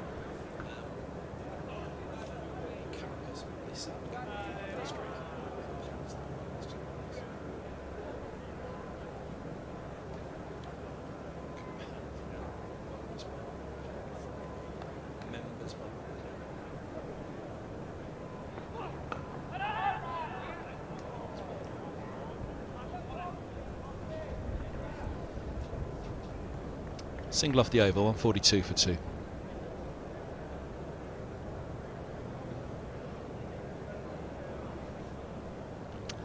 There you go. Busy pavilion here at Lord's today. Good to see. Very well populated. Fine day for it. Temperature set to hit 23, 24.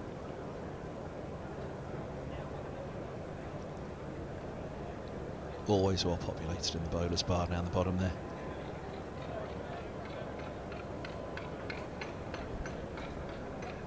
Ben Raine placing Parkinson, now for 24 from his 10, so spin has had its moment. Not much out there for him at present.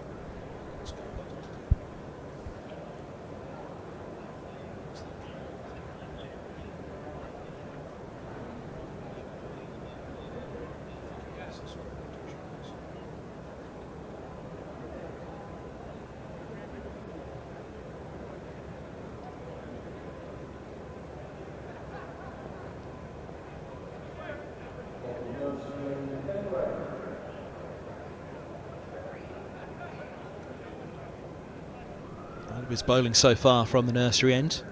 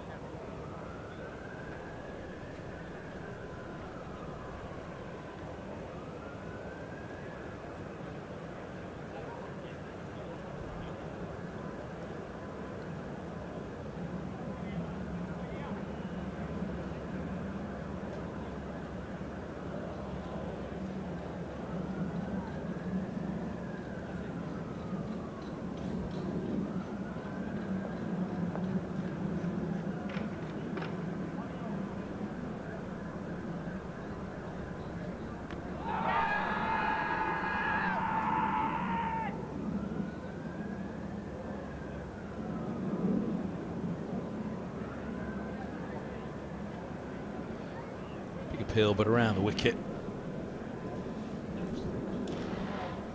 Let's have another look. Outside the line. Angles are very, very tough from around the wicket to a left-hander from the nursery end.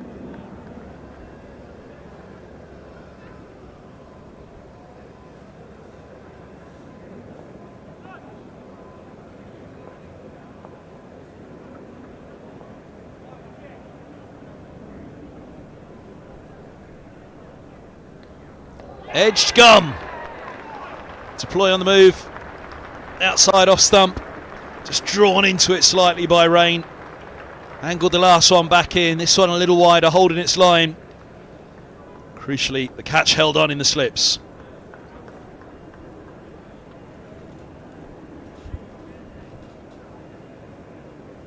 There it goes. So it's the keeper indeed. Runs across in front of slip there and grabs it. Deploy very much his one. We talked about that in the last over, the positioning of the field, that he does like to get forward and be positive and be on the front foot. But Durham have found a way past the opposition skipper. They're 143 for 3.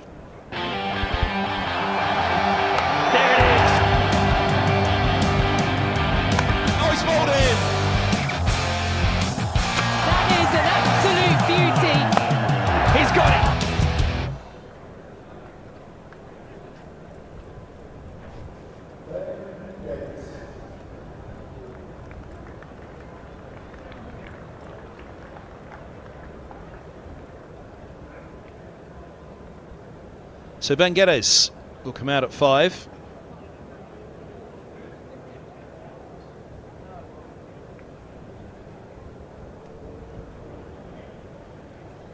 Join him, Max Holden. Calm down, so there's earlier, the head groundsman here talking about wickets going in clutches.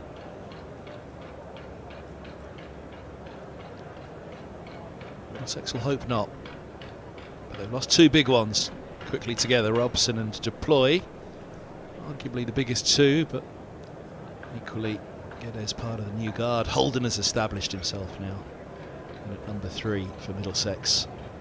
You see him settle into that spot, having gone from opener down the order to number 5 and number 6, but back up to 3, and it seems about the right spot for him, if not opener.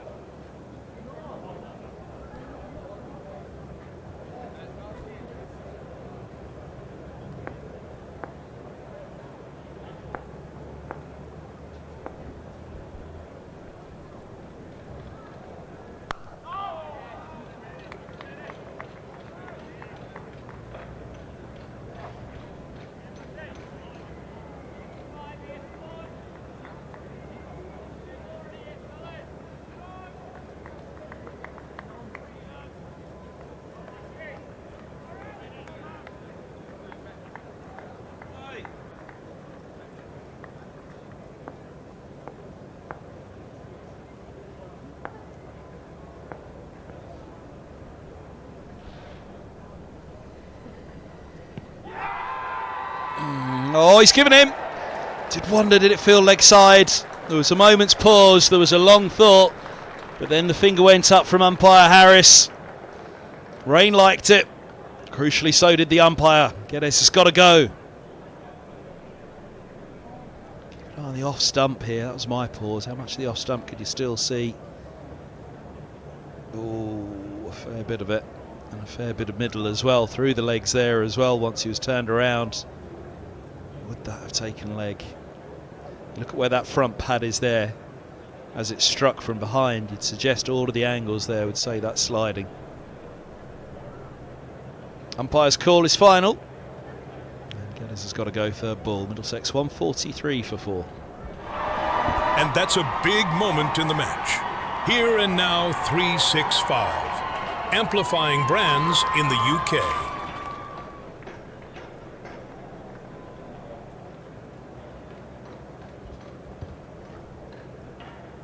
So Ryan Higgins come out at 6.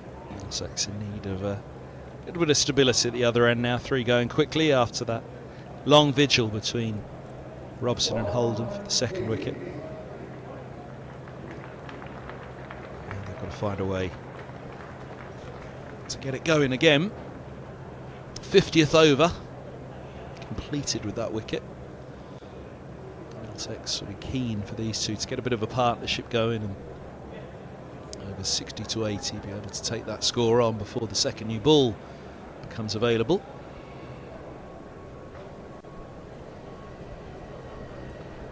Mr. Potts and Durham will have very different ideas about that.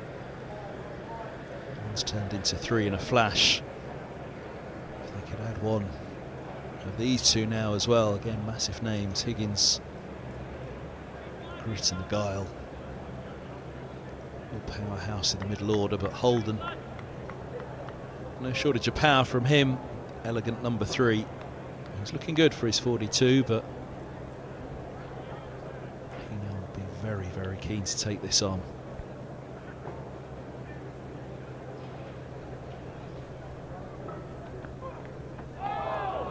Middlesex will be just as keen because it's a test out there. They've lost Kemar Roach. We'll await news of a replacement in the game for him. But there's tails up all round for Durham here at Lord's.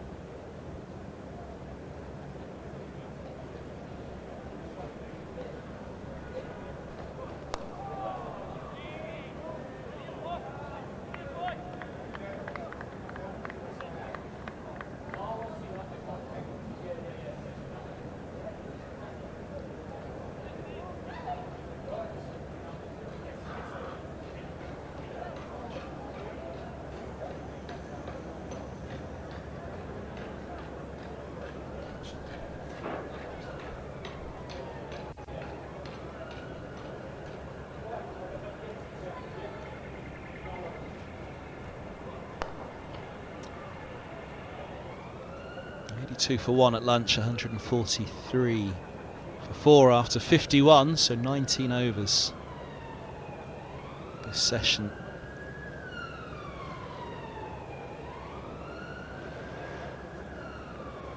Still 13 more until tea. Robson for the 47th. Middlesex losing 3 for 7. 3.2 overs. Those scores elsewhere. Keep struggling to get past the Hampshire Glamorgan game. 191 for 1 now, Glamorgan at Hampshire. And we did get to the Nottinghamshire. 221 for 1 now at Leicestershire. Yorkshire all out for 162 at Scarborough. At Taunton. Somerset have just begun their reply with Vaughan and Thomas.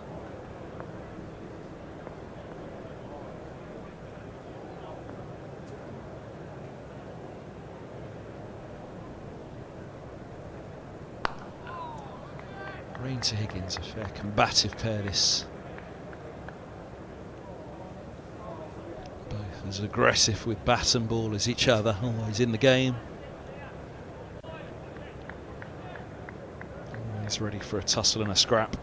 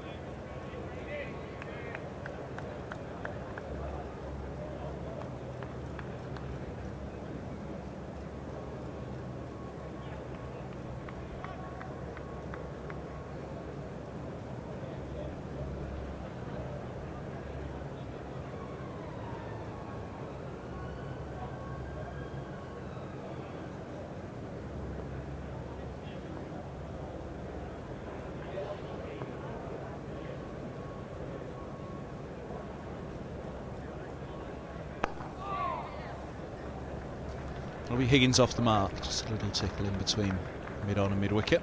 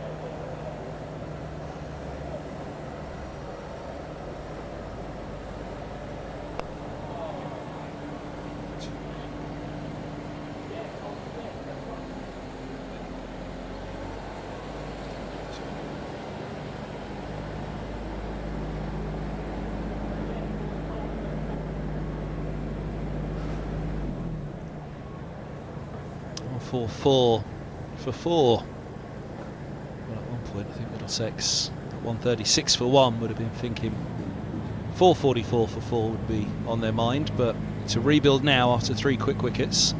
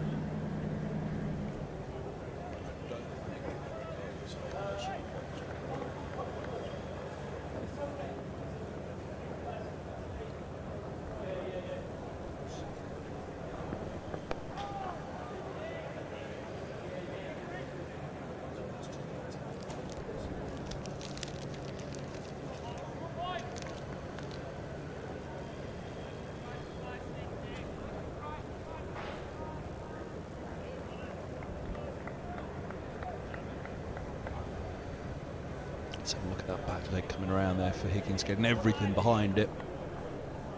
But as such, he also gets the front pad out of the way. Just to use the bat.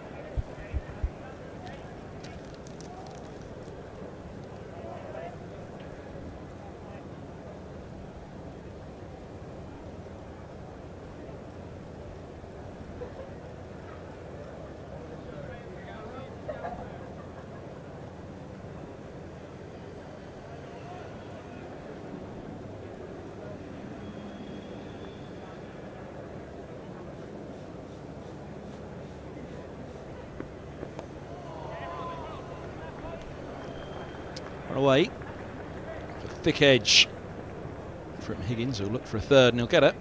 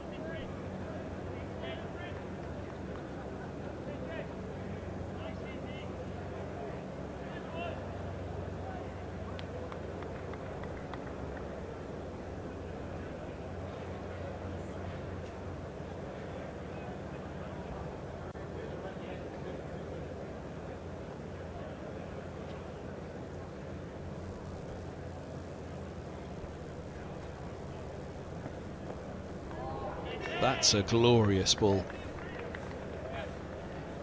Perfect line, perfect length. Just not quite the perfect outcome.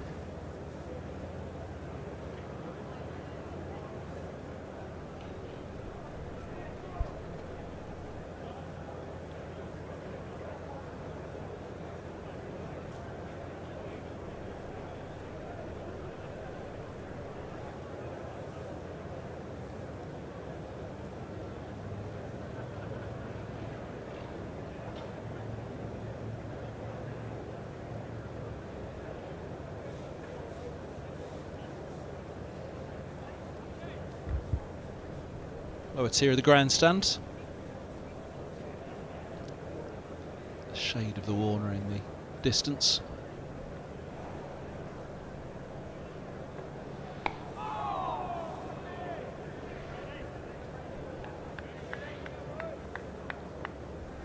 This feels like a good tussle, all-rounder to all-rounder. Higgins, genuine all-rounder. Raine, bowling all-rounder. But combative with the bat nonetheless. A few innings for Leicestershire against Middlesex over the years.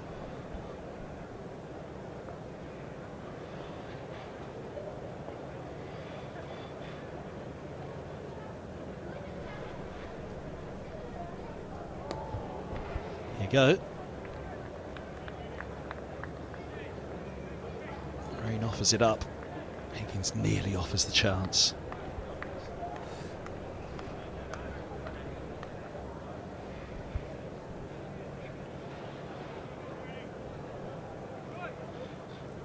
Too dissimilar to the ball that got De Caires. De Caires one was a little tighter to the off stump than that.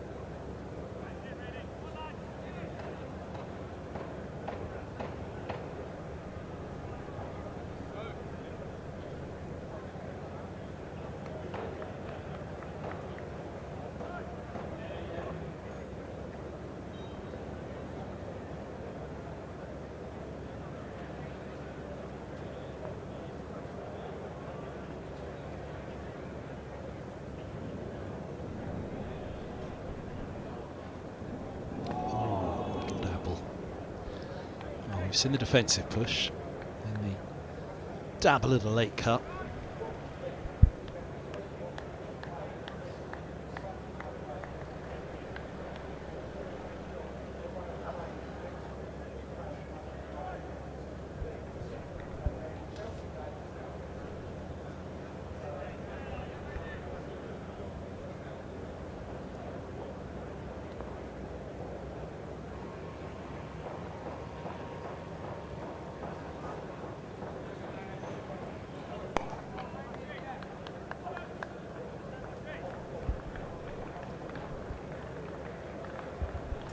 .147 for 4, 54 bowls.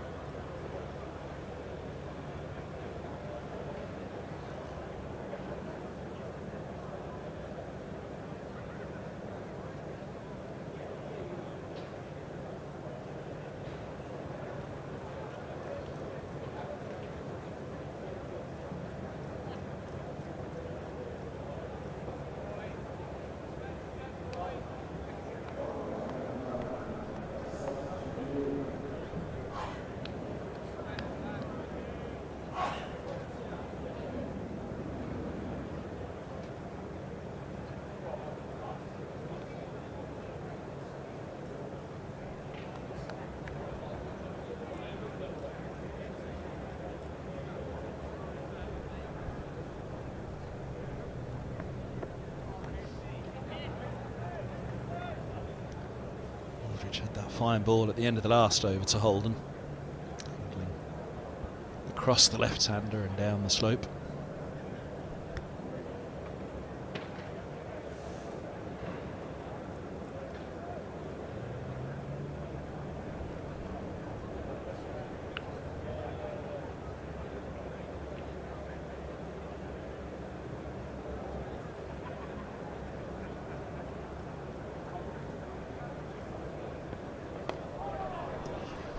Well, he was smothering that one, Holden. They'll get through for the single.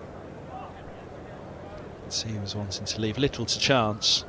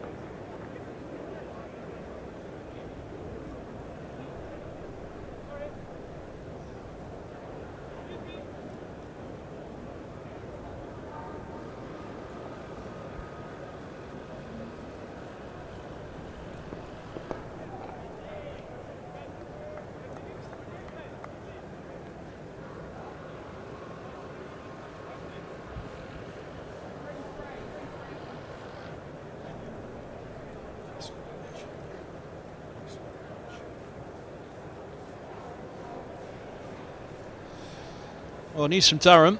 Sadly, Kemar Roach is out of the game. A hamstring injury confirmed. The bowler limped out at the start of his 10th over of the innings. It's a real shame for him, real blow for him and for Durham as well. Luke Robinson, though, will make his first-class debut, replacing Roach in the match. It's quite the step up for Robinson. Well, Durham will feel hard done by, and it's not quite like all the experience of Roach.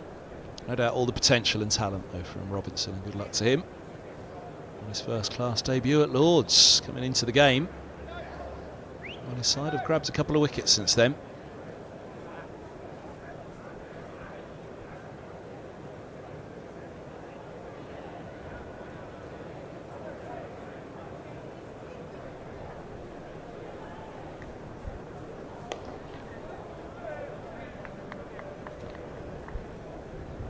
To take up his part straight away, so at what point they turn to him, I'd imagine they'll want to give him a little go before that second new ball, sooner rather than later.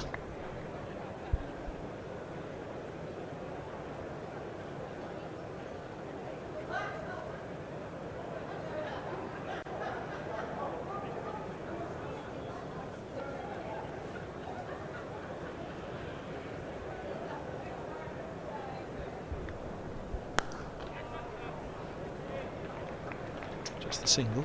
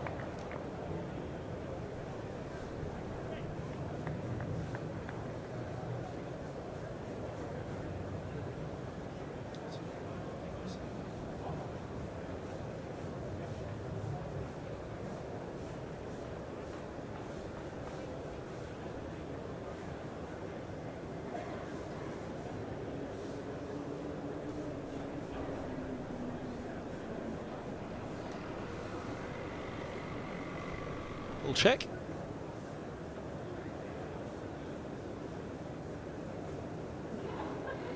And ball replacement needed.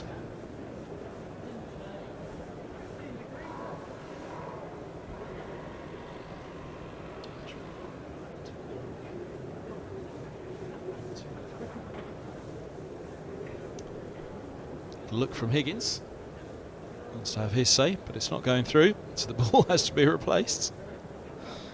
Not sure what the conversation is, but a ball replacement will be. Smiles all round in the end. 149 for 4 here. Still 8 and a bit overs until tea here on the live stream from Lords from Middlesex in association with Daffabet.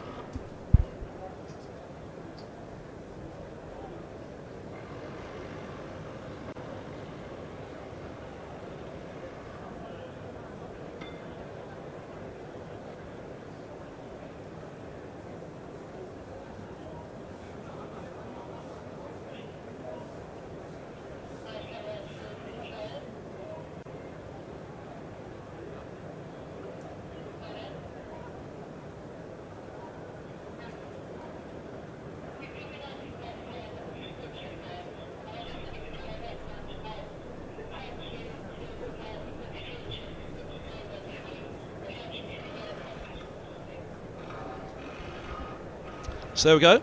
Welcome back. The ball replaced.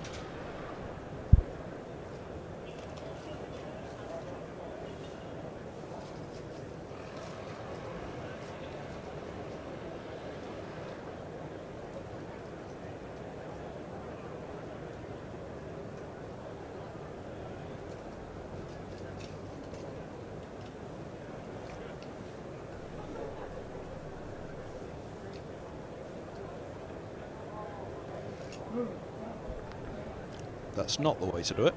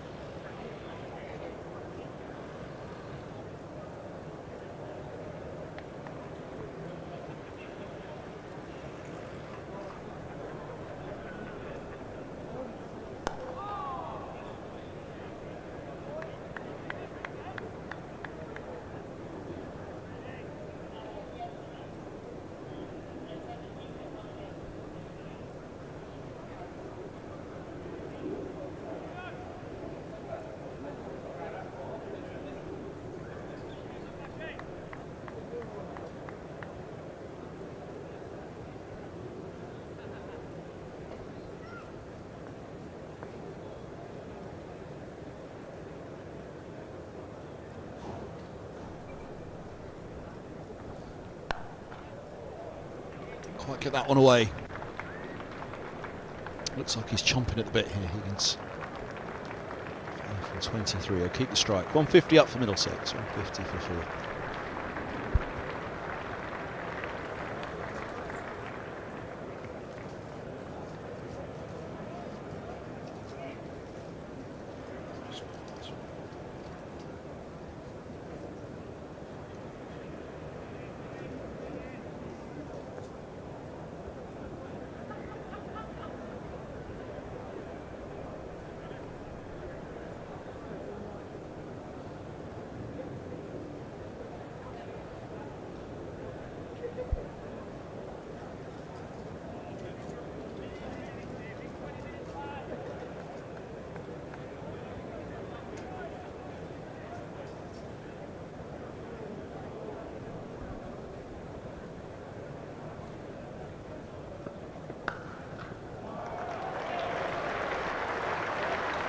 And there you go. He gets that one through, Higgins.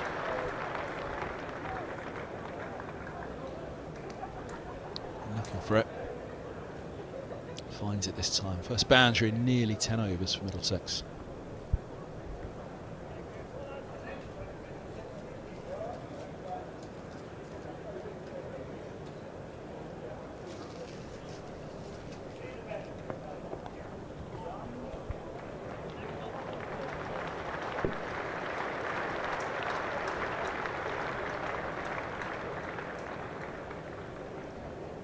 If I could do a Durham accent, I'd say like London buses.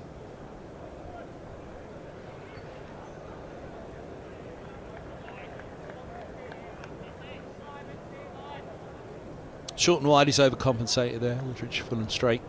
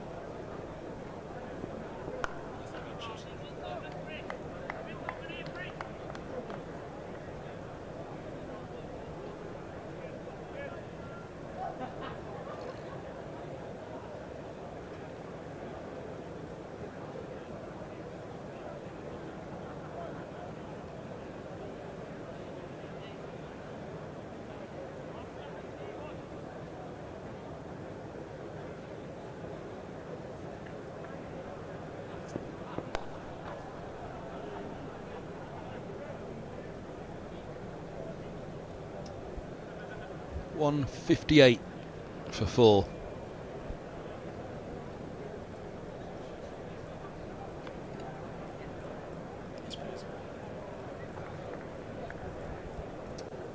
Speaking of scores, there's one man keeping a score. 37 years for media centre Bob now. Many thanks for his Bakewell slices he sent up to us in the media centre. Good old Bob. 37 seasons. Now that fella, he's just seen his 100th.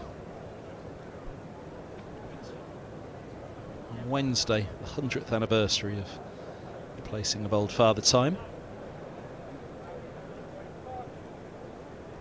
One person for whom time is still on his side. And never will be.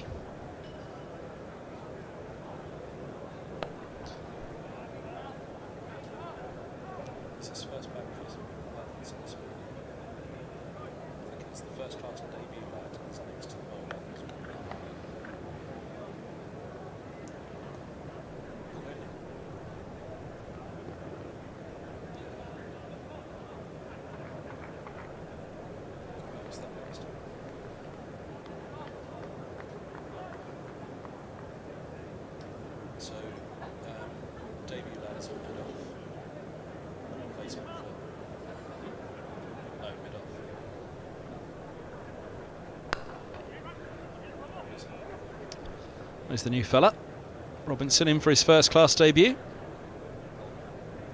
So replacing Kemar Roach. No pressure, young Luke. He's bold. A moustache and a mullet. First class debut at Lord's.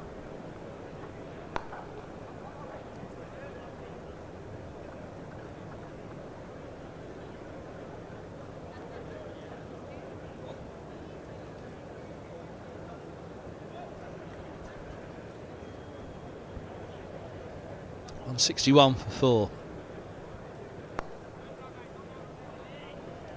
And on this occasion, that's those scores around the grounds elsewhere.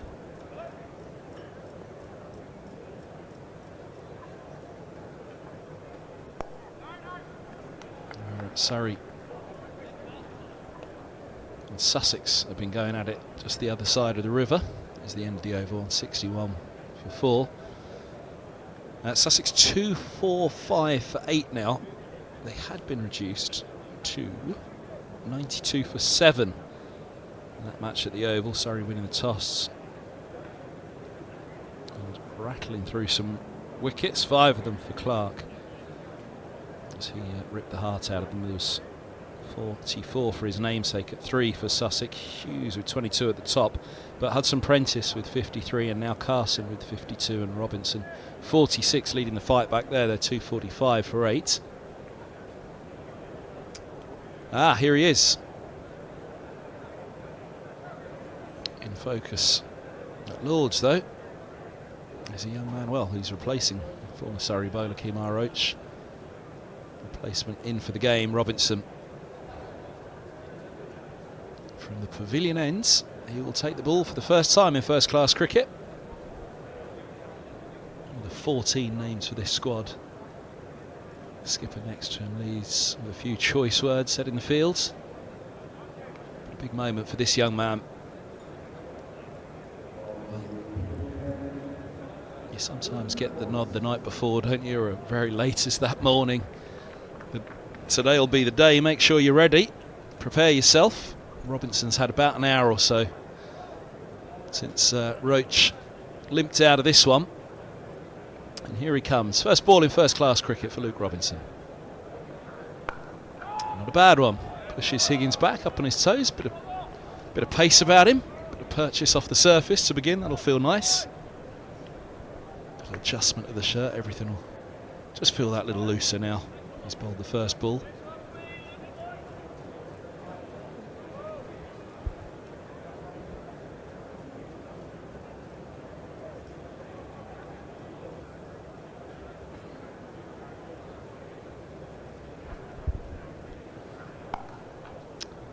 Bit of width on that. Higgins cuts away as a deep third as well as that deep point, protecting anything short on that side. There is a deep square and a long leg as well, so whether he has been asked to go with that slightly shorter length. We've seen it deployed a bit today from Durham, especially after lunch. It feels they've been a fraction shorter and a fraction fuller. Against Holden, it looks as though they wanted to tempt him.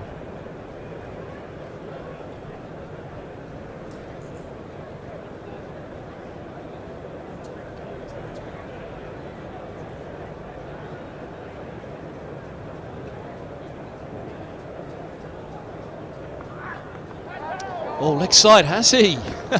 It's away, and it's leg byes. Well, a moment of excitement for the young man. We talked about a little bit of bounce he got off the first few. There it is, just off the backside of Holden. It's his namesake behind the stumps, unable to do anything about it. 22 now.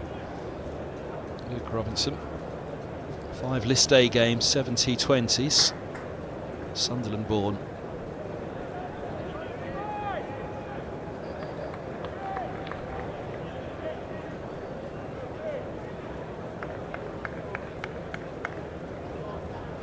'23. White ball debuts for Robinson.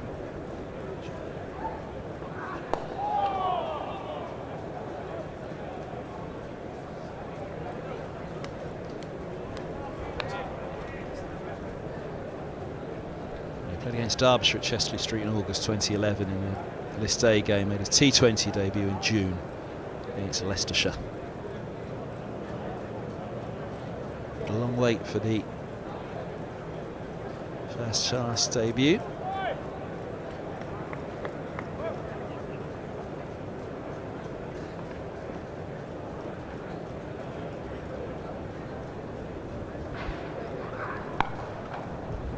That's nicely through the middle by Higgins, but that's a great stop. Loses his trousers for the trouble. It looked as though it was 4 down, a tight boundary below the grandstands. It's Clark over there who's to tie the trousers a little tighter now. Once it was past cover, it looked as though it was probably 4. Didn't quite get all of it, but it is a very short boundary, and there he goes. And there they go. Best left at that. Single taken. Although sharp, you can scamper him. Safe enough not to ground the bat. Sharp work. Up at mid-on. 170 for 4, 59 bowls. There you go. Yeah, Higgins, he did ground it in the end.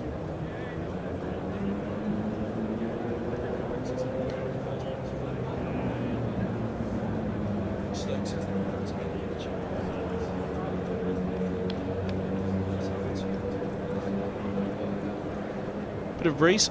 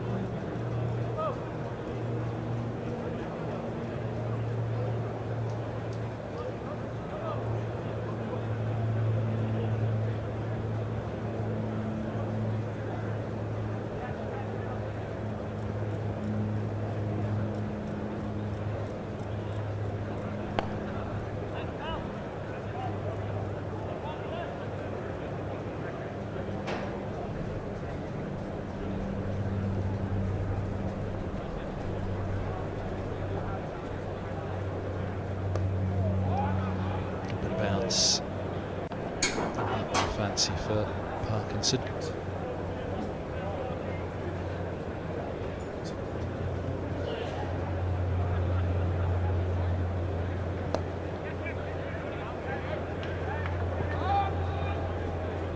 It's 49 Holden. So Robson making 87 earlier, but they need Holden and or Higgins to go big here. Try to force home that advantage they had when they were 136 for 1.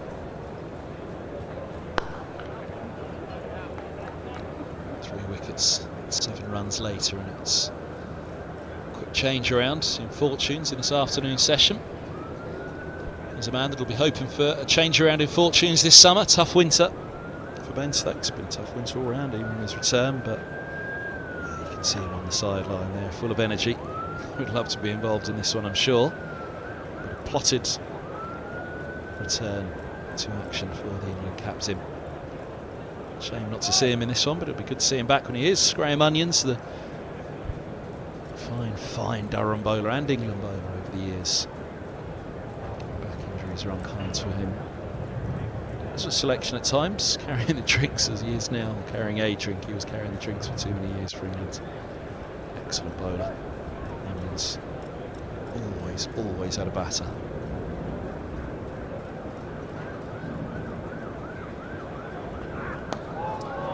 There's a young man aspiring to those levels. There's a fella who's reaching the levels that his career always promised. That's Holden on to 50, 136 deliveries. And his place back in the England Lions side. Key part of the T20 side for a while now for Middlesex, but crucially now, a real pivot in this side at number 3. Looking as good as he ever has, if not better.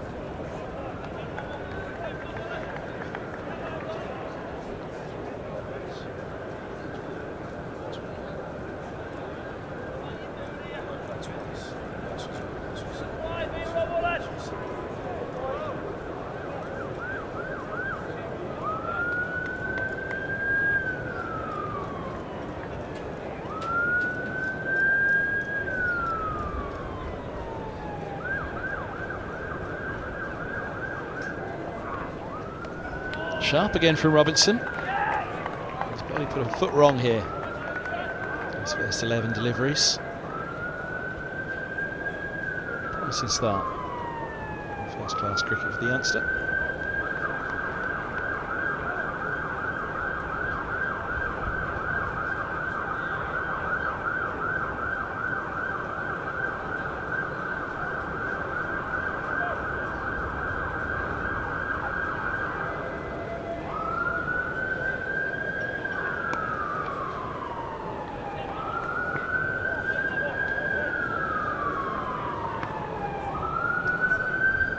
To end the over.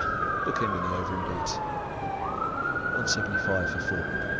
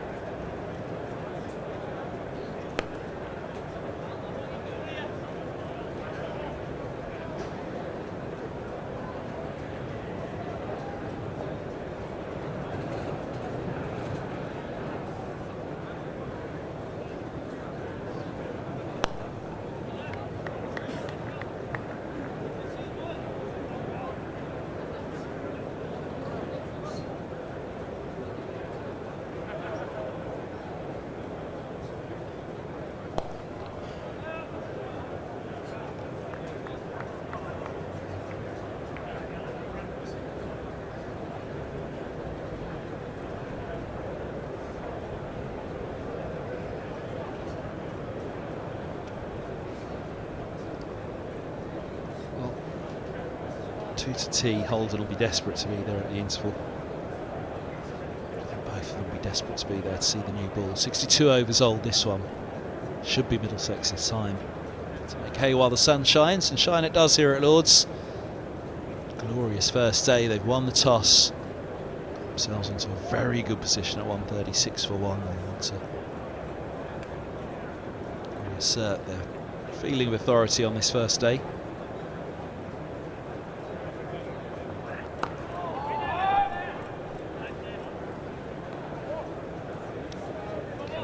Out, young man, first class debut,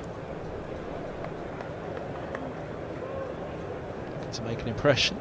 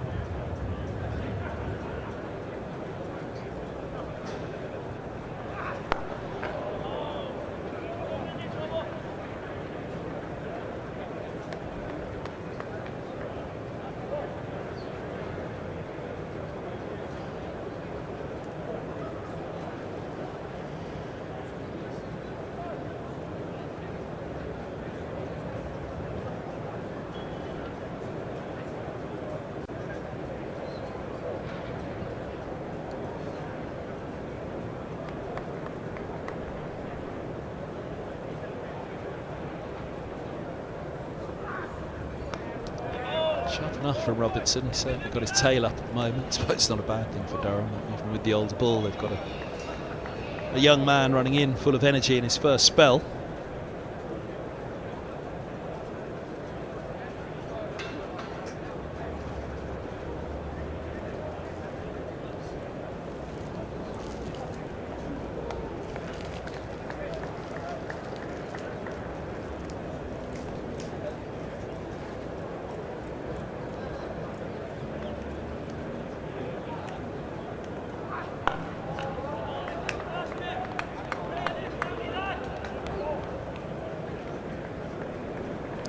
Maiden incoming for Mr. Robertson.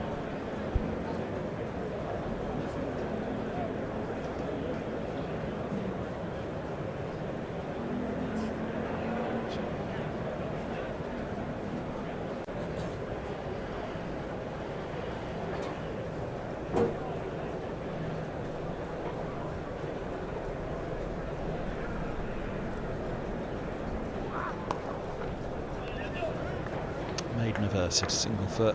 Higgins will keep the strike, 1 over to tee here on the live stream at Lords. Stay tuned at the break. Sanjay and Bryant Jones will be back in the interval. Take you through the break. The chance to win 2 tickets for day 3 of England's test against New Zealand here at Lords. So stay tuned at the interval. Still 1 more over to go though.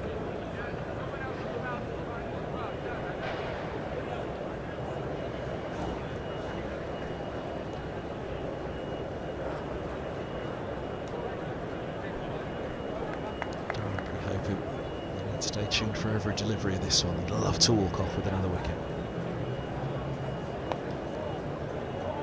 3 in the session so far. Middlesex will grab a single here. Holden to take the strike.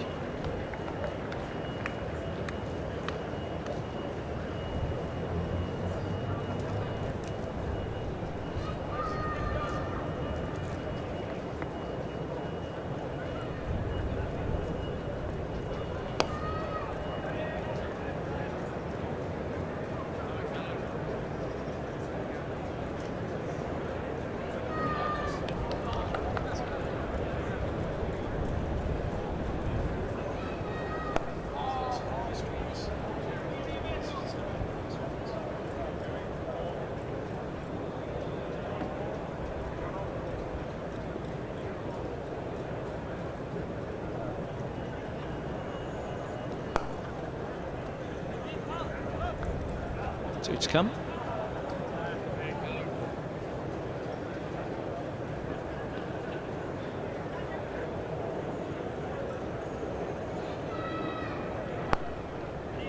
One's come.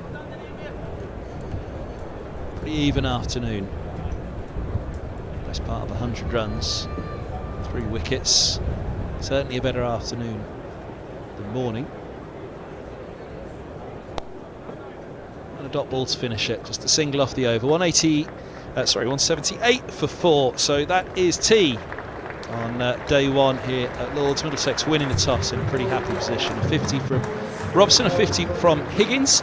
Right, don't forget to stay tuned after the break for your chance to win 2 tickets for day 3 of the New Zealand test here at Lords. Sanjay and Bryant coming up, but first of all, let's hear a word from our sponsors.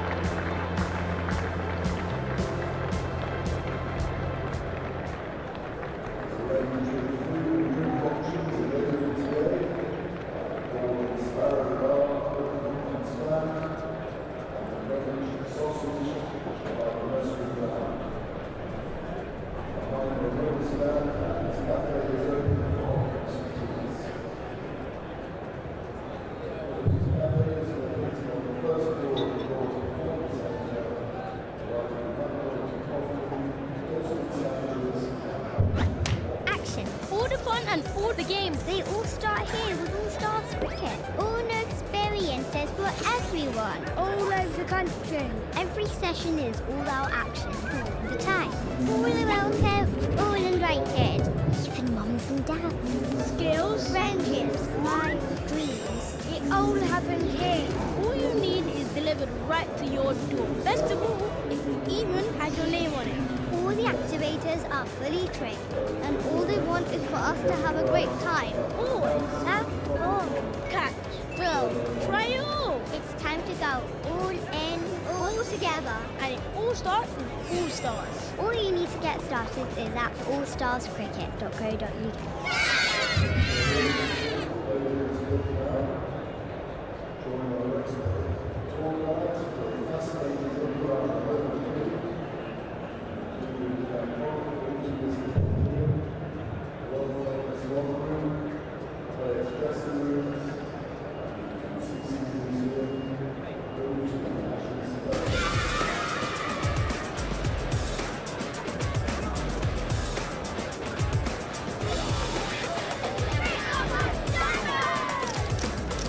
Power your play this holiday at Dynamo's Cricket.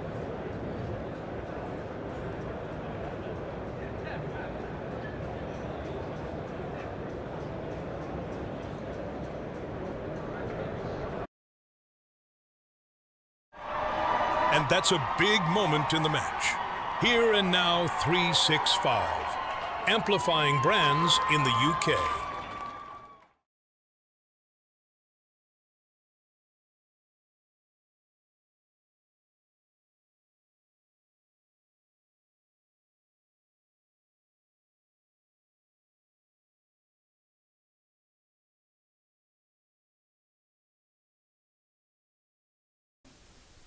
Welcome back to Lords, where the score at tea is 178 for 4. Durham session, you would think. I'm joined again by Geraint and Gus. So I'm going to do the competition quickly because I did it at the end last time, so I'll get it at the front this time. If you want to win 2 tickets to watch England play New Zealand on the 6th of June, then email to that address that's on the screen now with the total number of runs that you think will be scored by 7 p.m. tonight. Not the runs, that's your answer. The total number of runs across the entire match. Send your answers in by 7 p.m. today, and you could be coming to see England play. Chaps, Durham session, you'd think, Gus, wouldn't you, overall, in the way that it's gone? Absolutely, yeah. 3 wickets, 100 runs. 2 hours is what's they say? A day's a long time in politics. I mean, 2 hours. I mean, it's not disastrous for Middlesex by any stretch of the imagination, but they would be hoping to maybe have 2 or 3 behind their name rather than 4. So, yeah, a good session for Durham, and I suppose their tactics have been rewarded, haven't they? They've been consistent, been disciplined in what they're doing, and certainly a couple of loose shots by Middlesex batters that have created wicket-taking opportunities. Yeah, I think tactics played a big part, Jonesy, didn't it, in the way that Sam Robson was dismissed. Missed out 100. You think that he was set for 100 the way that he was going. He'd accelerated post-lunch, but do we give credit to the bowler? Absolutely. I think the bowling unit has to get a lot of credit because they came out after lunch and Robson got into his stride and he played some lovely shots, especially off the front foot. You know, that late cut, which those who've watched Sam Robson play, it's a shot that you'll be able to visualise very easily. And then Durham changed. They brought in a bit of a short ball tactic, which I liked a lot. And then that just changes the psyche of how you play as a batter. And on the back of that, they were able to get their dismissal. And so, if we have it to watch that ability where Robson is hit, it just adds something to it. But Gus the bowler can probably talk us through that. I just think it's an interesting. I mean, why cricket's such a good game? Because you get batters. Sam Robson suddenly looked free, didn't he? Scoring quite quickly, and sometimes that's a strength, but it can be a weakness. And you suddenly looking to score of too many balls, don't you? And pick the wrong ball slightly and nick it to slip and get caught. So I suppose it's one of the real challenges for batters like yourself is how do you pitch your innings? Do you go into your shell, or how do you sort of get that? That balance right between being aggressive and taking the game to the opposition, but also not becoming risky. I'm not sure I ever got that right, to be honest. It was, especially when they started bowling short. I remember being called the happy hooker, because I took it on. But it is that challenge where you've worked hard before lunch, you've come out after lunch, and all of a sudden you're a bit free. You've given some balls which are in your area to score, and then you feel like you're flowing. You're then looking for more balls, and you have to be careful at that point, because do you over rev? As coaches used to say to me, going from second gear to fifth gear, you don't need to do it. You just need to be aware of where you're at, and that's what Robson did so well before lunch. He just played, he kept it himself. But then I do give Potts some credit for the way he did it. Yeah, he definitely set that up quite nicely, didn't he? And bowled a ball that, Sam Robson, uncharacteristic, you'd say, in terms of the shot that he played. Yeah, he was disappointed. It was where he'd been disciplined before lunch. He chased one out there, and he nicked it off, and it was reward. So he will be, after working so hard to get the runs he did and getting so close to that century. I'm sure the crowd were anticipating it, and the Middlesex members were getting ready to cheer him on. And then but quite often when you get close to that landmark, you can play a bit differently. But he'll be sitting there now and be pretty annoyed, because it's a good wicket still, but Middlesex have still got the opportunity to score a good run for the rest of the day. But for me, Durham there have worked really hard to peg it back and put themselves in a better position. And Gus, Kemar Roach going off injured. They brought the like for like on. Would you think that will dampen, I guess, Durham's bowling efforts? Yeah, I mean, Kemar Roach is a wonderful international bowler. I mean, he's one of the highest wicket takers in the history of West Indies cricket. So someone like him disappearing from your side is a huge loss. It's been a real debate in the first 4 or 5 rounds of championship matches has been the substitute situation, and how long it's going to last will be interesting to see, because people are already questioning whether it's being slightly abused. And I'm not saying it's been abused on this occasion by any stretch of the imagination, but no, I mean, it's good that for the game to some extent that a side isn't with 10 men, but for Durham, Kemar Roach is over here as your overseas player, and you want him to be playing as much and bowling as much as he can. There's a bit of weather around tomorrow, Gus. Max Holden's held it together really well so far. He was 23, I think, at lunch, and is at 50 or so now. Will he need to change the way he bats? I don't think the weather's due until about 4 o'clock tomorrow afternoon. What will his tactics and thinking be in the morning session? I think Middlesex, I say, the game, I mean, I always used to look when I was a journalist, and you think, well, if you're always looking at a game of cricket and saying, well, the next day is the most important, it's a good game, isn't it? And it is an important hour, because if Durham can get a couple more wickets before Middlesex get to 200, and we're 200 for 6, then they're in a really good position to bowl you out for 250 and score big and put Middlesex under pressure in their second innings. But if Middlesex can somehow sort of build, and Max is going to be central to that. I mean, Ryan Higgins has come in, and he's had a lean sort of spell so far this year. But before at lunchtime, you're thinking, well, Middlesex's total should have a 4 on it now. I think from here, if it went 3-5 plus, you'll be pretty pleased because you've got a score in the game. So Max's job is to try to make sure that that himself and the lower order get there. I like the look of him. Yeah, I said to you outside, if he was in a Sir Alistair Cook lookalike competition for the way he bats, he's winning it, because even the way he runs, but the way he's gone about. Well, Cook was his hero. Yeah, well, I can see he is a bit of a mirror image of him, the way he plays and the way he runs between wickets, and he's just gone about his business beautifully. Yeah. So I think he's played for the Lions, hasn't he? So he's doing himself no harm by playing in innings like this. What did you see the deploy wicket? Did you manage to see how he got out, Gus? Yeah, I did, yeah. I mean, obviously there was quite a close LBW as well, wasn't there? Just beforehand, that he probably did quite well to survive. If it was outside off stump, it was marginal. But yeah, I mean, again, he's sort of nicked one. I mean, he's a naturally aggressive player, isn't he? Looking to come down the pitch and try and take the game. But Raine is a canny old bowler, isn't he? He's been around the circuit. He's consistently got wickets. Yes, he's not going to sort of give batters sleepless nights because of the pace and bounce, but he's there or thereabouts, nibbling away, asking questions of you, and I say a good bit of bowling by himself to get deploy out.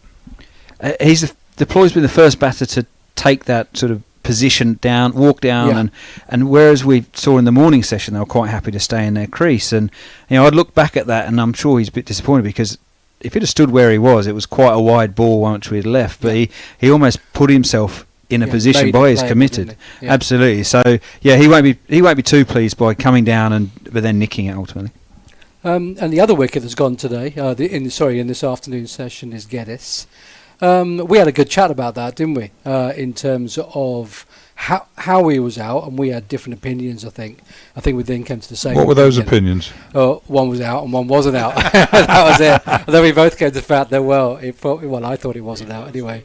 And Jonesy, talk us through this. What have you seen here? Well, to the naked eye, it looks like it's going down leg side, doesn't it? So I could see why he wasn't particularly happy with the decision. But what we were talking about was, in a way, umpires' pre-opinions. When we talked about playing here at Lords, but umpiring here at Lords, you do take the slope into consideration.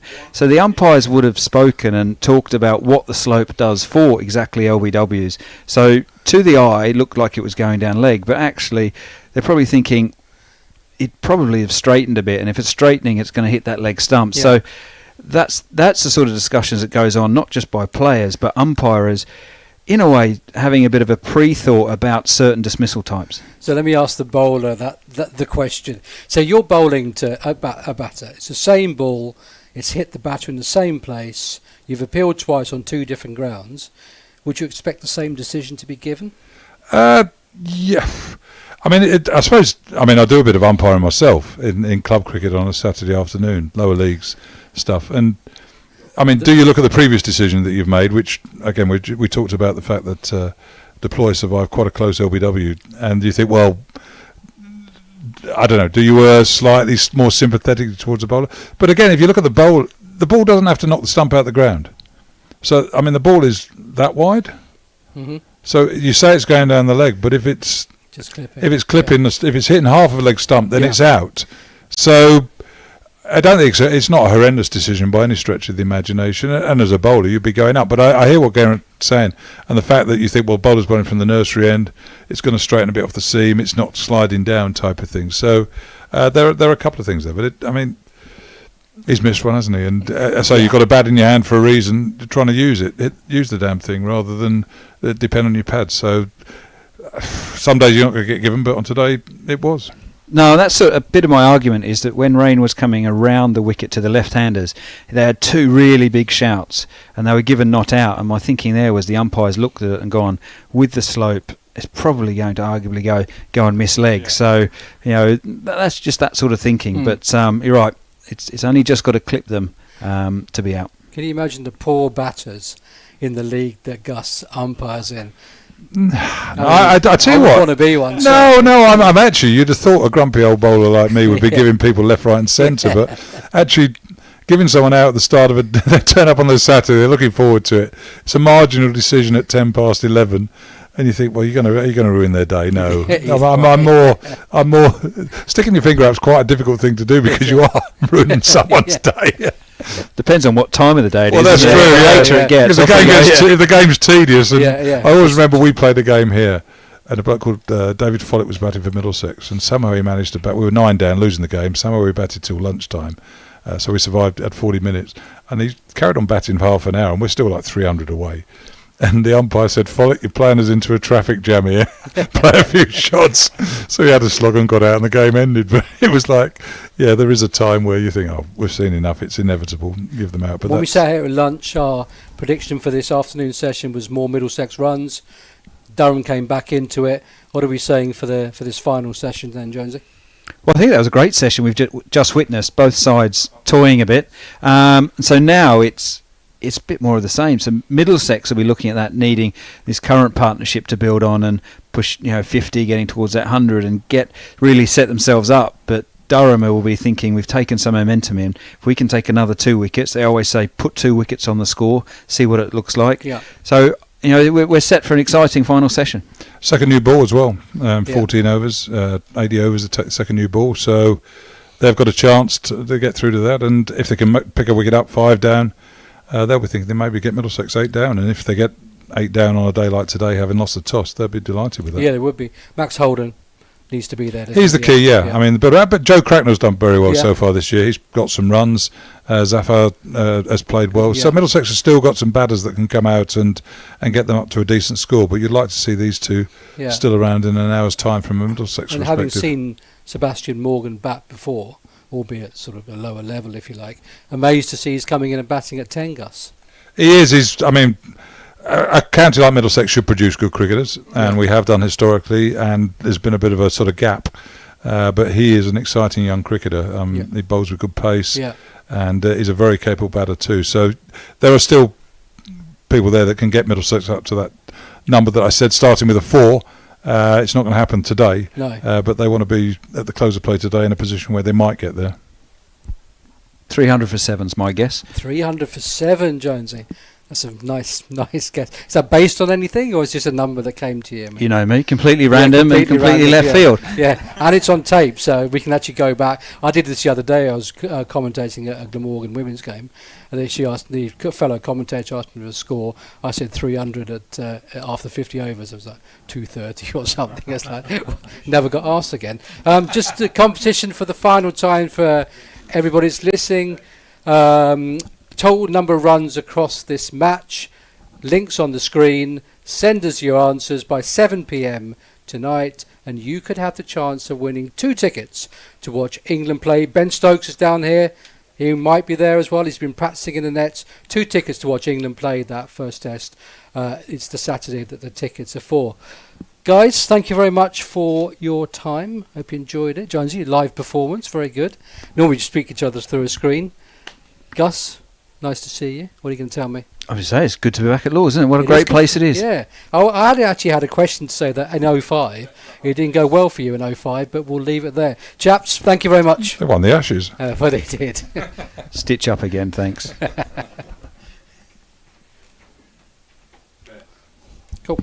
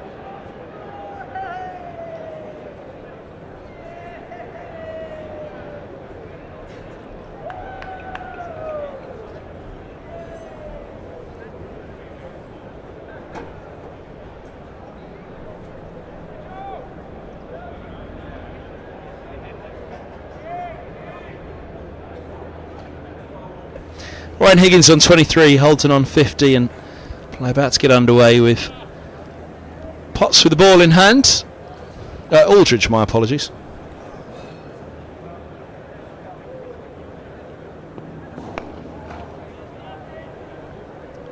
Sorry if it was a little loud there, too much cake and tea, all excitable. Hey, it's cricket at Lords, the sun's out. Cricket being played. And Alan Coleman sat alongside me. Why wouldn't I be happy? Yeah, I thought I'd come back. Pleasant evening, and I thought what a better way to spend it than sitting next to you and hopefully watching from a Middlesex perspective 2 hours of batting.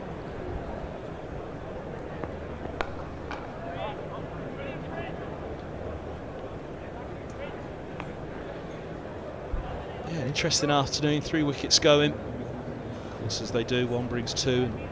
In this instance it brought 3, but these two settling things down again. 136 for 1 was a cracking position. It still isn't a bad one, but they'll be keen on a good hour here up to that second new ball. Most certainly looking definitely at extending this partnership as much as possible.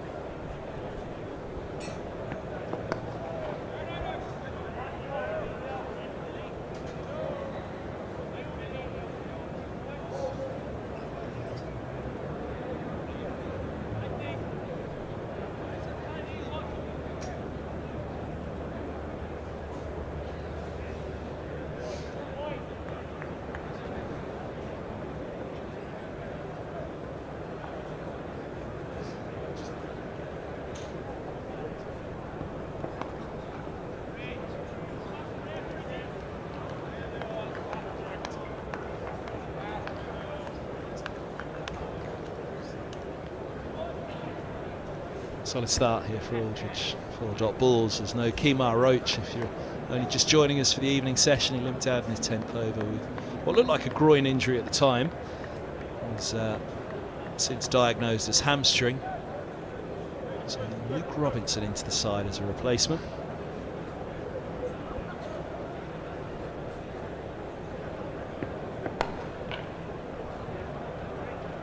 So first after tea, Higgins on to 24. But yeah, that means the workload for Aldridge alongside Potts and Raine just cranks up a little bit with the senior man out. Kemar Roach, big blows, and just back into the side after the Lancashire game. It is a blow for Durham. Interestingly, the boys were commenting in the changing room that I think Robinson was bowling at Ben Stokes at lunchtime, so he's already had a good spell already into his legs today, so not quite going out into the middle as freshly as he might. I'm also quite thankful you're not a physiotherapist, having diagnosed a hamstring injury as a groin niggle.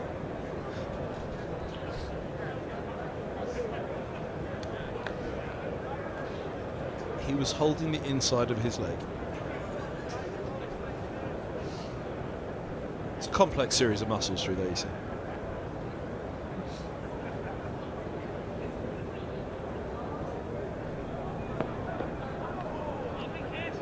One of the over, 179 for 4. So yeah, young Mr. Robinson comes into the side. You told me he was presented with his cap just before coming on as well. He was, so sort of tradition dictates for all clubs, and Middlesex this morning, Captain Lewis Duploy presented Ethan Bosch with his numbered cap, number 783. Ethan is for Middlesex, and young Robinson for Durham, obviously making his debut here, first class debut, but not in the way you traditionally might. So yeah, just after lunch he nipped downstairs and with a few of the people from the Durham changing room and had a very impromptu cap presentation before he walked onto the field. So I don't know what number he would be for Durham, but not in the 700s obviously, because Durham didn't play first class cricket until 92. So I do wonder what number Robinson, what cap number he is. But as I said, Bosch is 783 for Middlesex.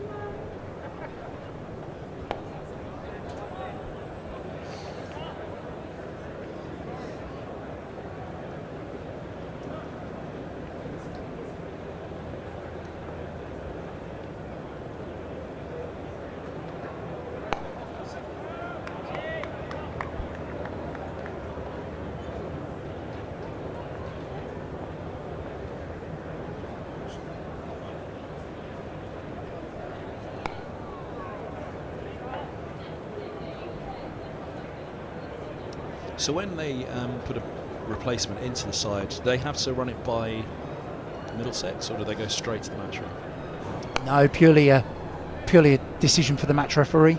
Quite apt actually. I sat and had a conversation with Alan Fordham, who's the man in charge of the rules and regulations for the ECB. We had a conversation around all things replacements this morning.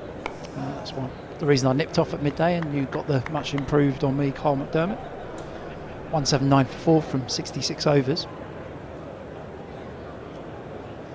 So talking player numbers, Kev, is your quiz question for the evening. Bosch is 783, but I want who was 780, 781 and 782 for Middlesex. That will test your knowledge. 783. Navya Sharma? No, not Nav. He's not. He made his debut he was up in the middle of the season, wasn't he, last year? So 3 players who made their debut after Nav. Sorry, hold on, I've got to run through this again. So in terms of being Sharma awarded their cap or their debut? Making their first class debut and the cap number they have. So Navya Sharma is 779. The reason why I'm confused is the cap always immediately ordered? I thought the counter cap came a little while afterwards.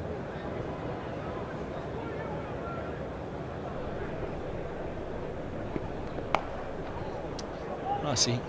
Pulled away down to deep backward square, single taken. Yeah, 2 separate things now. So when a player makes his debut, they get their numbered cap. So that is what number first class appearance that they are. So as I said, Ethan Bosch was 783. And then last game, Lewis Duploy got his ceremonial cap, which is the traditional capping ceremony where you're awarded your county cap, as it were. Slightly confusing, but slightly different things. So there's 3 in between Navya Sharma and Bosch. So Sebastian Morgan. He's 782.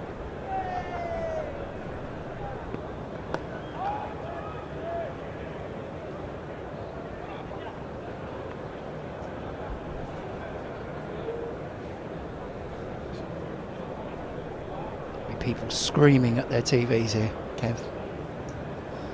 For number 781 Go and through the young 782. bowlers that have had their go. Because Cornwell was before Sharma.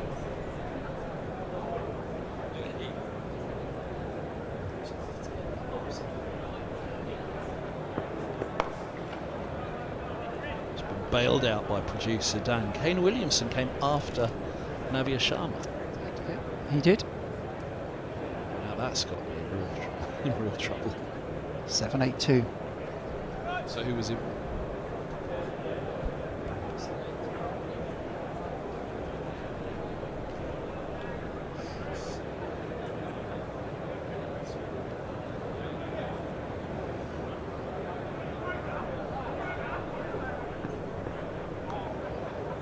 Is this a trick question on this message? Should I obviously know this?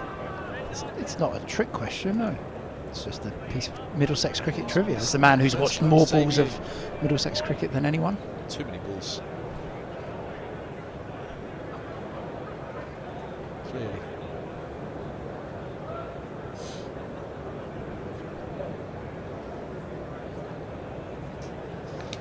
I'm literally going to have to go through everybody now.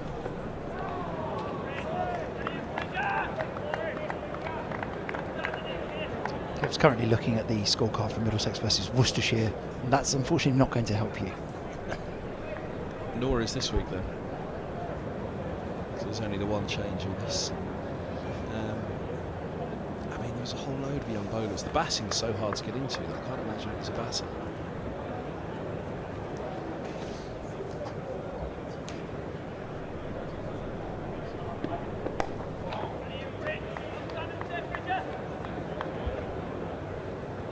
.181 for 4, 67 overs, new ball due in 13.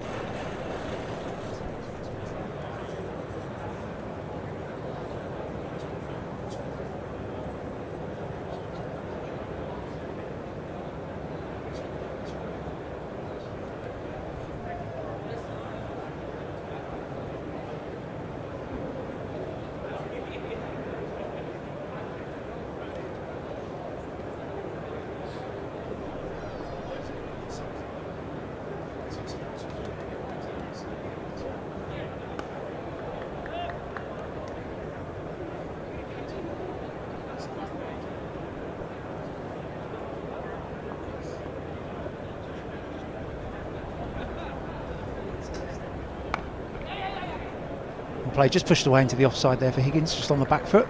Getting there slowly. There was Callum a random Parkinson. There was a random overseas that played a game after Williamson. No? Okay.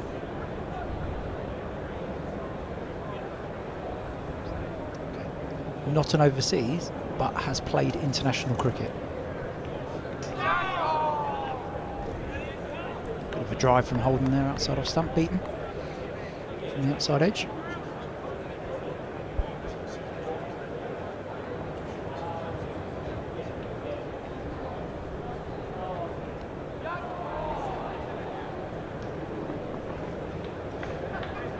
Back for the second hit. It's a scurry through and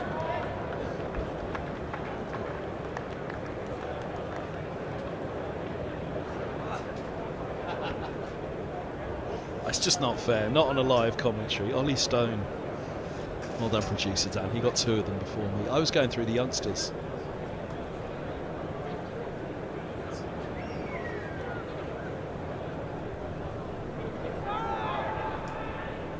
So yeah, Ollie Stone joined on loan, just called back after 1 game for Notts' promotion push. Was meant to be Middlesex for a few games, but called back after 1. Middlesex's greatest ever one-game wonder. Was there ever a better one-game wonder? Nice from Holden, that just for full delivery from Parkinson. Clipped down to long on for a single. Brings Higgins on to strike. No, it doesn't. There's a single, and that is the end of the over. But Stone quite apt for the reason I asked the question, quite apt. He was obviously subject to one of the injury replacement issues this year that have been experienced. So Nottinghamshire were trying to replace O'Neill, their overseas player, with Ollie Stone, and were told that Ollie Stone bowled too fast. So O'Neill had to be replaced by Lyndon James.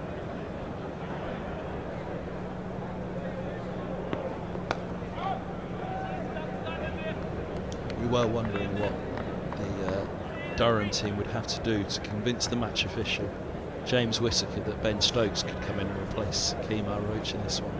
What if he played the whole match limping on one leg, including when he batted and bowled? Could he still? No, he still can't come in. If he batted right-handed and bowled left arm, could it? Nope, he still can't come in.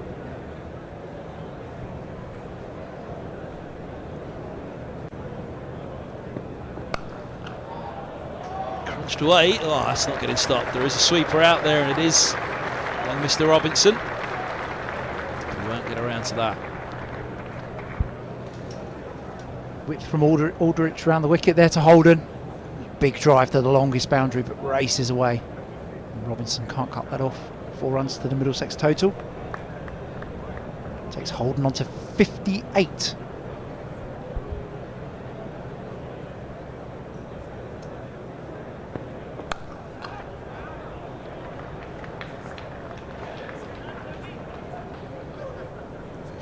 Single. I don't want to talk him out, but has he ever looked better, Max Holden? Obviously, in terms of years of experience, runs in the bag, experience in the bag, he's at his peak at the moment, and obviously that will only get better. But in terms of form and confidence,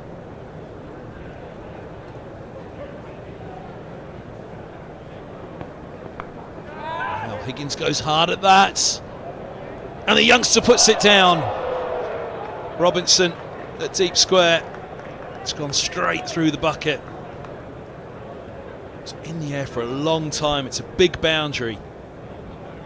Hung up there for too long, I fancy, for the youngster. It seemed to take an age to get out there, didn't it? Short ball here from Aldrich. Higgins has pulled it upwards. It wasn't that short in terms of, it was only about waist high. That ball seemed to take an age as we watched from the media centre for it to get out to Robinson. But the young bowler on debut puts it down. He's out at deep backward point. You can't even see him in that shot. That's how big a boundary it is. Goes short to Holden now, and that one's away fine for 4. Fall. It's a delivery filled with frustration there from Casey Aldridge around the wicket, still to Holden. Bangs the ball in short, even though it is a short boundary. Up towards the grandstand, Holden rides it round the corner, tucks it inside, fine leg for 4 runs.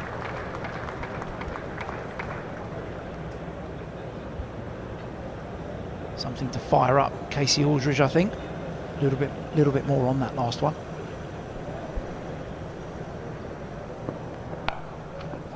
This one steered away, but just a single. It's out there at the wicket. 196 for 4. 69 bowled. There he is in the foreground. You see just how big a boundary that is. He's a long way in there. You see the rope, I think, just underneath. Yeah, you can. Underneath the strap at the bottom. And, well, I don't know if that quite tells the picture for you, but it is a long, long way. Nearly as long as you can imagine for a first-class game here at Lord's. So that's how long it was in the air, and perhaps just too long, as we said.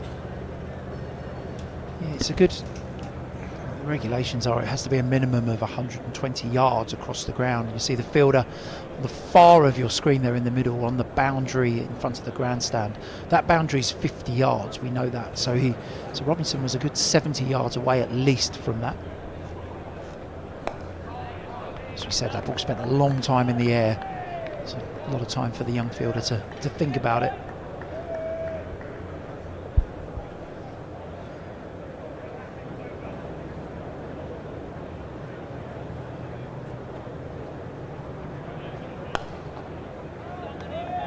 Started quite nicely.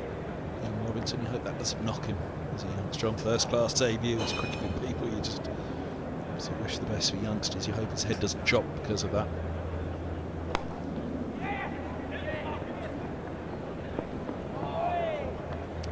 Single. Tightening it around the back for Parkinson. But yeah, he worked up a bit of pace. Good accuracy. I'm sure they'll get their arm around him soon enough. It'll be interesting to see if he does come back before the second new ball. You'd fancy it would be the right thing to do from Durham. Throw it to him again. second new ball does become available. Back to the big guns.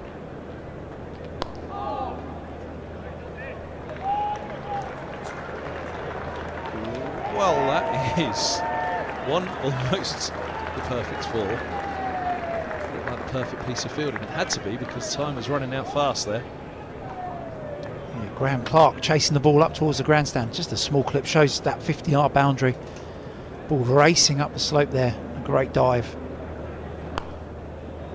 Great dive from the Durham fielder to save 2 runs. I reckon if you paused it just before and you had a 50-50 chance, does he stop it or not? I think more would say no, he's not stopping that. It's a fine effort to claw that back in. You're not having that? I'm just thinking about, is that like cricket's equivalent of the spot the ball Exactly contest? that. There we go, he's running backwards on the screen. Is he going to get it? He's going to. Right there, I reckon you're not giving him much of a chance of clawing that back. It's a good effort. Very, very good piece of fielding. Look at that. Oh, get your leg up. Hey. That's even more impressive, because if that ball hits Graham Clark in the left foot, then that's 4 runs in theory. So very, very good piece of work, incredibly aware. Pleased that he said he got his leg up and not his leg over.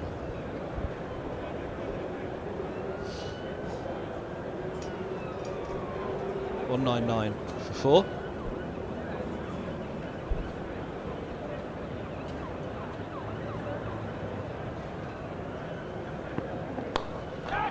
It's a lovely shot, but he's hit it straight to the fielder. What a flowing drive from Holden. It looked immaculate in the stance, but he didn't keep it down. It's a great catch. Emilio Gay diving to take the catch. Holden will be disappointed that he didn't get over the top of it. Stood up tall, driving on the up, but hit it on the up as well. Yeah, very good catch, first of all, from Emilio Gay at cover there, diving away to his right-hand side. Beautiful bit of work from the Durham fielder. But Holden will be disappointed there. Just a push, really, wasn't it? Didn't throw the kitchen sink at it. Just pushed the ball into the space, and Emilio Gay able to hold on. One of those as a batter that you think should have probably thrown the kitchen sink at it there, or simply hit it on the ground. But good innings from Holden, 65 from 163. Middlesex 199 for 5 now.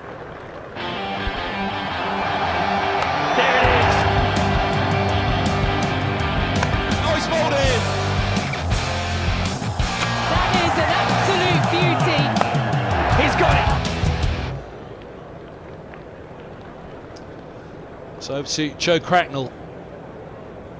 Well, at Northamptonshire is on the verge of his 2nd century for Middlesex, and both would have been at Northamptonshire had he got there.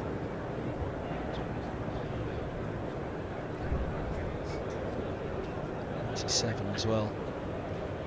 So his name in the match against Gloucestershire. After a fine partnership from the first evening, indeed, with Leas Deploy as skipper. They changed the face of the game that evening in terms of the scoring rate. Mostly it was Cracknell. At the moment, these two, you would think, will be reckoning on the next 9.5 overs, and that second new ball, and thinking about a score that they would really like to get up and well above 300 if they can.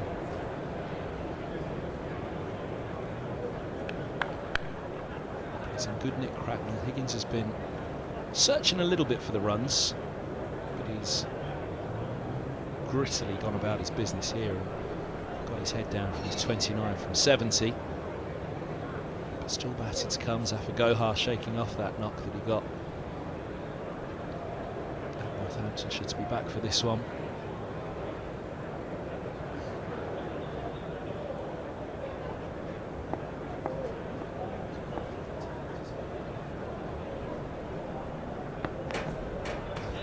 Straight up to Cracknell. Make the youngster feel a little bit better about the drop a few overs ago, although it was Higgins, so they still need to get him to make Robinson feel fully reprieved. I'm sure Darren will be saying to the 22-year-old on first class debut, forget it.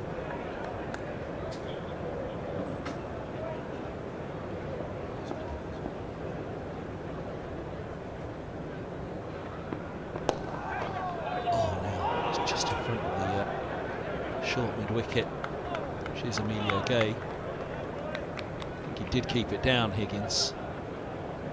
just taken a stunner.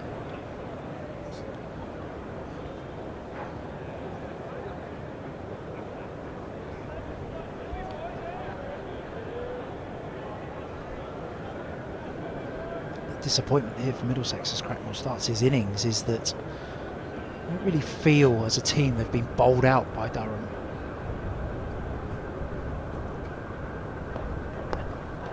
Look at the dismissals. Robson with a drive outside the off stump, caught at slip. Deploy coming down the wicket looking to drive. Holden looking to drive, caught at cover. So only Geddes and De Caires really. De Caires with a nick off from a forward defensive and Geddes with an LBW. Perhaps will be the only 2 wickets that Middlesex will feel they haven't given Durham.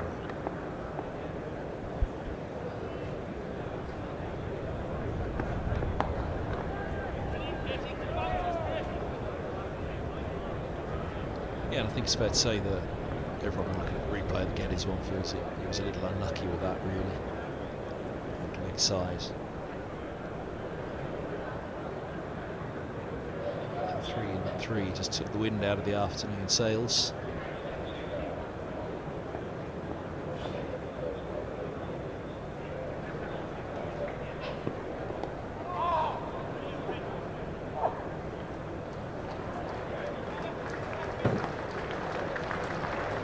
Chance that Higgins had been something that he can cash in on now for Middlesex. 200 up with that single, 200 for 5.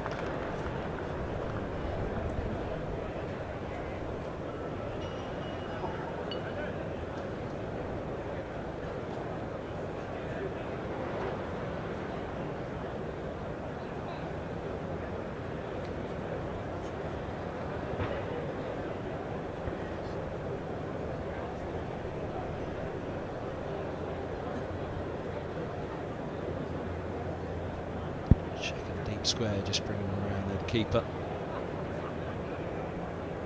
Ollie Robson.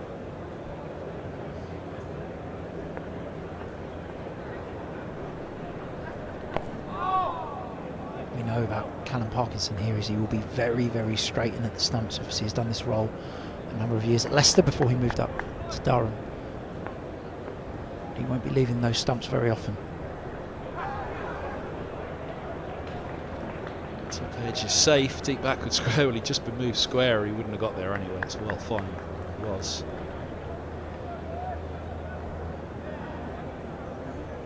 So Parkinson's figures will suggest there he's just gone just a touch over 2 and over. Very, very accurate. Doesn't miss his length very often and very rarely leaves the stumps. So challenge for the new batter, Cracknell.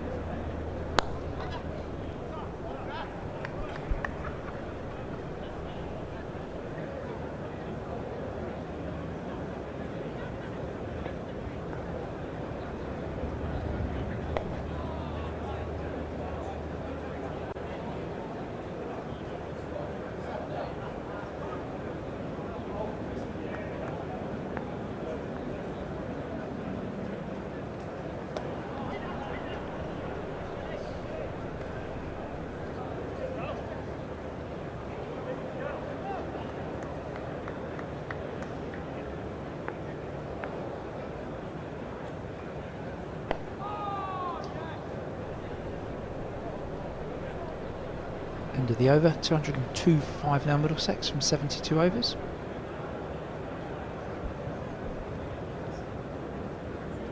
Someone turn off the lights. There's a bit of cloud cover of the day over NW8. Cloud cover tomorrow after tea as well, which may well have some rain with it.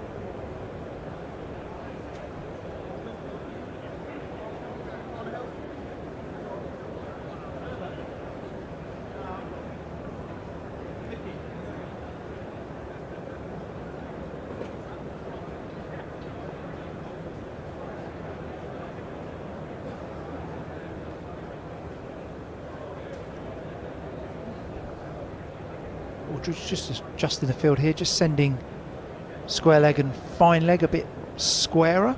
So deep square leg is now in front of square.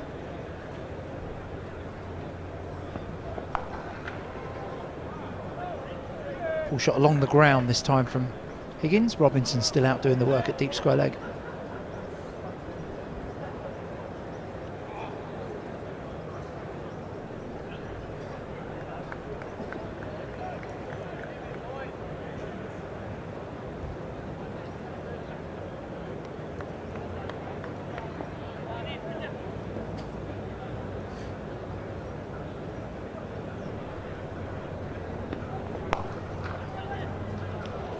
Nice shot, punched away by Cracknell.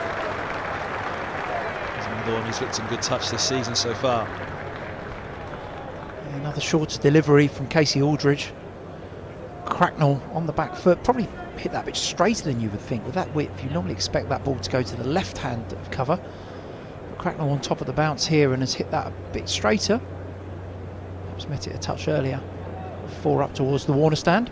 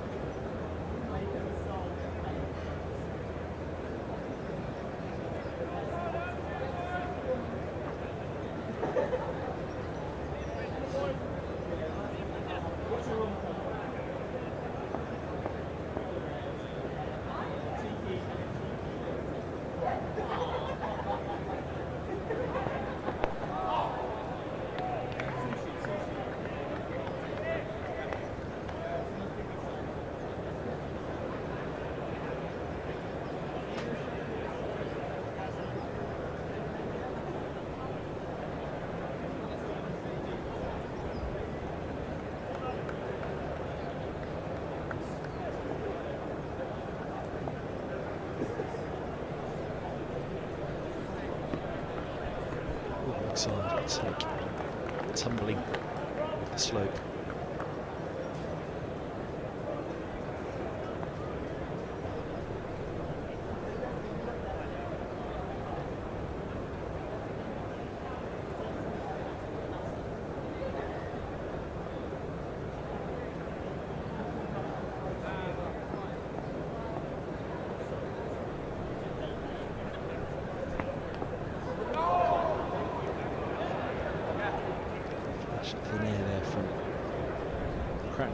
Just kept a fraction low.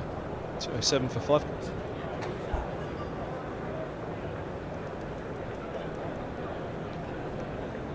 Cracknell just tempted outside the off stump there. Probably a ball with a bit of disappointment on from Cracknell. It's not, by playing that shot, you're only going to get a maximum of a single. Durham obviously have a cover in place there, so unlikely to get much more value from that. But one that, a shot that comes with quite a high risk, because if you nick it, you're obviously going to be out. So probably a shot that Middlesex's wicketkeeper might want to just put back in his locker.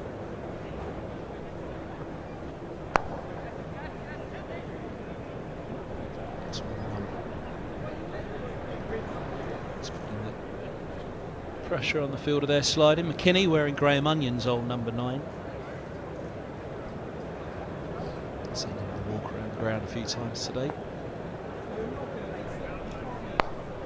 Famous number 9s from the northeast. Shearer. Was Kevin Phillips number 9 or was he number 10? Ooh, is it Noel Quinn was number 10? Feels like he was more the number 10 role, doesn't he? And Phillips was the 9.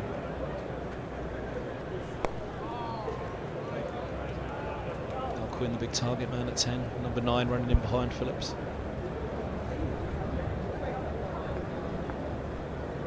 Ah, there you go, 10 for Sunderland. Red and white.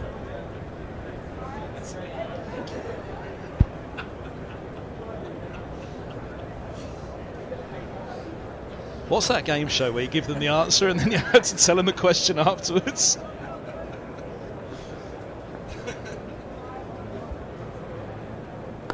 The question off mic was what did Noel Quinn wear for Sunderland then? You all heard Coley's answer.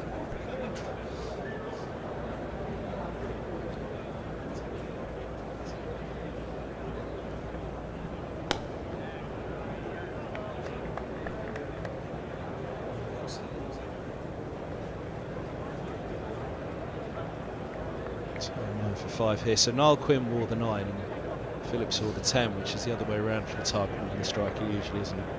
Let's hope they got the shirt sizes right when they sent it to them. A bit like the day when Embers and I were sent out to do a chat out in the middle here when Middlesex launched the pink T20 kit. packed house at Lords for a Sunday League game. I say packed house, relatively. And it was the launch of the T20 kit. So they said, could you both wear the pink tops and go out in the middle, and you interview members about why Middlesex be wearing pink and help the sales? Yeah, no problem. Have you got any shirts left? Yeah, we've got 2 left. One's extra large and one's extra small. Emma's obviously got the pick of the sizes. It was a very constricted waddle out to the middle for me. Pretty long single there from Joe Cracknell. Robinson has come into the attack from the pavilion end. Probably a short burst of a spell before Durham take the second new ball, but Cracknell just with a push up to mid-off. Those days when you're glad that there wasn't streams and camera people back then. Tightly fitted, shall we say.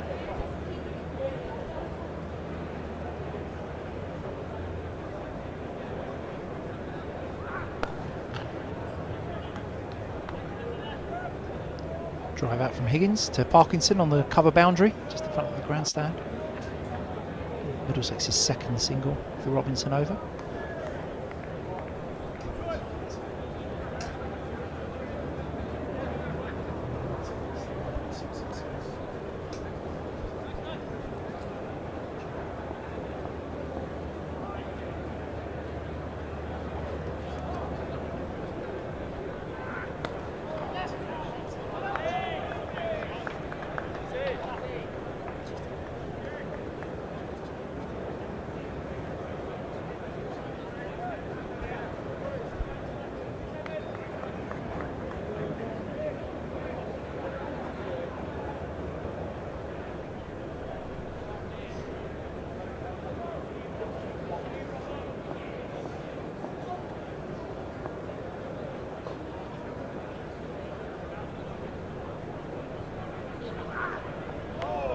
Sharp one from Robinson.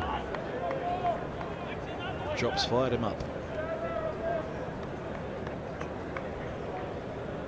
Durham have the trap set for it. You can't just see, just off the screen to the left hand side, there is a deep square leg and a long leg just in the bottom corner there, who's just disappeared off screen as well. Mid wicket in place and a mid on.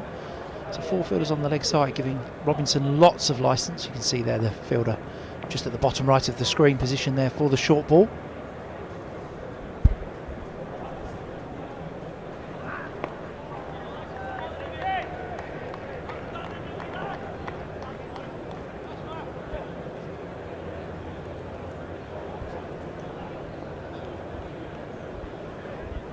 I don't think we were talking cap numbers earlier on.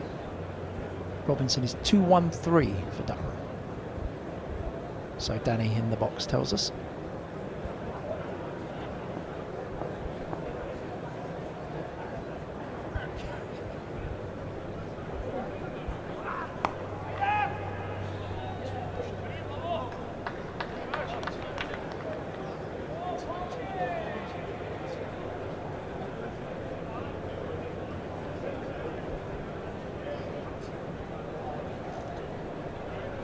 So through 4 overs now, none for 10.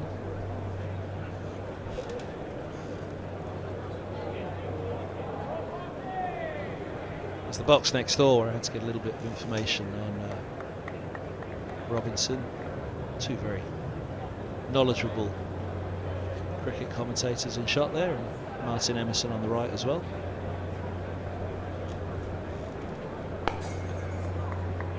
Swindles in the background, looks strange as the stream commentaries here. Nicky Chowdhury alongside him. Thanks to Marty, in all seriousness, who ran me through Robinson's records when he was 13 in 2017. He took 6 wickets in an over for Philadelphia hunting Durham. All of them bowls. 13 years of age, and a story that made the headlines globally. It made it into the papers in Australia.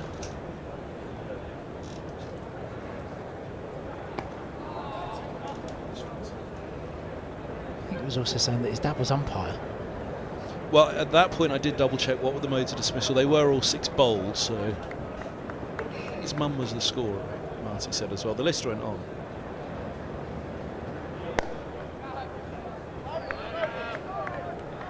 mean, in some ways, I'm glad they were all bowled, and people would be going for conspiracies, wouldn't they? But yeah, all 6 wickets in an over.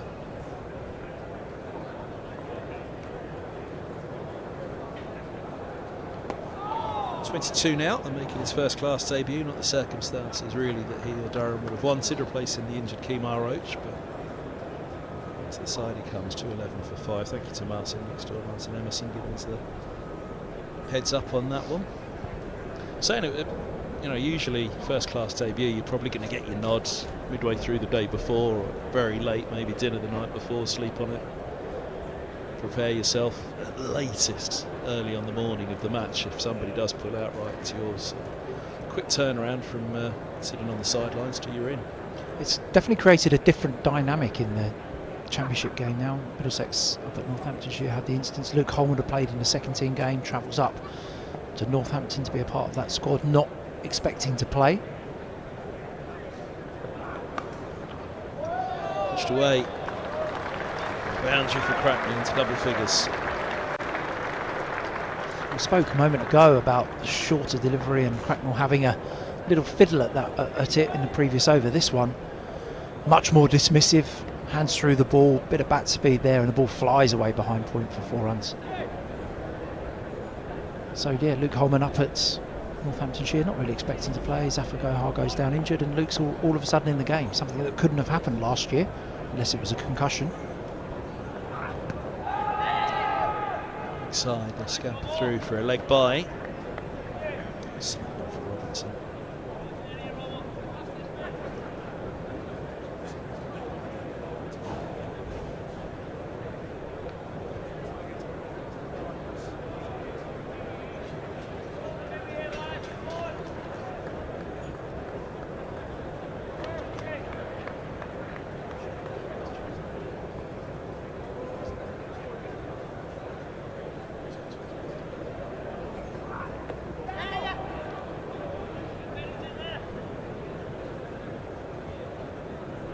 Bat involved in that as the umpire going to lift his leg, yeah. It's a pad, perhaps. Yeah, it's not quite the impact sub just yet, is it? It isn't, no, but I think we've gone from, in county cricket, we've gone from a position of the 12th man, 12th player. Of course, cricket would just be running the drinks and popping a bib on for 4 days and giving some throwdowns in the morning. Now has gone to a position where with concussion sub over the last few years, there's been a chance that you could get a game if you were a like-for-like replacement, but now with the injury replacement as well as the replacements allow for serious life events that you may encounter, I mean that the role of the 12th man has definitely changed in county cricket.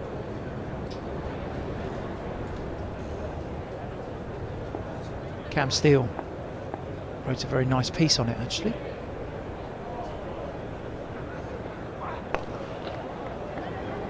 Gets past Robinson, he nearly got his hand to it. And his hand backwards. Only got a single.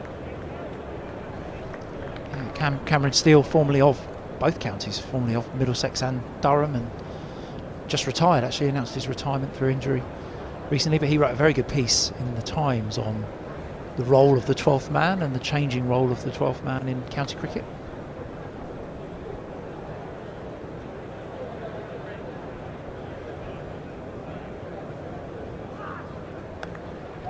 Aggressive from Robinson, another short ball.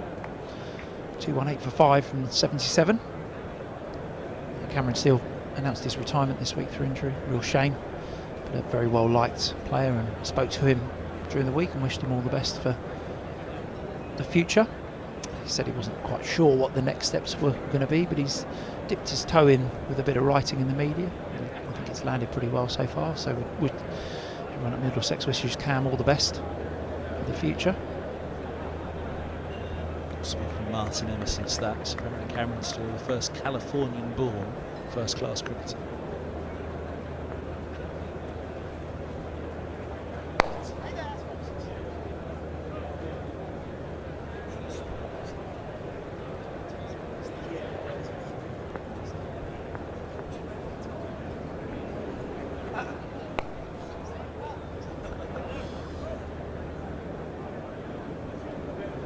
To admit when Marty was telling me about the Philadelphia one, Had to inquire.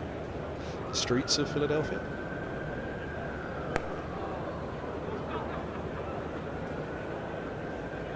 It's always somewhere in the back of the box.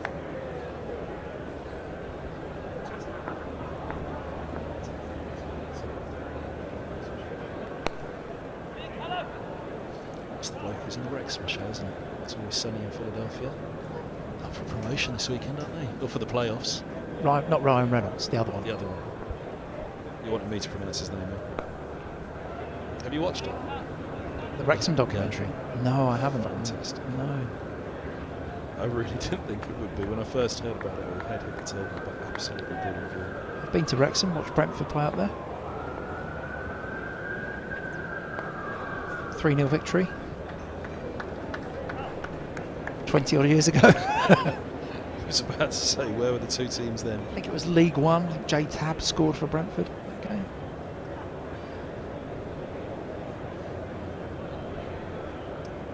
It's back when I was covering Brentford. The glory days, as they're known. Lloyd Owusu.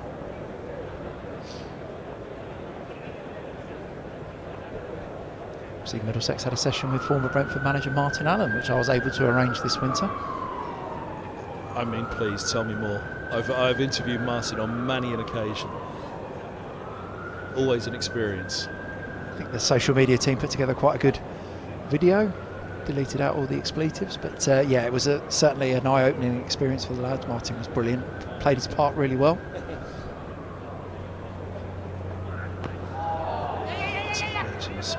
Movement there for Robinson though. Just went through the air and I think it's brought the inside edge. The ball's come back at Higgins, back down the slope from Robinson. Little bit of movement through the air and then continued down the slope. It did seem like after lunch, I was talking to Peter Fulton after lunch, and it did seem the ball started to do a little bit more.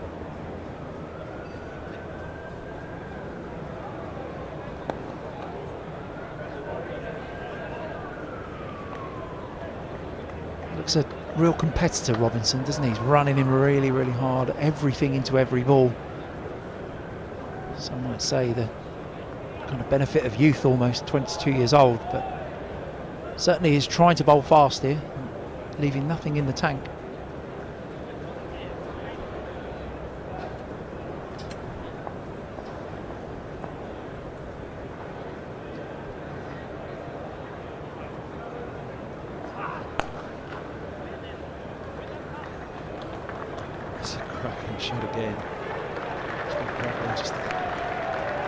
Push off the back foot as much as Anakin this time. We'll get three. It's a good stop on the ropes. Very good piece of cricket there from Joe Cracknell. Punch off the back foot. Well run three. Bring Ryan Higgins on to strike.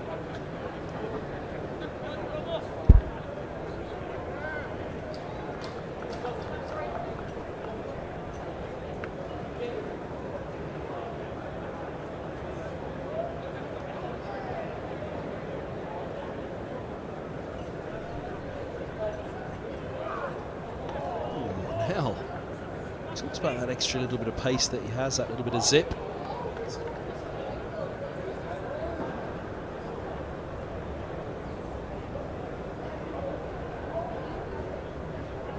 Sort of carried through to the keeper there, but really intent from Robinson to try and make something happen.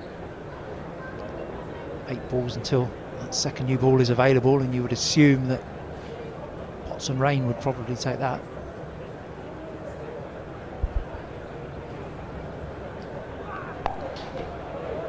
Pulled hard by Higgins. Sweeper is out though, so just a single.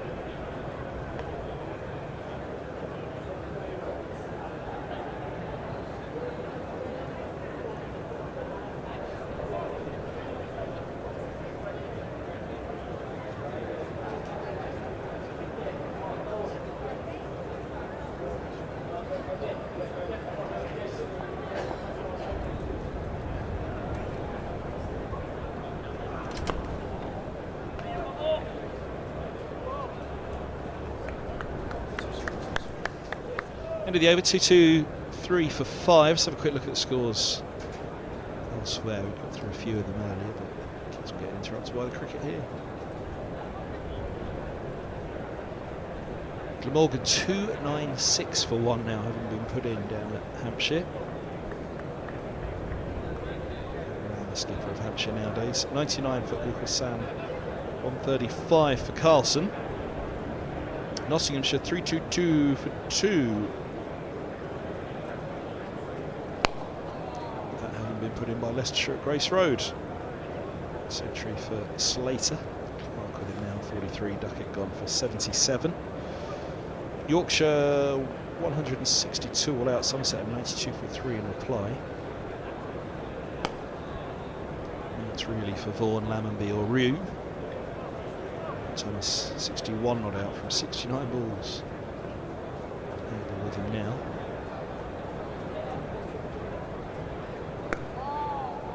And the Sussex recovery goes on at the Oval. 91 now Carson, 80 for Robinson. Sussex 319 for 8. Recovering from 92 for 7. There's also 53 from Hudson Prentice. I mean, at 8 before the 9 and 10. Gone at it with this partnership.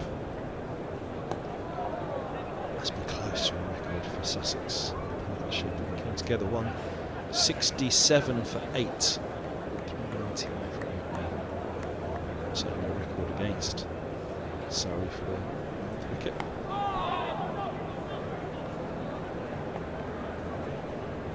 For Parkinson here, 2-2-3 for 5, 80 bowled, so all eyes on the umpire, as there will be around the country that will be reaching the 80 over mark. Division 2, Kent's 319 for 7 against Derbyshire. Beldrummond with 129, Crawley 44 up at the top, 56 for Benjamin down at the bottom, and Everson and Mills together towards the end now. 3 wickets for Hayden, 1 for Aitchison, 2 for Chappell. Martin Anderson as well. There's the new ball signalled here by Martin Saggers. It's from Cantic here. And Northamptonshire against Worcestershire. Worcestershire 290 for 9 at Wantage Road, where Worcestershire won the toss and decided to bat.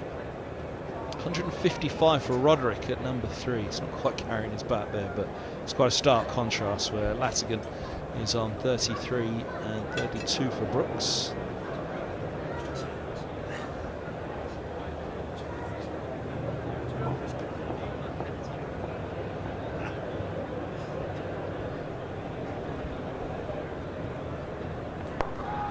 First ball with the second new ball. 2, 2, 3, 4, 5.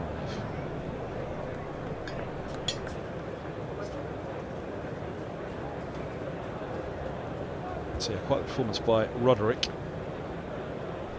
290 for 9, 55. Not out.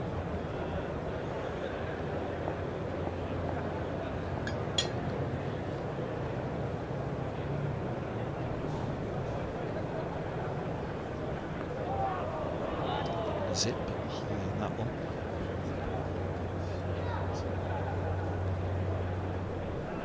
So, Raine taking the new ball from the pavilion end. I'm intrigued by the choice of ends here. I assume that means that Potts will bowl from the end that we're sitting, the nursery end. And I actually felt Raine was quite effective from this end earlier on. Obviously, he's picked up 3 wickets. And Potts, I felt, looked more of a threat from the pavilion end in the first spell, perhaps, than he did from the nursery end. But it's an interesting choice of ends.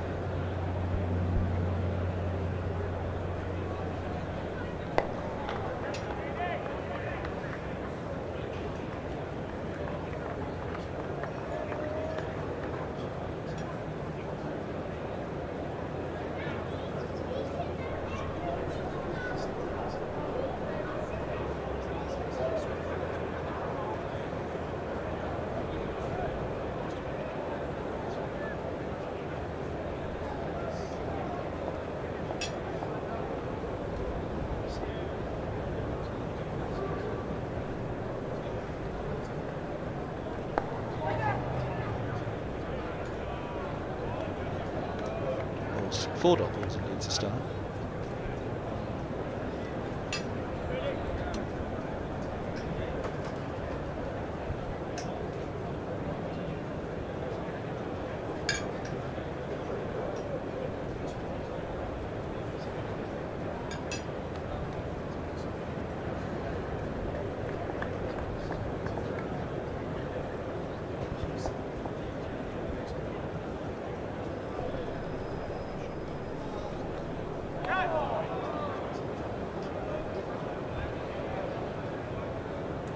Bit of a bounce there from Raine outside the off stump. Cracknell having a little flash at that one, but the ball goes through safely to Robinson.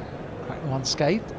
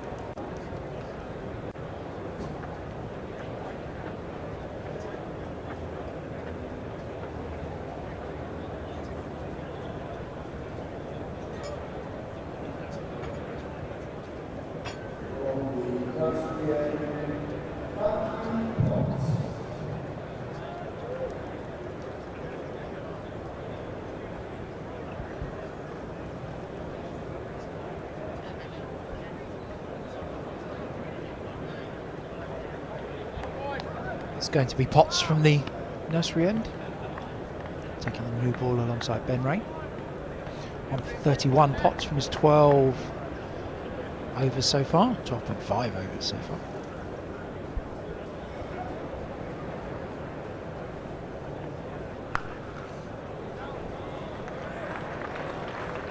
A couple here. Just in front of that backward point. There's a few moments here where you just sit back and watch. There's no great analysis required in this moment. Comment. Durham will know. Second new ball in hand. Two big wickets still out in front of them. They could remove one or both of these, much as they did early in the afternoon session. Go bang bang.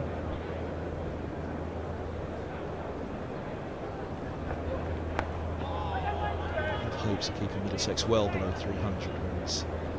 Middlesex will hope one, or indeed both of these can go on and be thinking about something well in excess of 300 still. Raced away today, 14.4 hours remaining. It's flown by. Yeah, credit due here to Durham for their over rate. I know that Callum Parkinson's bowled sort of 17 or 18 overs or so, but we're at 5:15 here. 14 overs left in the day, and Durham have taken five wickets. We've had an injury replacement and a ball change as well, so a really good effort from Durham to get through their overs. Generally get sort of an allocation of 2.5 minutes per wicket. You take that back off the time, and Durham have done outstandingly well to be well up with the rate. It says the over rate on the scoreboard says +5 currently. Something Middlesex have turned around dramatically in the last couple of years. Going back, I remember when Owen Walker was back inside. You may have been next to me actually. We were talking about this in the last couple of rounds.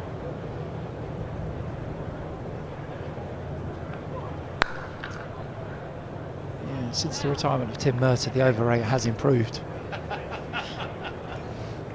not sure how linked those two factors are. Poor old Toby had to shoulder the blame for so long. Yeah, I think Toby's Roland Jones pretty hard done by there, really. You know, the common factor here is Tim Murtagh finished playing in 2023, and Middlesex haven't really had any overrate issues since that point.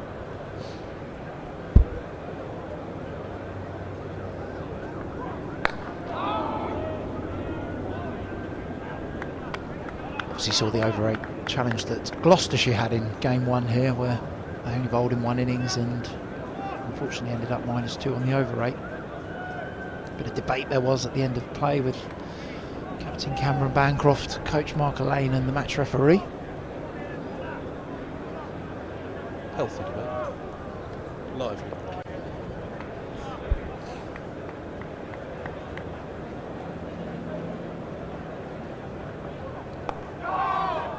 They did secure their first batting point last week. 2 weeks ago now. Middlesex were at Northamptonshire. I did inquire about Seabourne. The Gloucestershire commentator of Gloucestershire are no longer pointless. managed to get to two points, but I did get the reply that they were -2 on the over 8 at that, or -1 on the over 8 at that point, so they were indeed still points. Didn't manage to get their over 8, and in fact they've got a victory under their belt now, haven't they? Which a few people were starting to say that they might be the team to really have a tough year. But I thought they gave a pretty good show here against Middlesex, but it was Elias Deploy special. I think it's an incredibly competitive Division 2 this year, some good teams in it.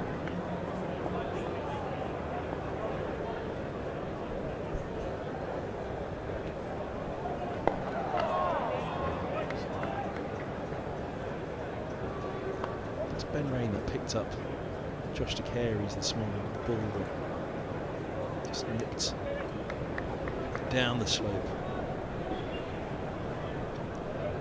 Cracknell's front foot just across the line of that one. Ends up his bat has to come across the line of his front pad, a little bit into out. Manages to get a thick outside edge on it and keep it out.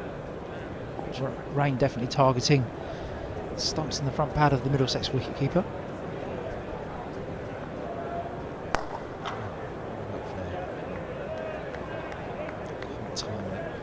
This is his first bowl at the Pavilion, I'm pretty sure, for Raine.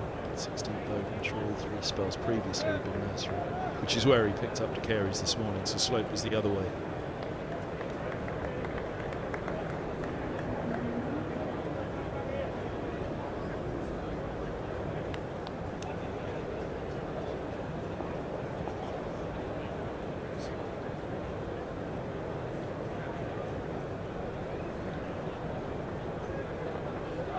That's a lovely ball. Didn't quite get hold of it. Last ball he didn't quite get hold of. Yeah, real beauty here from Raine, angled in to Cracknell. Seems away, back up the slope. Beautiful piece of bowling.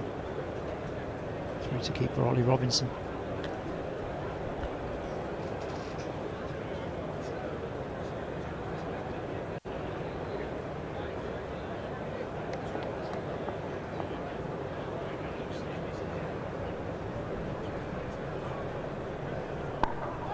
Beautifully bowled, and it's well kept out by Cracknell as well.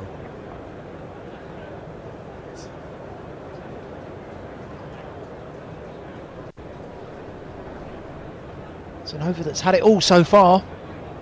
We've had a play and miss, we've had a play around the front pad, and Raine's gone for a very full one there, Yorker. Cracknell able to keep it out.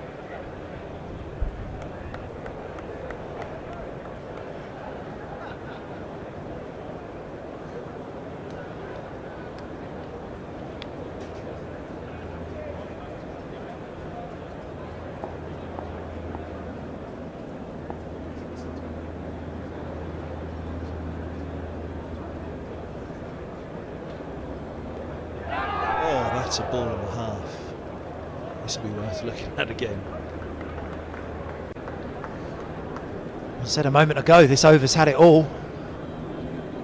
And that is so close to Joe Cracknell's off stump. Raine really getting the ball, but well, really challenging Middlesex's wicketkeeper batter here. Test of his skill. Raine able to move the ball back down the slope and swing it away. The over that's had it all has still got one ball to come.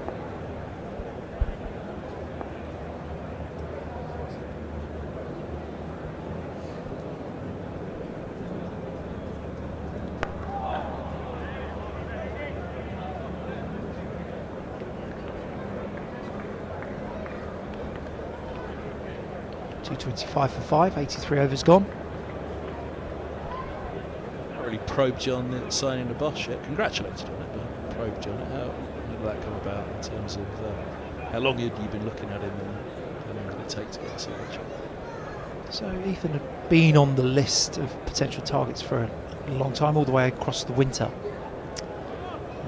We had signed Sam Elliott, who got injured in the Sheffield Shield final just as we were about to announce the signing, and then we were able to move quickly and go for Ethan Bosch.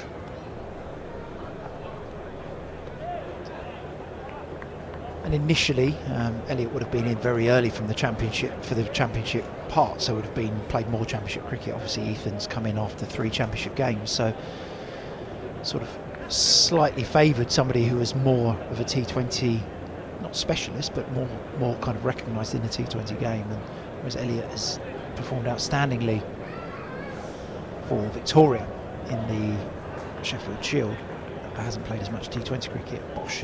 Ethan Bosch has played a lot of T20 cricket. So that was sort of tipped it in his balance from a number of other players that we were looking at.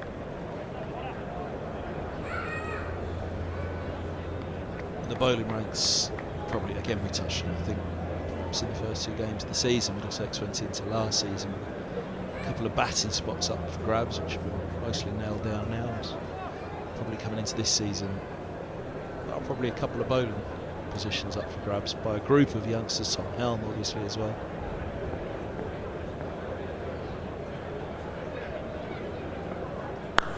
Brooks has since gone out on loan, so that was almost the missing piece, I guess, for this year's team. If you could add something to one area, it was going to be reinforcing the bowling ranks. It was. You look at the age profile of the Middlesex bowling attack. Toby Rowland-Jones in his, I'm only saying it, in his late 30s, Tom Helm in his early 30s. Then there's a bit of a gap until you get down to the age of sort of the Henry Brooks, Blake Cullen sort of group, and then the bowlers that sit below that. So it was always an intention to fill that age profile gap. A little bit of experience in there. Can't necessarily expect that Rowland-Jones is going to play every game of the season. Tom Helm obviously had his first outing of the season last year, and no doubt will feature more as the season moves through, especially with the scheduling of 3 games in 3 weeks here, 2 games in 2 weeks in the middle of the season, and then that last big block of 6 games in 6 weeks. But it was just felt that a little bit more experience at that, in the top end of the age 20.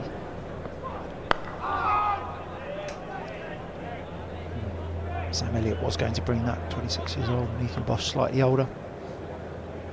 Just that offers a number of very handy skills across all formats, but also, as I said, that slightly more experience than the more junior bowling group that Middlesex members and supporters would have seen a lot of in recent weeks.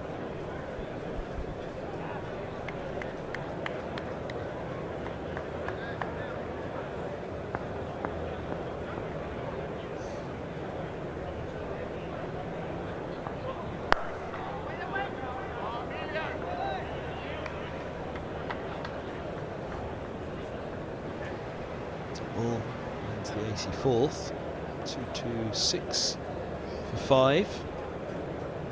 There's 12 to go today.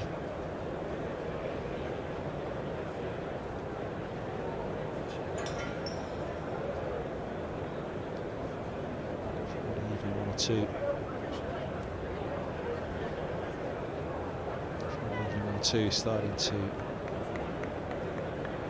make their way out. It's just thinned out a little bit over there. I wonder as well, the sun moving around, if they sort to seek a little bit of evening sun over in the Compton stand. Perhaps we'll find the pitch for you in a moment.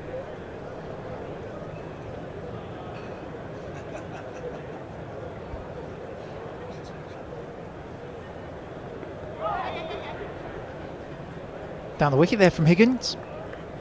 Clipped him on the pad. Umpire Saggers will give that as a leg bye.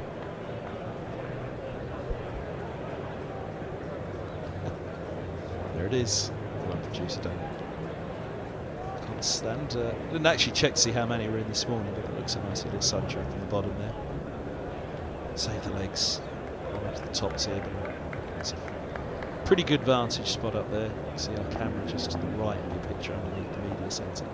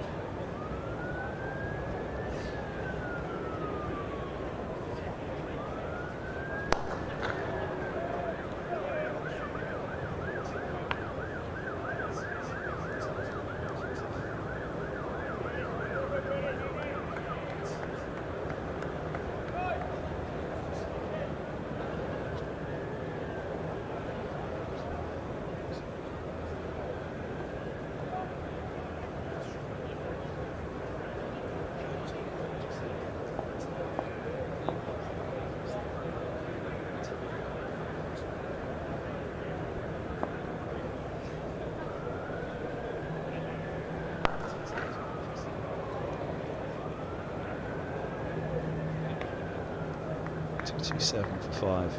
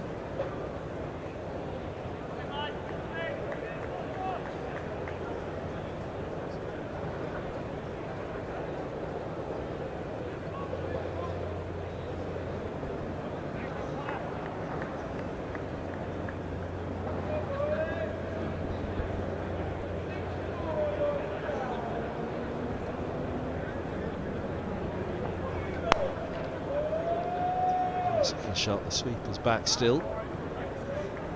Something they've had all day, sweeper at deep point and deep square, or most part of the day anyway. Always a point of discussion, that, isn't it? Cricket traditionalists might look at this and go, well, Middlesex said 5 down here. So it's not like the run rate is flowing away from Durham, only at 2.67 and over. So why aren't Durham exerting a bit more pressure by having those fielders up? But as we just saw there, Higgins with a full-blooded shot and is only rewarded with 1 run to the deep point.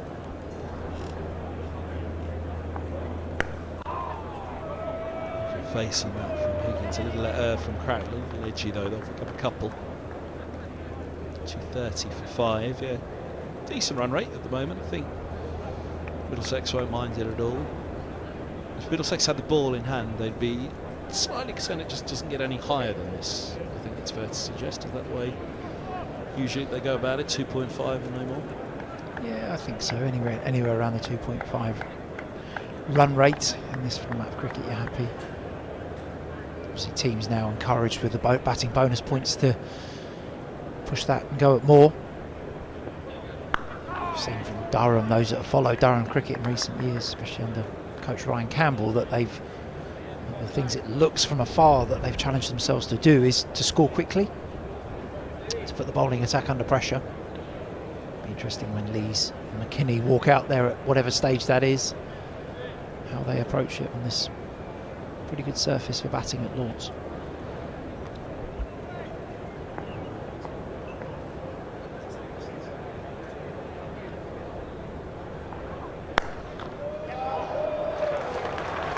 Through it goes. To his left, he couldn't stop it. Sweeper's not getting near it either. I'll call it shot of the day, but I'll call it shot of the evening. I think Joe Cracknell fall from Potts just outside the line of off stump, and an extra cover drive to the biggest boundary on the ground. Beautiful piece of batting from Middlesex's wicketkeeper. Takes the score to 234 for 5, and his own score to 23.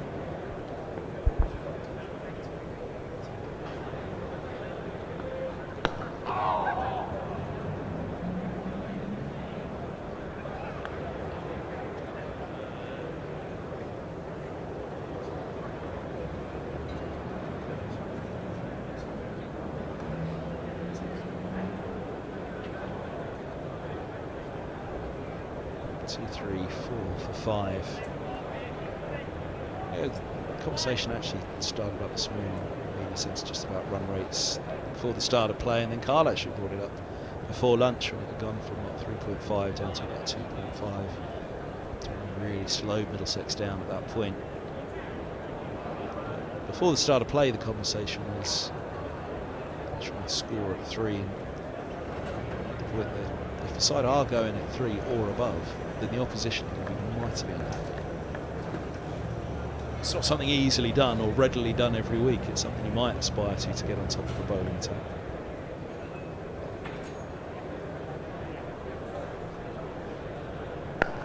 And it is only something that really in the last 30 years has come in, scoring at threes. Before that, 2.5 was seen as a pretty good lick. Well, some more overs played in a day at that point, wasn't there? There was over 100 overs played, especially when it was 3-day cricket. I think it was 104 a day played when I began in 2005.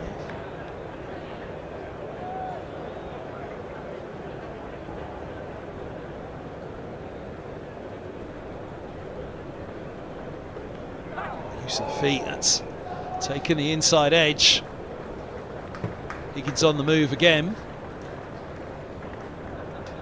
Higgins advancing down the wicket here to Raine. Thick inside edge. No way that keeper Robinson could get anywhere near that one. The ball's raced away down to a very fine leg for 4 runs.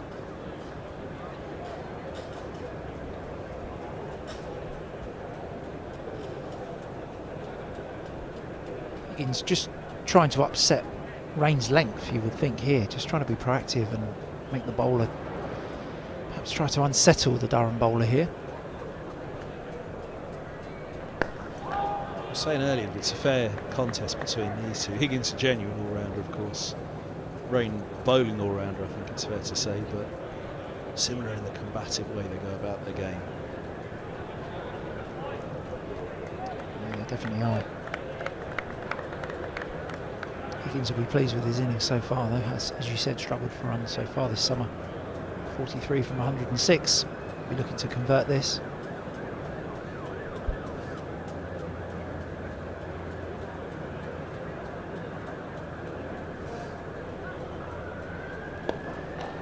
Oh, now he has to get back. He's clipped it straight to mid-wicket on the walk again. He needs to scurry back into his ground. What's going on there? Higgins down the pitch again, skips down the pitch, clips it straight to mid-wicket, who is in a bit tighter. Ball thrown that stumps Higgins' back, and then you won't see off screen, but just a diving stop just to back the ball up. I think it was Casey Aldridge who got round there and got a right hand on it. Missing out there. Helmet's coming in. Keeper standing up. Keep Higgins in his ground. Run out to the middle.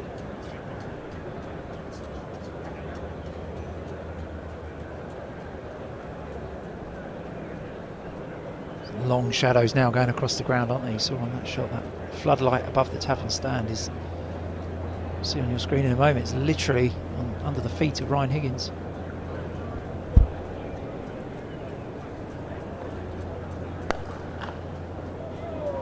Pushes that ball into the offside, Higgins.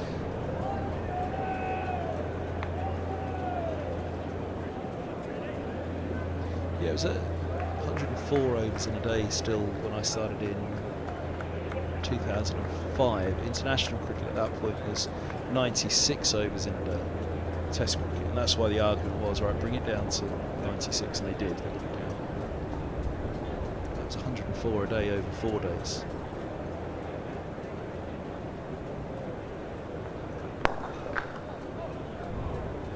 But it was before that, though, that the Australians had upped the scoring rate to 3 and over, wasn't it?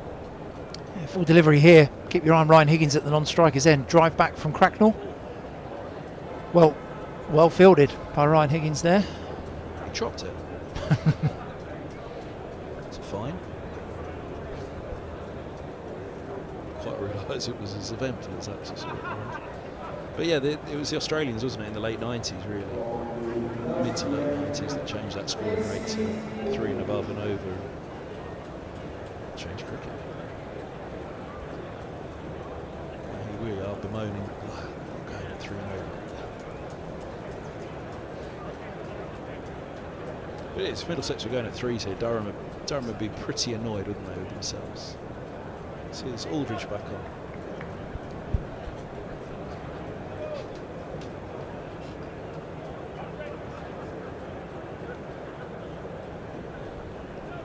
See the same again as we saw with the first new ball. Potts bowled a shorter spell from the nursery and then followed Kemar Roach from the pavilion end. Wonder if we'll see much of the same again.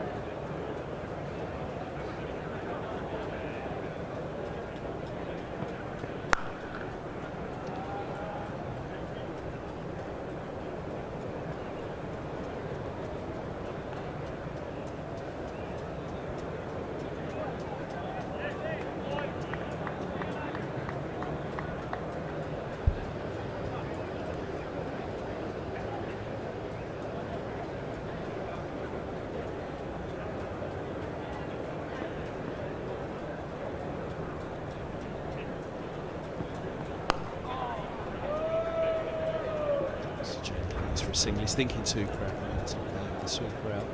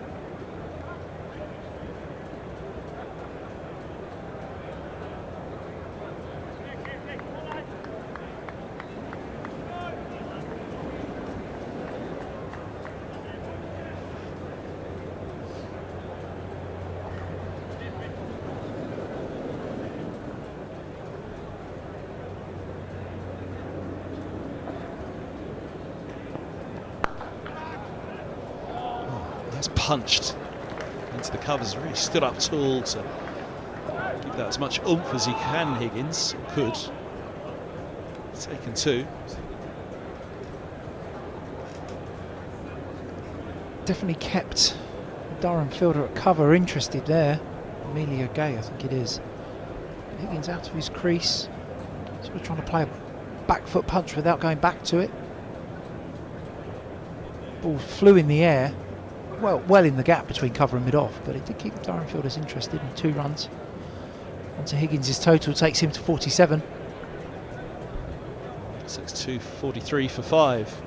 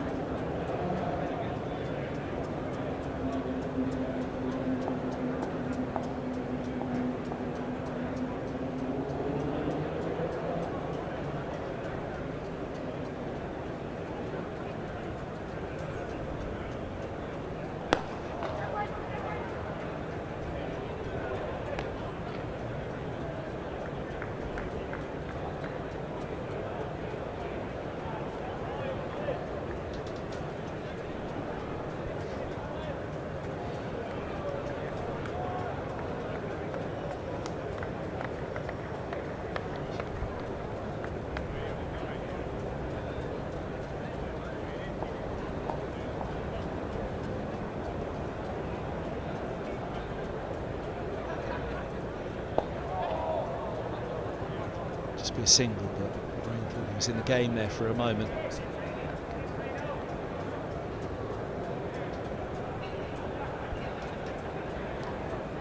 He definitely did think he was in the game, homing in on Joe Cracknell's front pad there.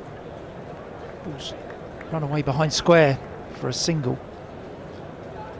Probably one that Cracknell might be looking to hit further up, back towards the bowl, or perhaps to mid-wicket or mid-on.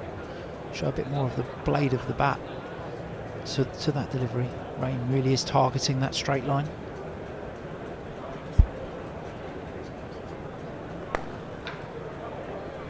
Second shot, just a single into the sweeper. Yeah, they're a bit of a contrast actually, because I was looking at Higgins earlier in his innings in that same way, that I think there was one in particular, the back leg really came around, the front leg he's keeping it out of the way to make sure it doesn't get in the way of that bat. Whereas we've seen Cracknell on a couple of occasions now get that bat down and around in front of the pad. Higgins is traditionally very strong square of the wicket offside, so naturally will sit a little bit more, as we would say, leg side of the ball.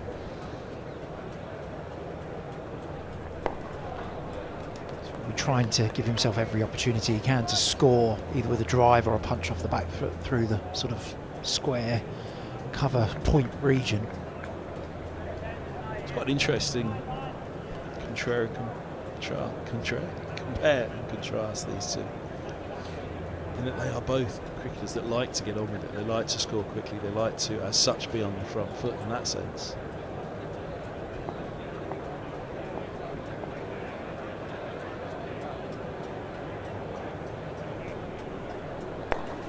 Second shot to get it through though. It's closing slightly.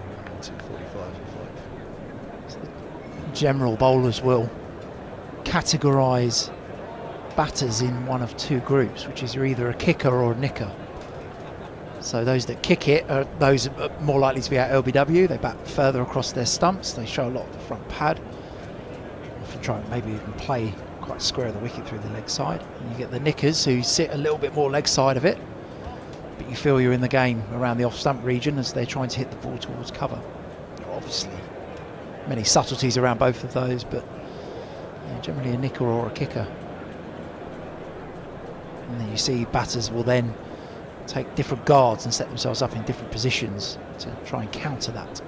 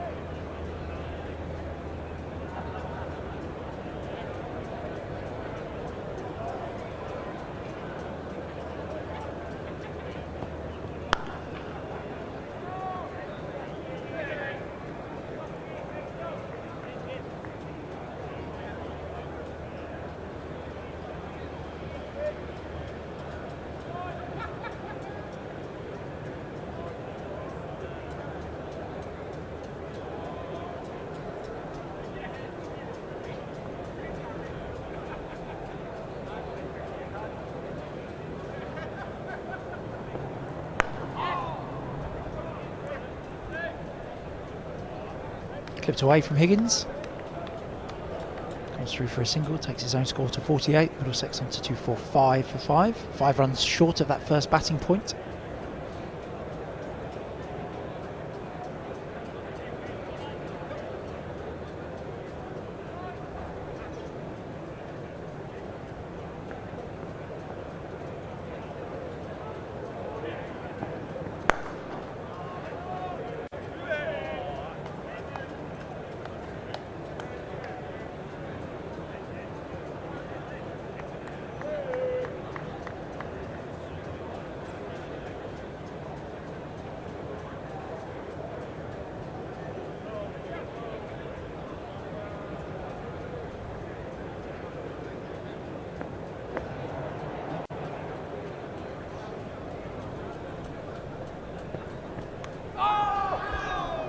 Now, that was taken off middle stump.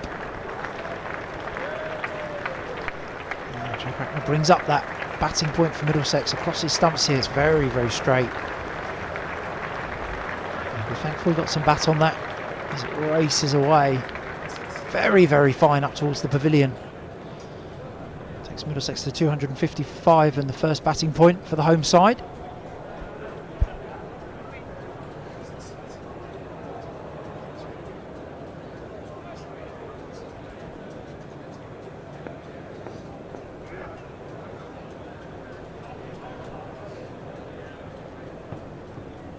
Oh, we were talking about compare and contrast with these two. Now that's a shot that both of them have in there. How about this? Look. Cracknell targeting the short stand there. Yeah, picked up on a bit of short length there and he's trying to pick that up. It's quite a wide delivery, probably 6th stump you would say if there was another set there. Trying to hit that into the oblivion, I think, really, rather than into the grandstand. Missed out.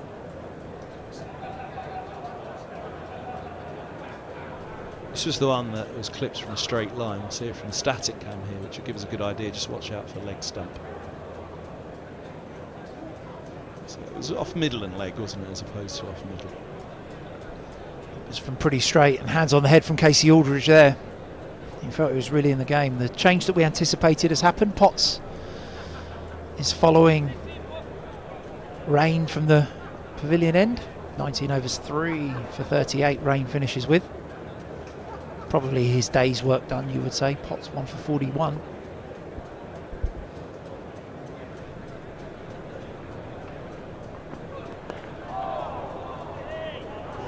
This feels like a big spell for the day and potentially the innings. So new this ball.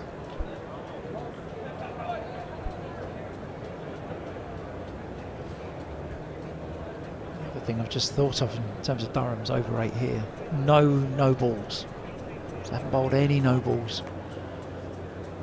Only one bye conceded by Robinson, the wicketkeeper, and 7 leg byes. So very disciplined bowling performance here, and those lack of no balls certainly helped with the over 8 as well.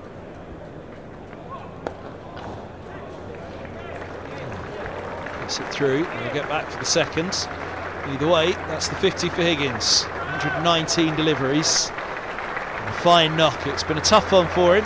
It's been hard going, and there's been more wickets going at the other end as well. So for the team, he's had to be mindful. 3 falls in there, 149. Very, very good minutes for Ryan Higgins.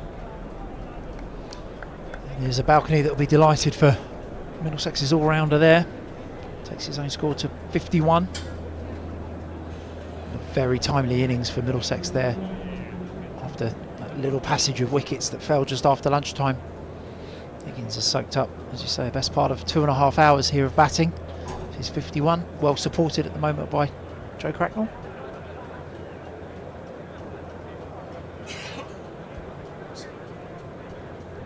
Misshapen. Umpire's going to have a look. We've had 1 ball change already today. I'm speaking to, that's umpire Saggers on screen there, and I was speaking to him this morning saying that Middlesex it's fitting through the rings pretty well there. So that ball won't be changed. As we said before, those rings have 2 sizes, one that the ball shouldn't fit through and one that should, and that one has flown through those rings, so no change for Durham. But we were saying that the shape problems have still remained at times for Middlesex. These balls do seem some of these balls have seemed to go pretty soft after sort of 30-35 overs. Durham obviously not initially happy with this one. They are allowed, they're entitled to ask the umpire to put it through the rings. With the slope, that came back. And with the slope, it changes the trajectory as well. Did nip back down the slope there, close lead from Higgins. Hands on the head from McKinney Aldridge and the keeper Robinson. That's the great challenge of the slope, 'cause he as much wouldn't have been far off leaving that on length as opposed to line there. So that's why when it nips back in, that's why I mentioned the trajectory, because it will keep that fraction low, but in his mind that would have been on length. Oh, leaving that one. Rattles between the inside edge and the pad.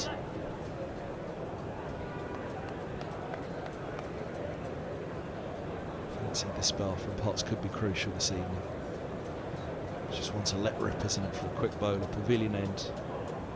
3 overs.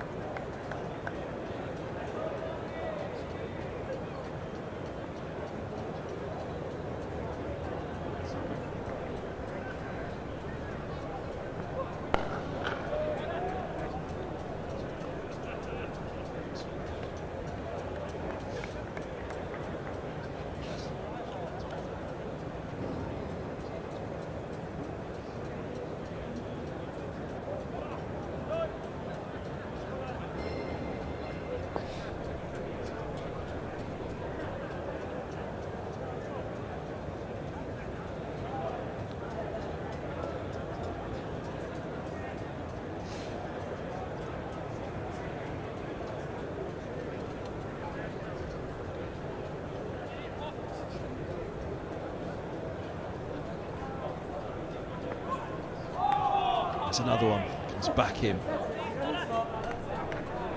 Better leave. Started wider this one. You notice Higgins here across his stumps a little more. Oh, he was only across his stumps after that ball's gone past. I thought he covered the line there. How wrong I was. That ball's come back from Potts. Probably even closer than the first one. And I thought it started wider than it did. It's a good leave. 252 for 5.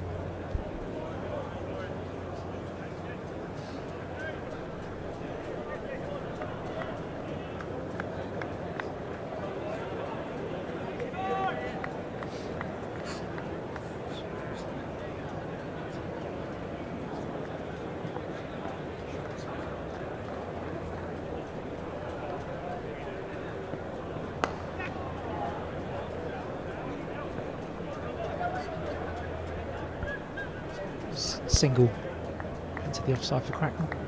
His own score on to 30, 75 deliveries.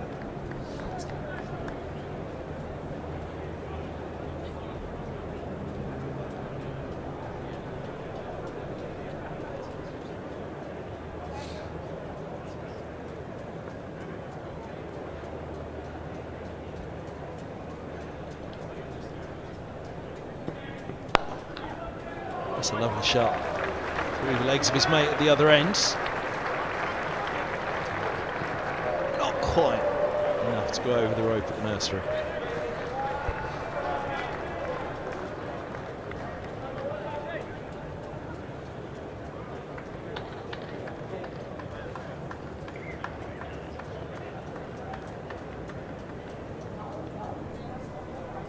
Lovely on drive here. Ryan Higgins full delivery.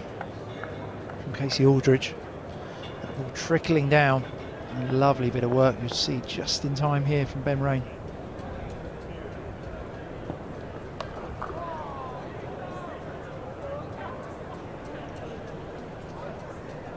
Aldridge's not been shy of using the short ball, especially with that leg side boundary being very short.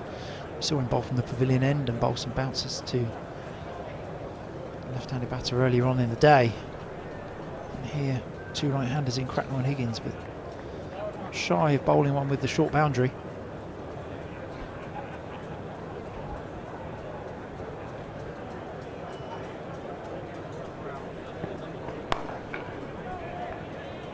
Let's see, bowl 257 for 5.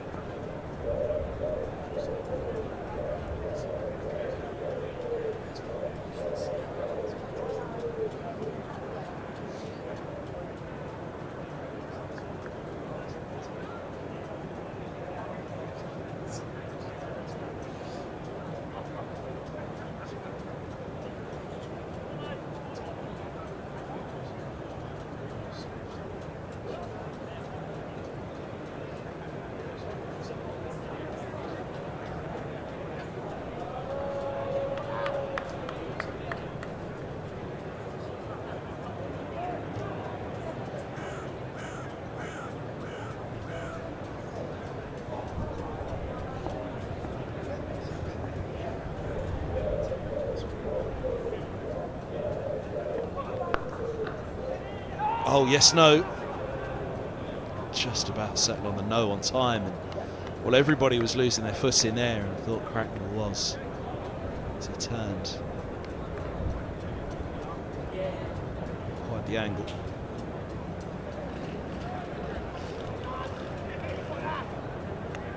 Just the way he turns when they agree. No, I thought at that point his right foot was going to go under him.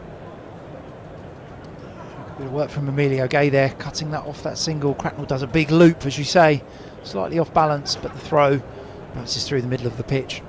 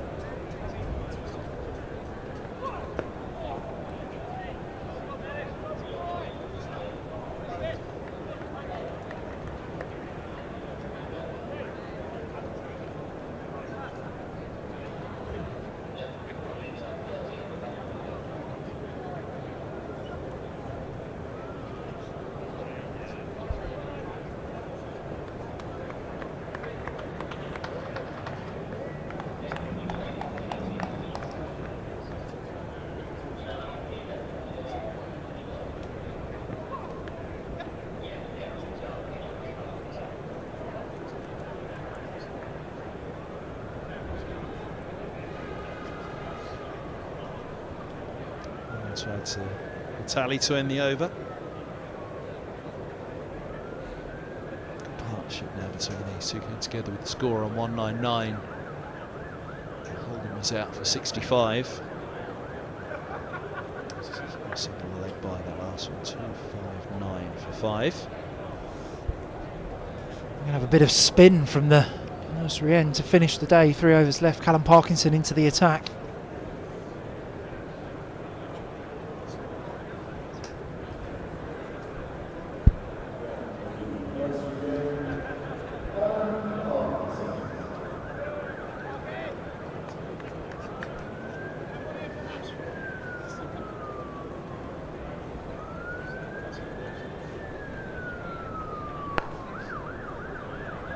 Mid-off sitting slightly deeper here.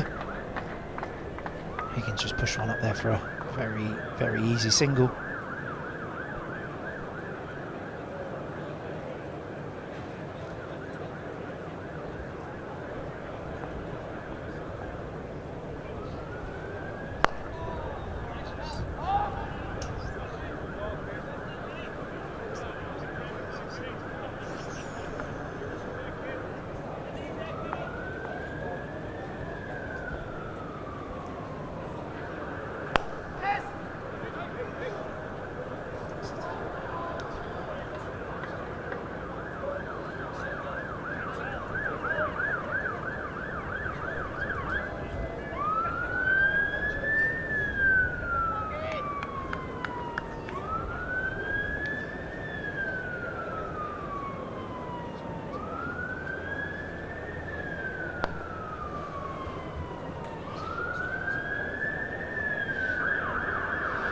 Third single of the over there.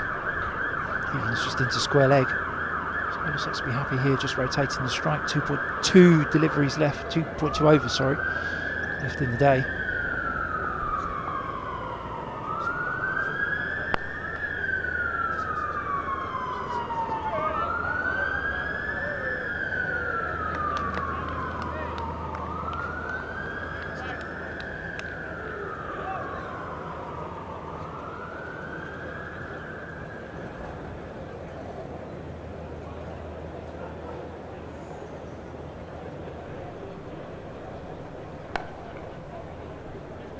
to finish. 4 singles off the over, 263 for 5.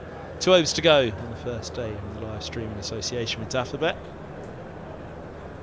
Middlesex winning the toss, and from that point of view, 5 down at stumps on day 1, you'd be happy. Possibly would like to run or 2 more on the board, but that's being greedy. 2.8 is a respectable scoring rate, especially against the fine attack. So it could be a little bit more difficult. That catch been held. Higgins putting him down the throat. A deep square off Aldridge. Potts got in for the last over of the day from the pavilion end. And a couple of slightly costly drops. Robson early on by Robinson, the keeper. Dropped on a low score, went on to go past 50. Higgins was well into his innings, but still a drop that may have cost Durham 20 odd runs so far.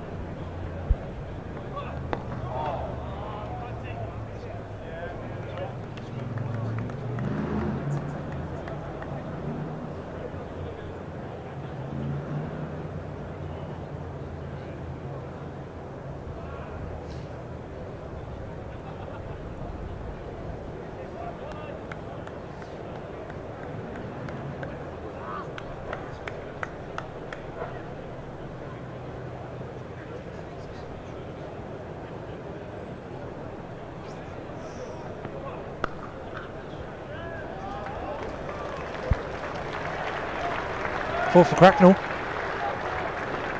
Lively shot up towards backward point here. Not too short or wide that from Potts, but well steered past the fielder on gully line for Durham. Takes Cracknell to 38.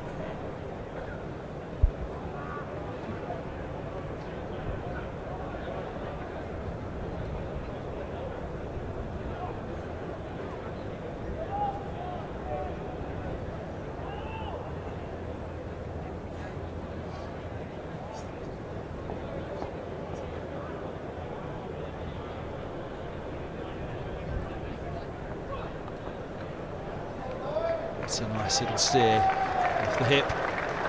4 more. Cracknell's into the 40s. Just a touch straight here from Potts into the hip of Cracknell. Guided that very, very fine. There is a fielder down at long leg for Durham, as you see in the shot there just at the end, but this one evades that fielder by about 20 yards or so. Runs away to the ground star for 4.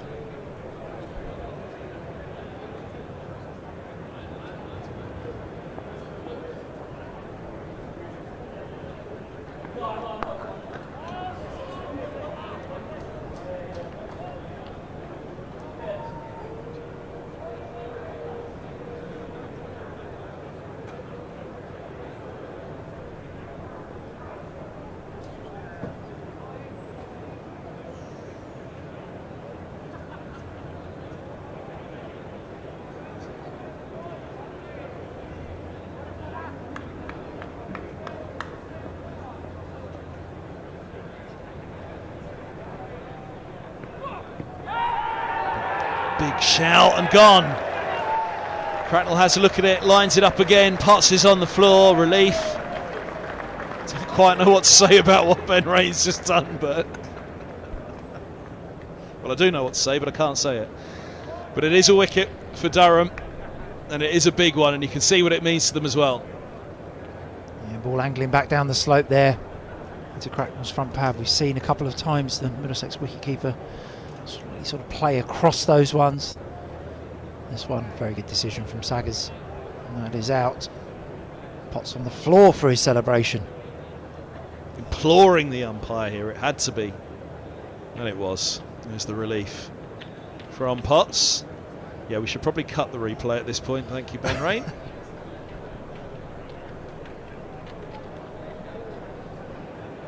Not so much the funny side for Cracknell though, shake of the head. 42 fine runs from him again though. It's another good innings from him, 2-7-1 for 6.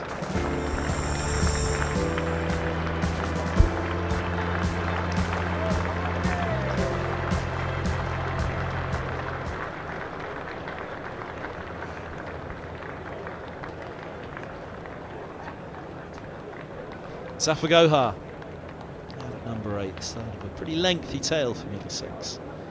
You can pretty much throw 9, 10 and Jack in the air and however they come down, although I think over the years Seb Morgan will pretty much boss how that comes out, but at the moment the youngster of the three with Bosch and Roland Jones to follow, but a couple of good mates out of the middle with a big job to do, especially in the next 7 deliveries.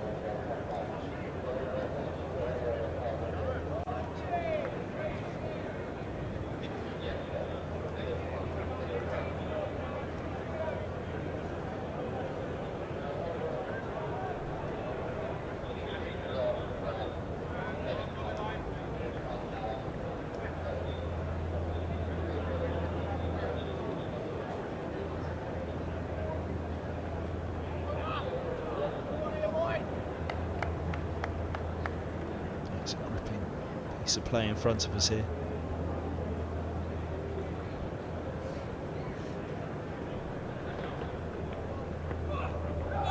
Well, there's the last ball of the day from Potts. Zafagoha survives it, but excitement out there in the middle for Durham at the moment. They've got one more over to go tonight. It's a day at the moment that just favours the home side. Loss of Cracknell.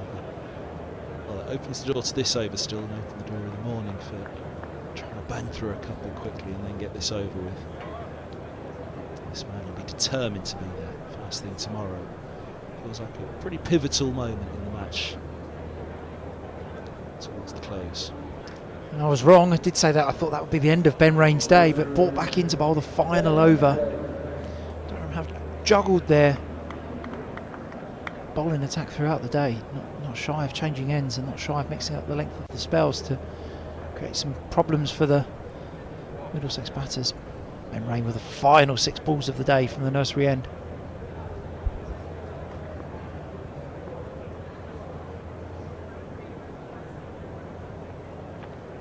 I think he's outside the line. He's a long, long way down.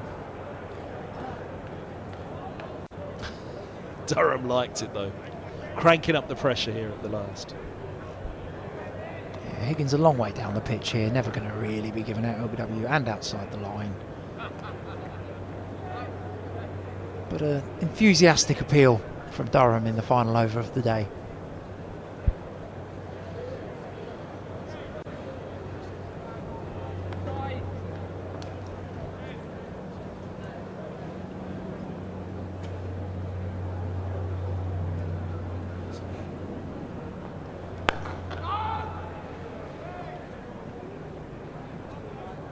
To go. Something of a countdown here.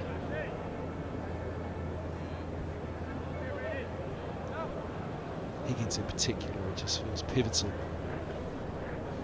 He's there in the morning. 134 deliveries faced. Must have easily passed 3 hours now.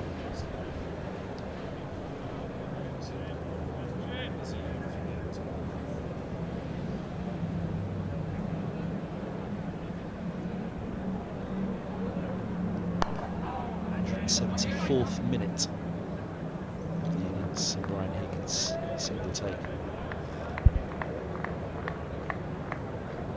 A single that Higgins will certainly be happy with, gets himself up the non-striker's end with 3 balls left of the innings. Zafagoha hard on strike. And face 1 ball from Potts, the Middlesex left-handed batter.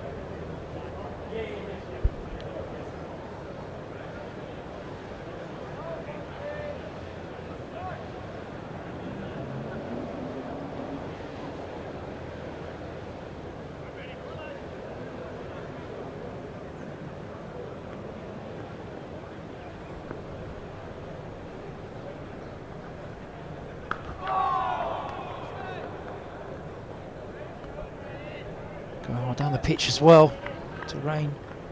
2 balls left in the day.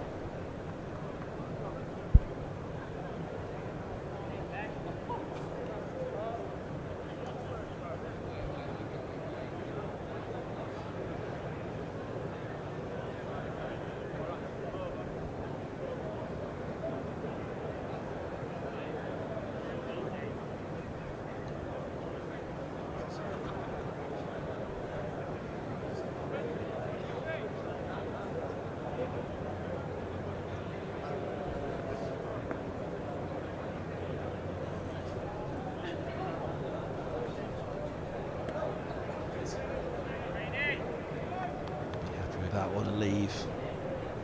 One to go of the day.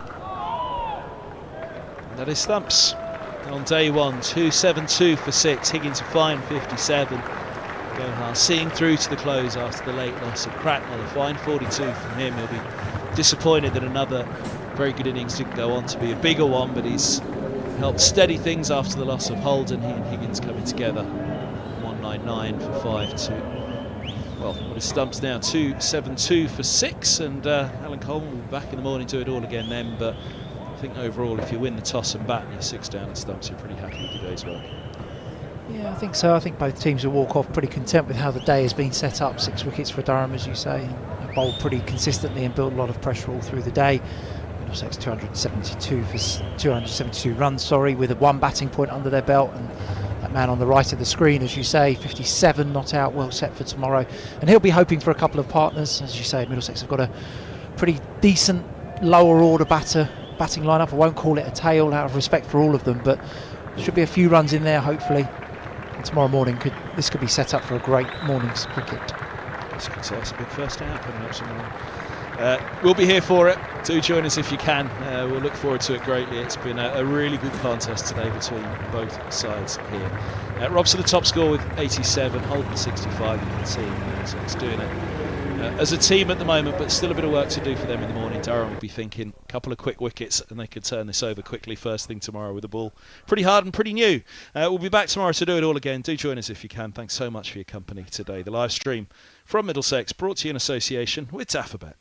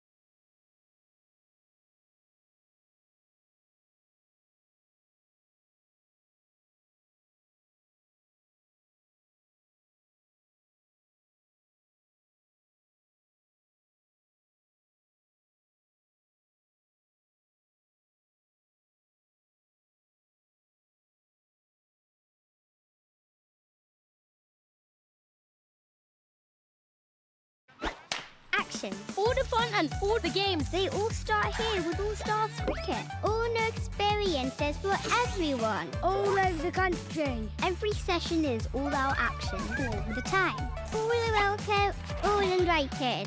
Even mums and dads. Skills, friendships, smiles, dreams. It all happens here. All you need is delivered right to your door. Best of all, it even has your name on it. All the activators are fully trained, and all they want is for us to have a great time. Always have ball, catch, throw, try it all. It's time to go all in, all together, and it all starts with All Stars. All you need to get started is at allstarscricket.co.uk.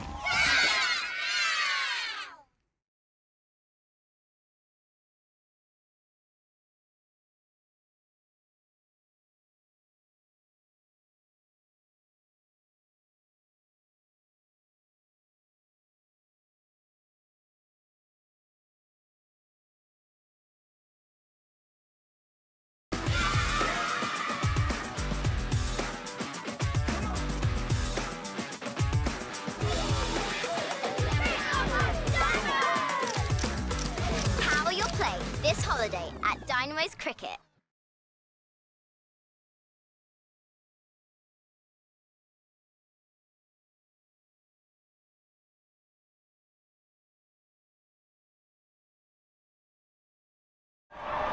And that's a big moment in the match. Here and now 365. Amplifying brands in the UK.